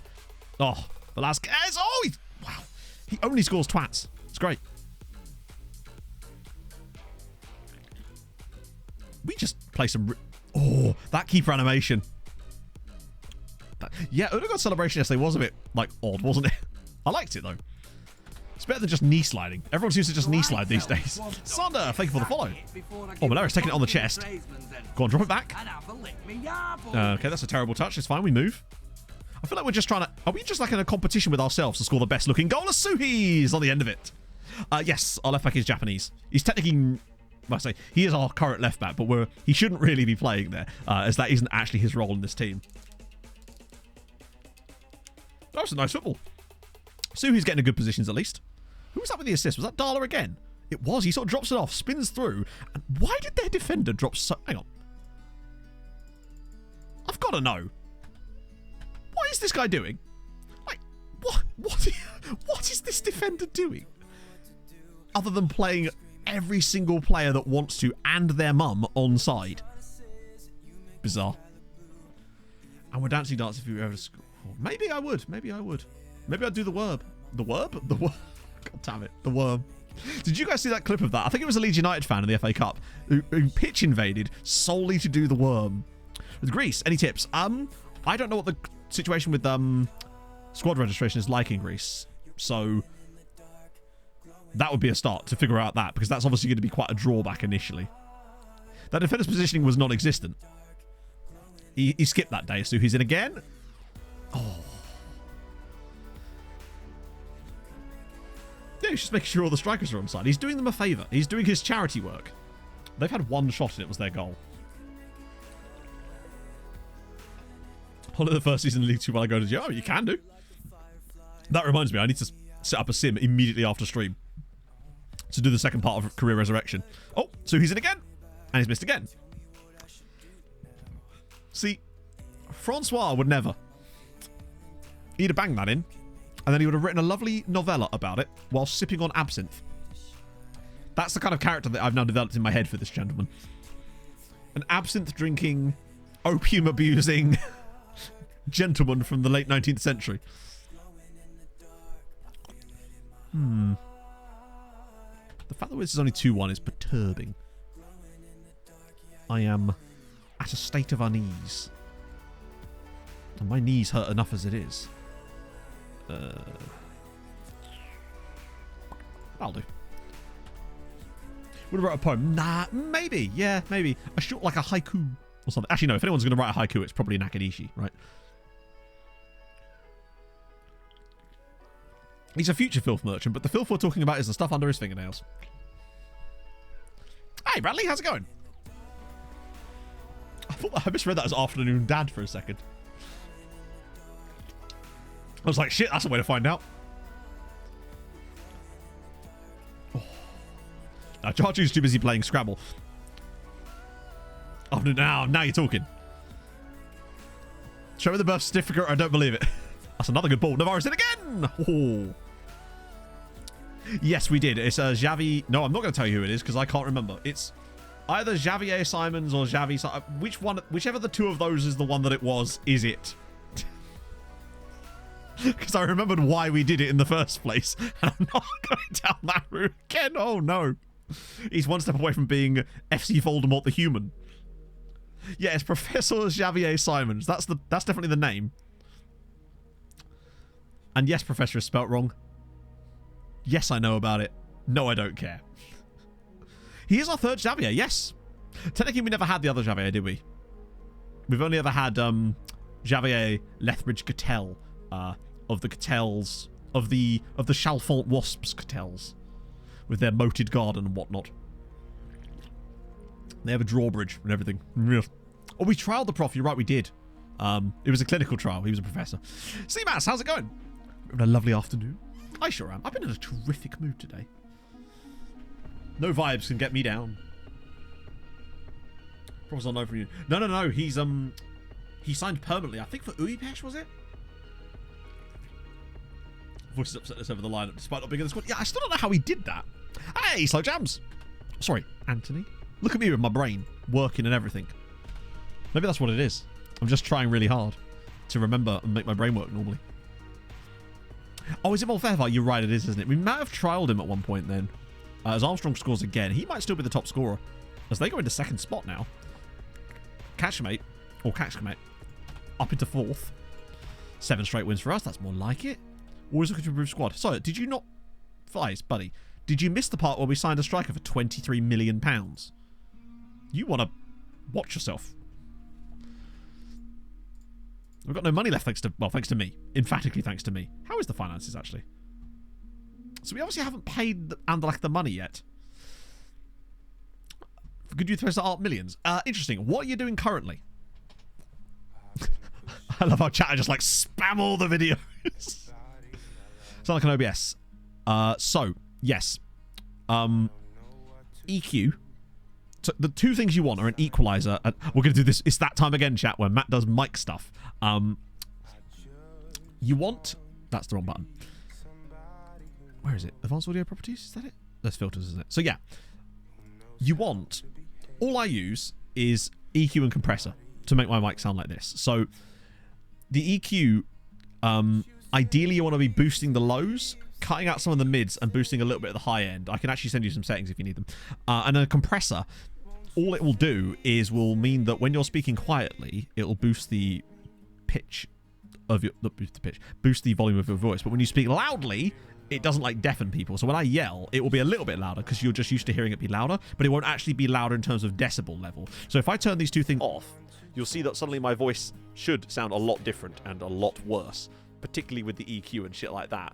So it makes a hell of a difference to have these things turned on. Basically, let me make sure I actually turn these back on again. And both of them are plugins that you can get. They're the Reaper ones you can get. Sounds like underwater. Yeah, it's tough to figure out. Although what I would say, yeah, if you're doing it through OBS, then it should be absolutely fine. Tinny, very tinny, yes. And when you get a red card. Yes, that's usually the one position I sacrifice the most anyway. Tweets. Tweets. Thank you for the follow. Every time I get tweets, I always get letters in them. Atlanta. Yeah, it will do. Because the microphone gives you a nice raw input, and it's up to you to kind of make it. It's kind of like how with like photography and stuff, or it's all shot in like log, and then you have to color grade it afterwards. That's why I like to think about it like that. So you're essentially applying the texture to it. To a manly voice. Yeah, you could use a pitch shift, Raphael. Like, no joke. You could use a pitch shifter on it and like knock it down by like 2 cents, and it would create like a lower sounding voice. Or you can just... There's like a way you can naturally lower the pitch of your voice by like opening up your throat slightly. It's what those voiceover people do when they're doing like, you know, adverts for mattresses and stuff. And other companies. An airing cupboard? No, an airing cupboard would actually have really good. It'd be nice and acoustically treated. Yes, go on, Enrique. Okay, Barry. In a world. Yeah, it's very Barry White. I sort of do it when I do the Cali voice. But only because I'm speaking much softer and I'm much closer to the microphone. Oh, come on. There's that vibe and it's gone. It's rubbish. Emmett.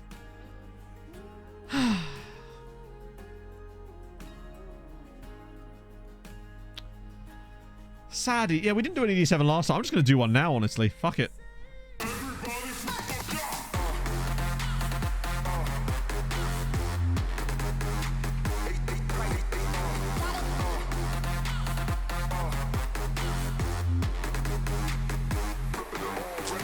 Sad Emmett times. You just expect better.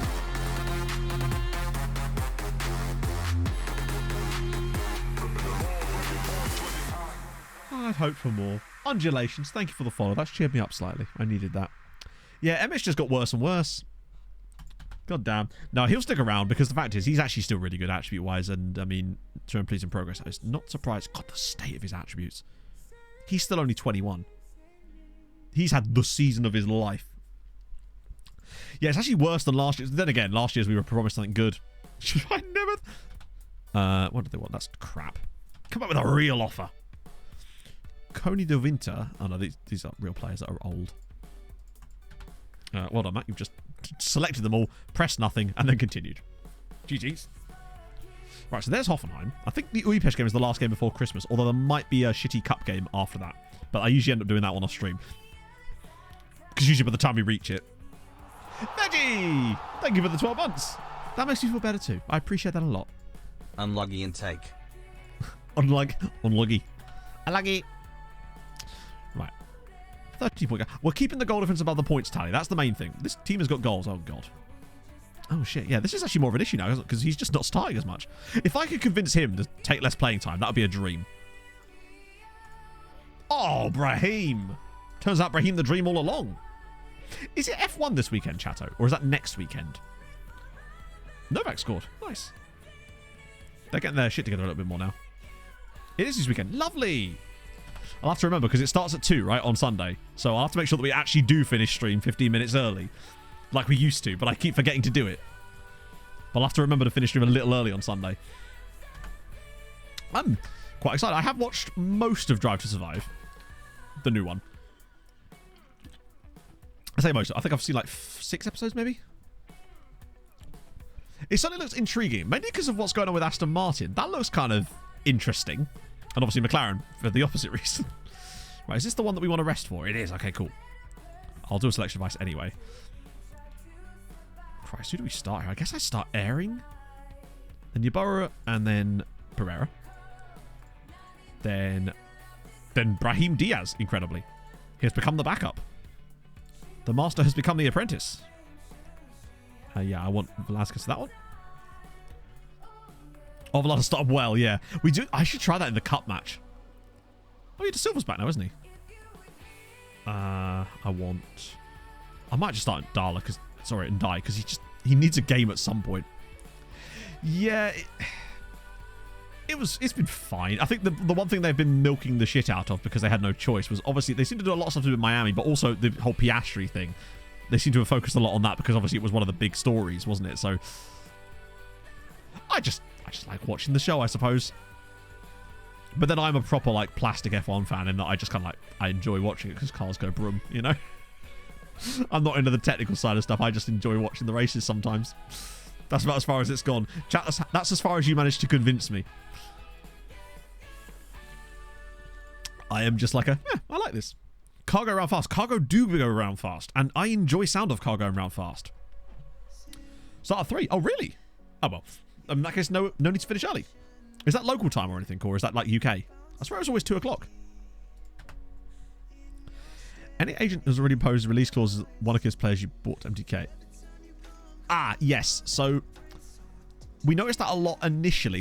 This happened less this year, but we were getting a lot of release clauses required in contracts. In fact, when I gave Malaria that extension, that was actually, I didn't realise, was removing a £5 million release clause. It looked pretty good. I mean, with having Alonso in it as well, that's going to be fascinating. Yeah, exactly. Cargo vroom. I make brains sound really nice. Brain don't sound really nice. Brain sound. I'll have to get in touch with my mate and see if he wants to go BTCC again this year. Usually go to one race a year. At least. And it's usually the first round. Or the last round, for that matter. Oh, Airing's in a tons of space. Go on, dink him. Okay, that's fine too. Either you do you, bud. Now we've got a long-range banger incoming. Oh, and this spool is not cleared yet.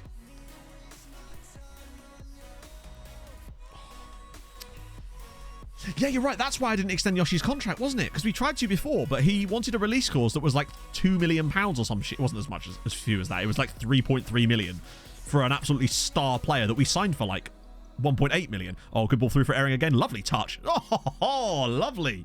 Oh, it was offside. Back in to go to Speedway. There was a Speedway team. I say not too far from me. Far enough to the point where like it's far, but like I think was it a Rye House, Rye Park, that kind of way. Out in Hertfordshire. That was a nice little bit of control there. You've been to Knock Hill? Oh, I've never been to Knock Hill. I've always wanted to, but Scotland and all that. It's great fun. It's really, really good fun. It's one of the few tracks I've not been to. I've not been to many of the northern ones. So I've never been to like Alton Park or Knock Hill or Croft. All the others though I think I've been to. Which has been nice. It's just a good day out, isn't it? Lots of racing. Great like racetrack food. You bring a picnic. It's so much fun. Particularly at Brands Hatch on the South Bank where you can literally park right next to the side of the track in your car. It's amazing. Don't even have to like walk anywhere. It's weird with Croft. I just don't really enjoy the track that much. Like watching the races at Croft for some reason. I've always had like a... Rockingham was really fun. Obviously that's literally a housing estate now, but I went to Rockingham with my mate a couple of years ago and that was extremely different from what I was expecting. Really fun though. Just one giant grandstand. Vehicle and means to an end. I guess so, but I mean, hey, any sport, right? Like, it's just a bit of fun, isn't it? People pushing things to the limit and seeing how fast or far things can go. As Airing's nearly through again. Yeah, Brands Hatch is great, as you say, on the short circuit, so usually round one. But to be fair, when you go to like the final meeting of the the island circuit, it's still pretty cool because you can walk around the whole thing. Driving red letter day at Rockingham, yeah, it's super fun. Because it was the only like proper big oval track in the country. Scunthorpe Scorpions, I love it. Just it's so aggressive for Scunthorpe.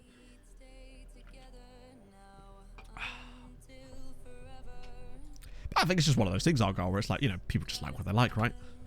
I enjoy motorsport, for the most part. Like, I've never really particularly enjoyed like bike racing, for example. Just haven't known how to get into it.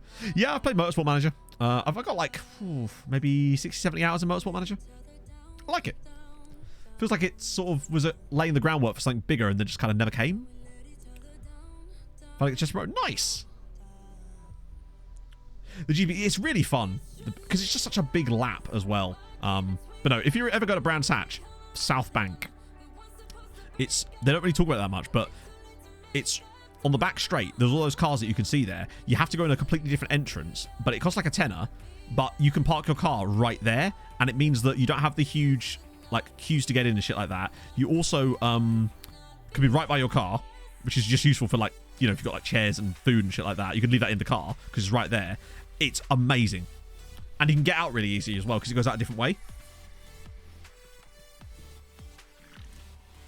So would highly recommend South Bank parking at Brands Hatch. There you go. Back to the parking chat again, chat. I've come full circle. First I was on Tuesday giving you wonderful tips for parking in Cambridge, and now this. I mean, and you don't get and you say you don't get value for money from me. Gah. You had a Lotus. That's awesome. Well, like a Lotus Elise.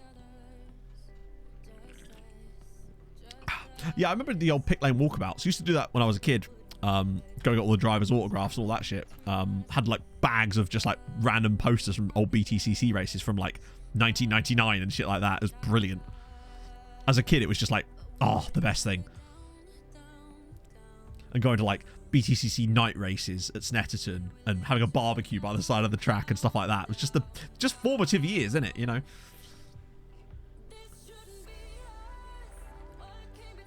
Isle of Man TT does look phenomenal. I saw some clips, like onboard clips, And it was actually, I think it was a guy driving a car actually around the TT circuit. I can't remember which car it was, but it was just obscene how fast he was able to go in it.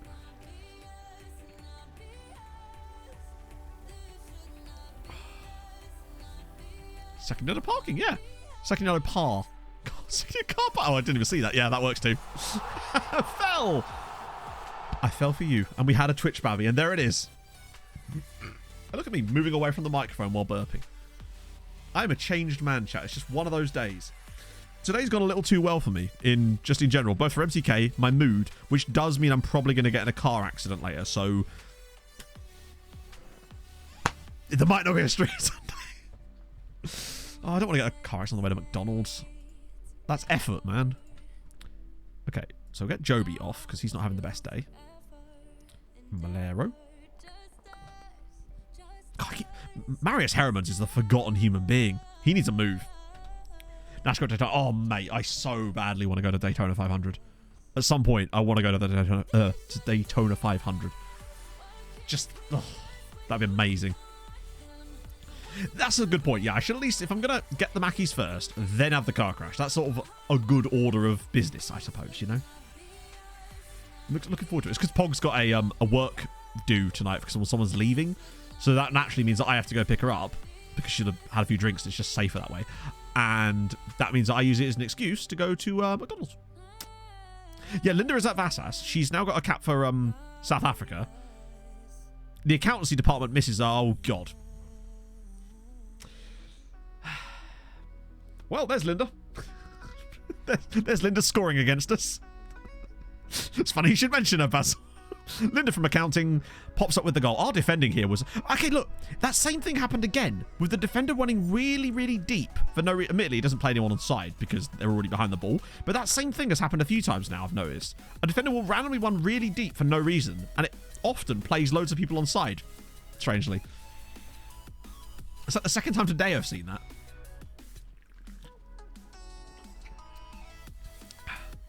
Oh, the summer race at Daytona. Well, yeah, because, I mean, obviously it's really sought after, but it's such a huge place that there's just tickets. I've never... Because that's the night race, isn't it? Or is that the one they've moved? Because that's now the cut-off race, isn't it? And one time I was at a party at Viking's house, and it was really late. It was like midnight, and the race had just started. They were, like, playing beer pong or something, and I was just sat there watching the Daytona race on my phone. How high the pole speed would be? Oh, I mean, it'd be insane, wouldn't it? Without restrictor plates, or whatever they're called. What do they call them now? Is it taped spacers? Some bullshit. Like, although, I'm curious to see what they've done with the new package, because they changed a load of stuff yesterday to do with the short track and road course package with, like, smaller spoilers to make the cars harder to handle, basically. Which I kind of love it. Like, this is looking too easy for you lot. How about we make you all slidey? Right. Is that a lookup? Prince of Lovo. It's going to be hard to compare because obviously I can only really show him on screen. But I suspect yours is probably better. I don't think it's going to take much to convince me that he's probably better. Let's see. There he is. I mean, man ain't even got a club. He is quite literally clubless. It's not even that awful. Let's, what's his injury? I'm not saying another... Let's try him. I'm not saying another player with a broken ankle. Few stoppages. That's pretty solid. No, I'd love to go to either that, or I'd like to go to like Watkins Glen or Bristol, maybe, for the Bristol night race. That'd be sick. Or is it Bristol night? Yeah, it is Bristol night race, isn't it? This is my sweet prince. Offers made for Nakanishi. No. Certainly not for that price. Also, it's December. What are you doing? Go away. Oh, he's here. He's limped all the way to the airport. Got me to NASCAR. Weird one. Anyone heard of a YouTuber called Jeff Faviano? He used to do a lot of old school GTA RP back before it was cool on Twitch. He wasn't on Twitch, he was on YouTube. Like a lot of like immersive mods to do with like being police officer and shit like that. So basically he used to do NASCAR iRacing. And I just used to really enjoy his videos. So I watched him do one of his races. It was like put up on YouTube afterwards or whatever. And I've watched it. I didn't watch the entire thing. And I went, oh, this is actually kind of sick. Because I was watching it from the iRacing standpoint, you got a lot more of an insight onto the technical side of things, which made me go, oh shit, this is not just around in a circle. There's a lot more going on here. Obviously there is that, but there's a lot more going on underneath that, from the tactics side of things, the setups, all that sort of jazz. And so I was like, that weekend they were at Talladega, as it happened to be another plate race as it goes. And so I just watched the race. It was the one where Dale Jr.'s steering wheel came off, and he was like actually steering the car, holding the steering column. It's the most NASCAR thing I could think of. And at that point, I kind of just went, yeah, no, I like this. That's it, yeah. LSPDFR. That was the thing, yeah. Bear Bugs.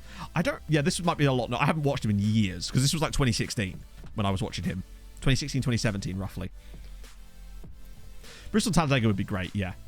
But I just feel like Watkins Glen just looks like a really nice track in general, plus upstate New York, pretty area, all that jazz. And I've just watched it ever since. Sunday night.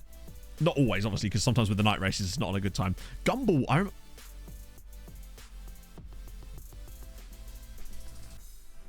I have never seen this notification before.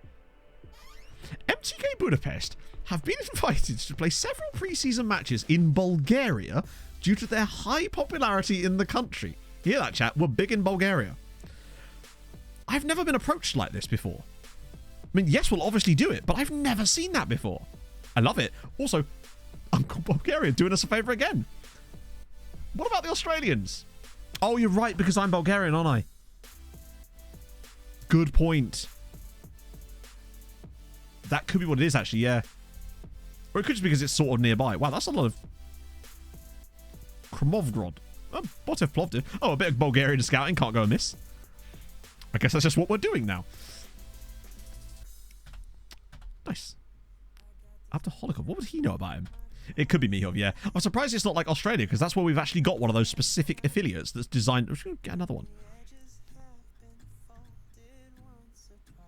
Oh, looking to sell the club. Wait, I thought we'd already done that. Hang on. Looking to leave. Wow, he's really just trying to get out the door, isn't he? What did I do? I've had mondo success. Well, let's see what kind of offers we can get. Overseas partner. That's what we did last time, wasn't it? First option, talented youngsters. Scouting knowledge. So which one's the one we want? Because there's the recruit foreign youngsters one. And then there's the talented youngsters one. So the foreign youngsters one. They always say no at first. Professional Hungary talent. So have you seen our squad? Yep, nice. And they're letting us pick. Lovely. Watch them not be foreign teams. Come on. Yeah. Oh, yes. Oh, yes. 1860 Munich, anybody? Aren't they, like, stacked? Wait, what? I could have sworn 1860 had ridiculous... Have they, like, downgraded itself or something? I could have sworn 1860 had really good recruitment and stuff. That's why everyone chose them, right? Fairly... It's probably still ended up being 1860 in the end, but... Unless I can see any teams in here that have ridiculous... Den Haag have got really good recruitment, right? Oh. Oh, they went back. Oh, really? Damn. So I take all the facilities went with them. Okay. Because it always used to be a team that people would pick because of that exact reason, but maybe I'm just out of date with my knowledge. Wouldn't be the first time. It might still end up being them, just I think they might have the best of this bunch.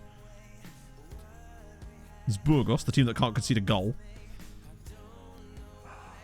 Locomotive... Actually, there's... Well, we could just choose someone like Botev Plovdiv. Actually, yeah, look at that. Good and excellent. I'm the Pope. Cooper, take off. Since we're so popular in Bulgaria, they're not going to be better than that, though, are they? Fiorenc. Nah, it's got to be them. For me, Chukaricki are pretty good, aren't they? Good and good. I think I still prefer Plovdiv, mainly because... Did these guys used to be have a slightly different name? I remember Bolton playing a Plovdiv in the UEFA Cup one time. Belgoire, thank you for the follow. Yeah, I'm going to choose Plovdiv because we've just established that we're apparently really big in Bulgaria. So, why not continue it, right? Might as well go down that same link. Scamatch is trying to leave on a free transfer. Yeah, he's probably going to join someone that isn't us. That'd be the hell of an achievement in FM. I'm elected president. And he's... Wait, what? 19 months left. That's fine. I'll get you a new deal, bud. How is he only 3-star, 3 stars? I think maybe with him it's more of a matter of development, perhaps. It might be that he's just kind of not... Yeah. He's dribbling... Why? Why is his dribbling book gone up? Having these customs... Yeah, I wonder how much of an effect that actually makes. I'd be curious to know how that breaks down, like, from a dynamics standpoint, as we actually are doing a bit better now. I did move a couple of guys into the under-19 squad that was left, because we had, like, nobody in the... We had, like, 3 guys that were in the B team, which obviously don't play any matches, so I put them back in the under-19s, and it does seem to have improved them a little bit. Miho for president. Yes, he's got my vote. When's the next Bulgarian election? We'll get right in there. So, Suhi, Malero, Navarro, Silva, Bellingham, and Seri. Do you know what? I might even do Bellingham instead of Nakanishi, just because Nakanishi's always there. That's why. Wait, why is Abdul Nabi not playing? Ah, he's suspended. Damn it. Yeah, I don't really want to start Donovan here. It might have to be Dala. But I don't want to put Nakanishi at left back. Ooh, that's a tough one. It might have to be. Couldn't be Moses. Yeah, he's the only one that's fresh enough to play the role. I should have paid attention to that. So it looks like... Oh, not Seri, though. Surely Velasquez. Oh, crying out loud. They're all suspended.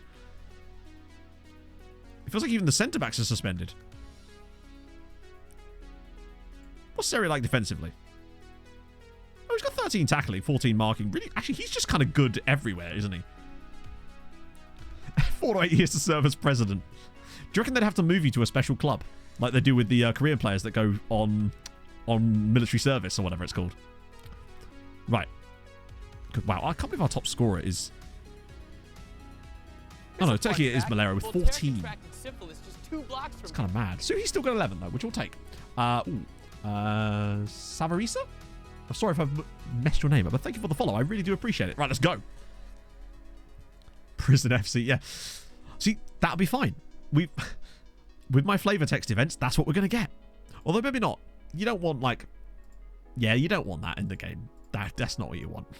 You don't want like, oh, but your new striker's now suspended because it turns out big nonce. You don't want that. Yes, it is. Major transfers.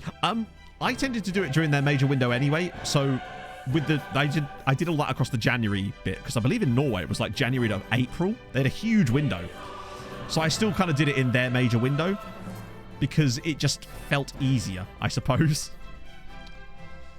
So whenever the game is kind of considered, whenever the league itself considers it to be their best, like their main window, that's when I did it. Wouldn't want to break the convention too much. Plus, also, I find that with those leagues, their summer window is often quite short because it's sort of supposed to be like their January window, essentially. So it usually doesn't last that long.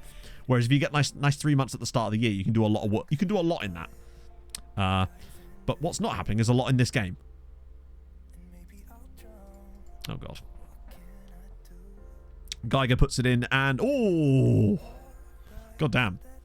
There's a lot of Röntgen on that shot. Freebie's got... Oh yeah, you just signed those in July. That's what we always used to do. I mean, I got that ridiculous guy from RB Leipzig. I can't remember what his name was. That ridiculous German midfielder that they somehow released. That ended up being one of the best players at the club. He was absurd. Probably the best free transfer I've ever had. Along with... There's a guy we had on another save that was a ridiculous free transfer too. I think his name was like... Oh, Remy Dubois. Yeah, Philippe, it was Scholl. Yeah. And I had a guy called Remy Dubois, I think on the Bolton save. He was a free transfer too, and he was obscene. Or it might not free... And I don't know if he was free. He was like £1 million from PSG because they were trying to get rid, basically. This feels like the game that we randomly lose. After all of the hard work, this feels like the game that we're just going to randomly lose now. I think we lost to Hoffenheim a few years ago, didn't we? How the fuck did that get through? Right, that's it. Simple tackle. Good. Sweden with Bromwell would be really good. Okay, we've got the ball. I'm going to open it up a little bit. Because at this point, wins are more important than... Like, a draw is kind of meaningless to us away at Hoffenheim. That's one of the, in theory, easier games. We've just not really turned up here. Jarju's really struggling. Actually, now Alvarado for Jarju could be quite good. Suhi for Airing. Silva's had one of his random off days. Might be it, to be honest. I don't know what else I want to do. Can't really get Nakanishi on. Yeah, that might have to do for now. It was Notts County. Oh, that was a long... Jesus, that feels too long ago. Oh, here we go. Let me guess. Alvarado. Oh, saved. Swedish has got a weird... Wait, it's a penalty? Why have they all run away? Are they just trying to escape the area in case they're held up as... We have a penalty. I don't know why we have a penalty, but we do have a penalty. I assume it was a push in the box or something, right? Had to be. Airing from the spot. Great penalty. Yeah, what was the penalty even given for? Hoffenheim 0, MTK 1. Josef Airing with a massive goal for us. This would actually give us a chance at top 8 because we've still got Benfica at home, remember? Like, if we win this, we'd have a chance to go for 18 points, and 18 would get top 8. What did he give the penalty for? It must have been a push in the box. It's one of those weird ones that just get randomly given. Micro, thank you for the follow. But yeah, in Sweden, there was a thing to do with, like, they had to have a certain number of Swedish players, I think, in the matchday squad. And what happened on last year's game is that... Oh my god, it's 2. Look at him. He's just that much... He's just better than Suhi in the match engine. But yeah, what happened on my save last year is that Swedish clubs were not signing enough Swedish players. And as a result, they were fielding one-man benches because they had to leave a space. So, yeah, it was a bit of a glitch. I don't know if that's still present in the game this year. I haven't had a chance to check because it takes a little while for that to happen. But yeah, it's like they weren't aware of the match day rules because it wasn't a squad res rule. It was like a match day rule. And it's like the teams weren't working to within those requirements for some reason. We arguably could have won all 6 matches in the Champions League. Actually, no, that's unfair because we were lucky to beat Real and we were unlucky to lose against Atletico. Right, come on. Just knock it back to the keeper. Yes. This is the second half I was looking for. Airing comes off the bench, does the business. Just how it is. But they just don't care about their own rules. But that's why we often ended up with a lot of teams only having one man on the bench in the Nordic Nomad save when we got to Sweden. That's offside against Bayer. Good strike, but he's miles offside. Hopefully. A little bit of cope there. I don't know about secures top 8. No, you need like 17 points to secure top 8, I would say. Unless there's other teams doing really poorly. Let's see. Oh, God, no. We'd only be 4 points above it with 2 matches to go. And someone like PSG, Barcelona... I mean, it actually depends because of how far we'd be up. It certainly wouldn't secure it. 15 points would not secure anything for me. 17 would be very much likely. But we still have Benfica at home to play. And Benfica are where? 17th. So there's a chance still. Switch to Play FM. Thank you for the follow. I think it gives us a good chance at top 8, though. Although, honestly, I don't even really care if we get top 8. I prefer, honestly, not to, just because we get the extra game then. Holy shit, he's done it again, nearly. The Mbappe effect. Literally, yeah. He just... I mean, admittedly, his first goal was a penalty, but that second goal was a phenomenal header. And now Bayer's in behind again. Right, now we need Joao to be big. Or Flavian. God damn. And, true, yeah, beating Benfica would be good for us on 2 levels, because it would gain points on Portugal, too. We've been really good. Since the penalty and since I made that slight tweak in the second half to open up the expression a little bit, we seem to have got better there. Flicked away. Although, if they were to score here, it could still go poorly because no one's moving across to cover the wide player. Like, not one person. There we go. He's still open. How offside do you want to be? Oh, that's good. Carry on. More of that, please. It looks like we are going to get the victory away at Hoffenheim. And again, a bit of fortune to this. Great stuff. We've done it again. A brace from Airing does the business. I think we're definitely on for a better season than last year, though, I think. I don't know how many points we got last year. It was like 13 points, I think, wasn't it? This is my bedtime. It is. But we're just going to check the other Hungarian results, which are tomorrow. £2.4 million. Good stuff. Because this is our last Champions League game before Christmas. But we've still got, I think there might even be 2 more Europa Conference League games. Oh, here we go. And nice. So we've got Botev Plovdiv as the new affiliate side, which I believe... I could have just checked the other screen, but I want to make sure properly. I believe that means... Yep, there you go. So we might get some Bulgarians in our youth facilities coming up soon. Could leave... No. Absolutely. Okay, so it looks like there's some contracts I need to sort out as well. Apparently. Matty Z, thank you for the follow. Oh, God. Huge. Elvis Gutierrez, who's he wanted by? A freebie, you say? Okay. Oh, he's a mercenary. Get away. None of your kind around here. Kenneth Taylor, that's that Dutch dude. Just that one Dutch dude. The only Dutch dude. Okay, yeah, we're working through loads of freebies here now. Should get through the transfers a bit faster. I think we're down to like 1,100 now, which is not bad. We're getting there. Slowly but surely. There we go. Oh, wow. Ooh. So you don't often get a good Malteser. Very, very rare, in fact. Ooh. There's a couple more here. There's... Chat, there's Pitch Schmidt.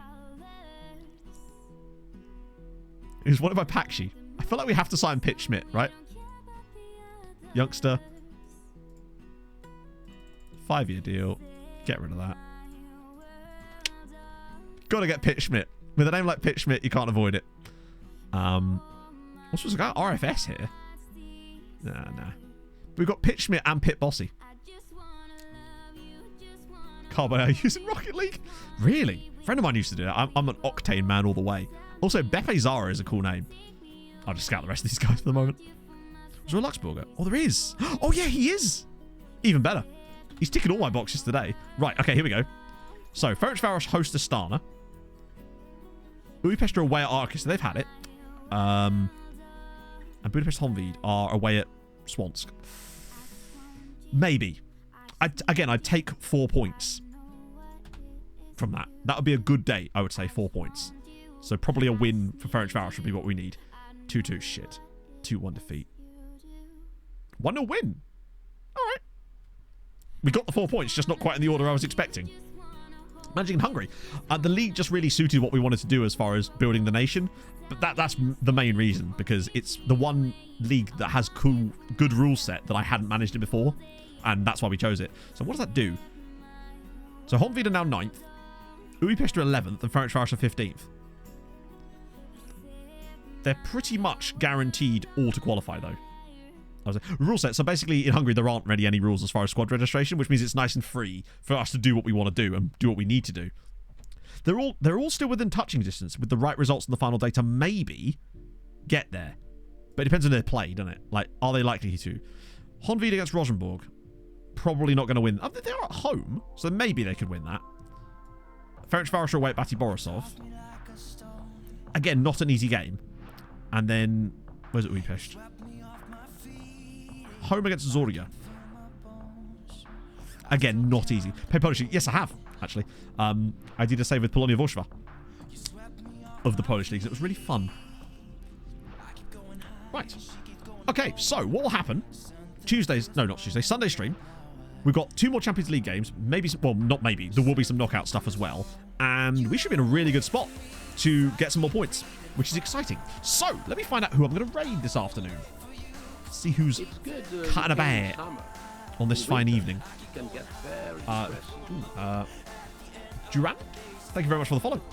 Let's see. Wait, that's really out of date, isn't it? Here's a fun fact. Voltaire contracted syphilis just 2 blocks from here. Let's raid Henry.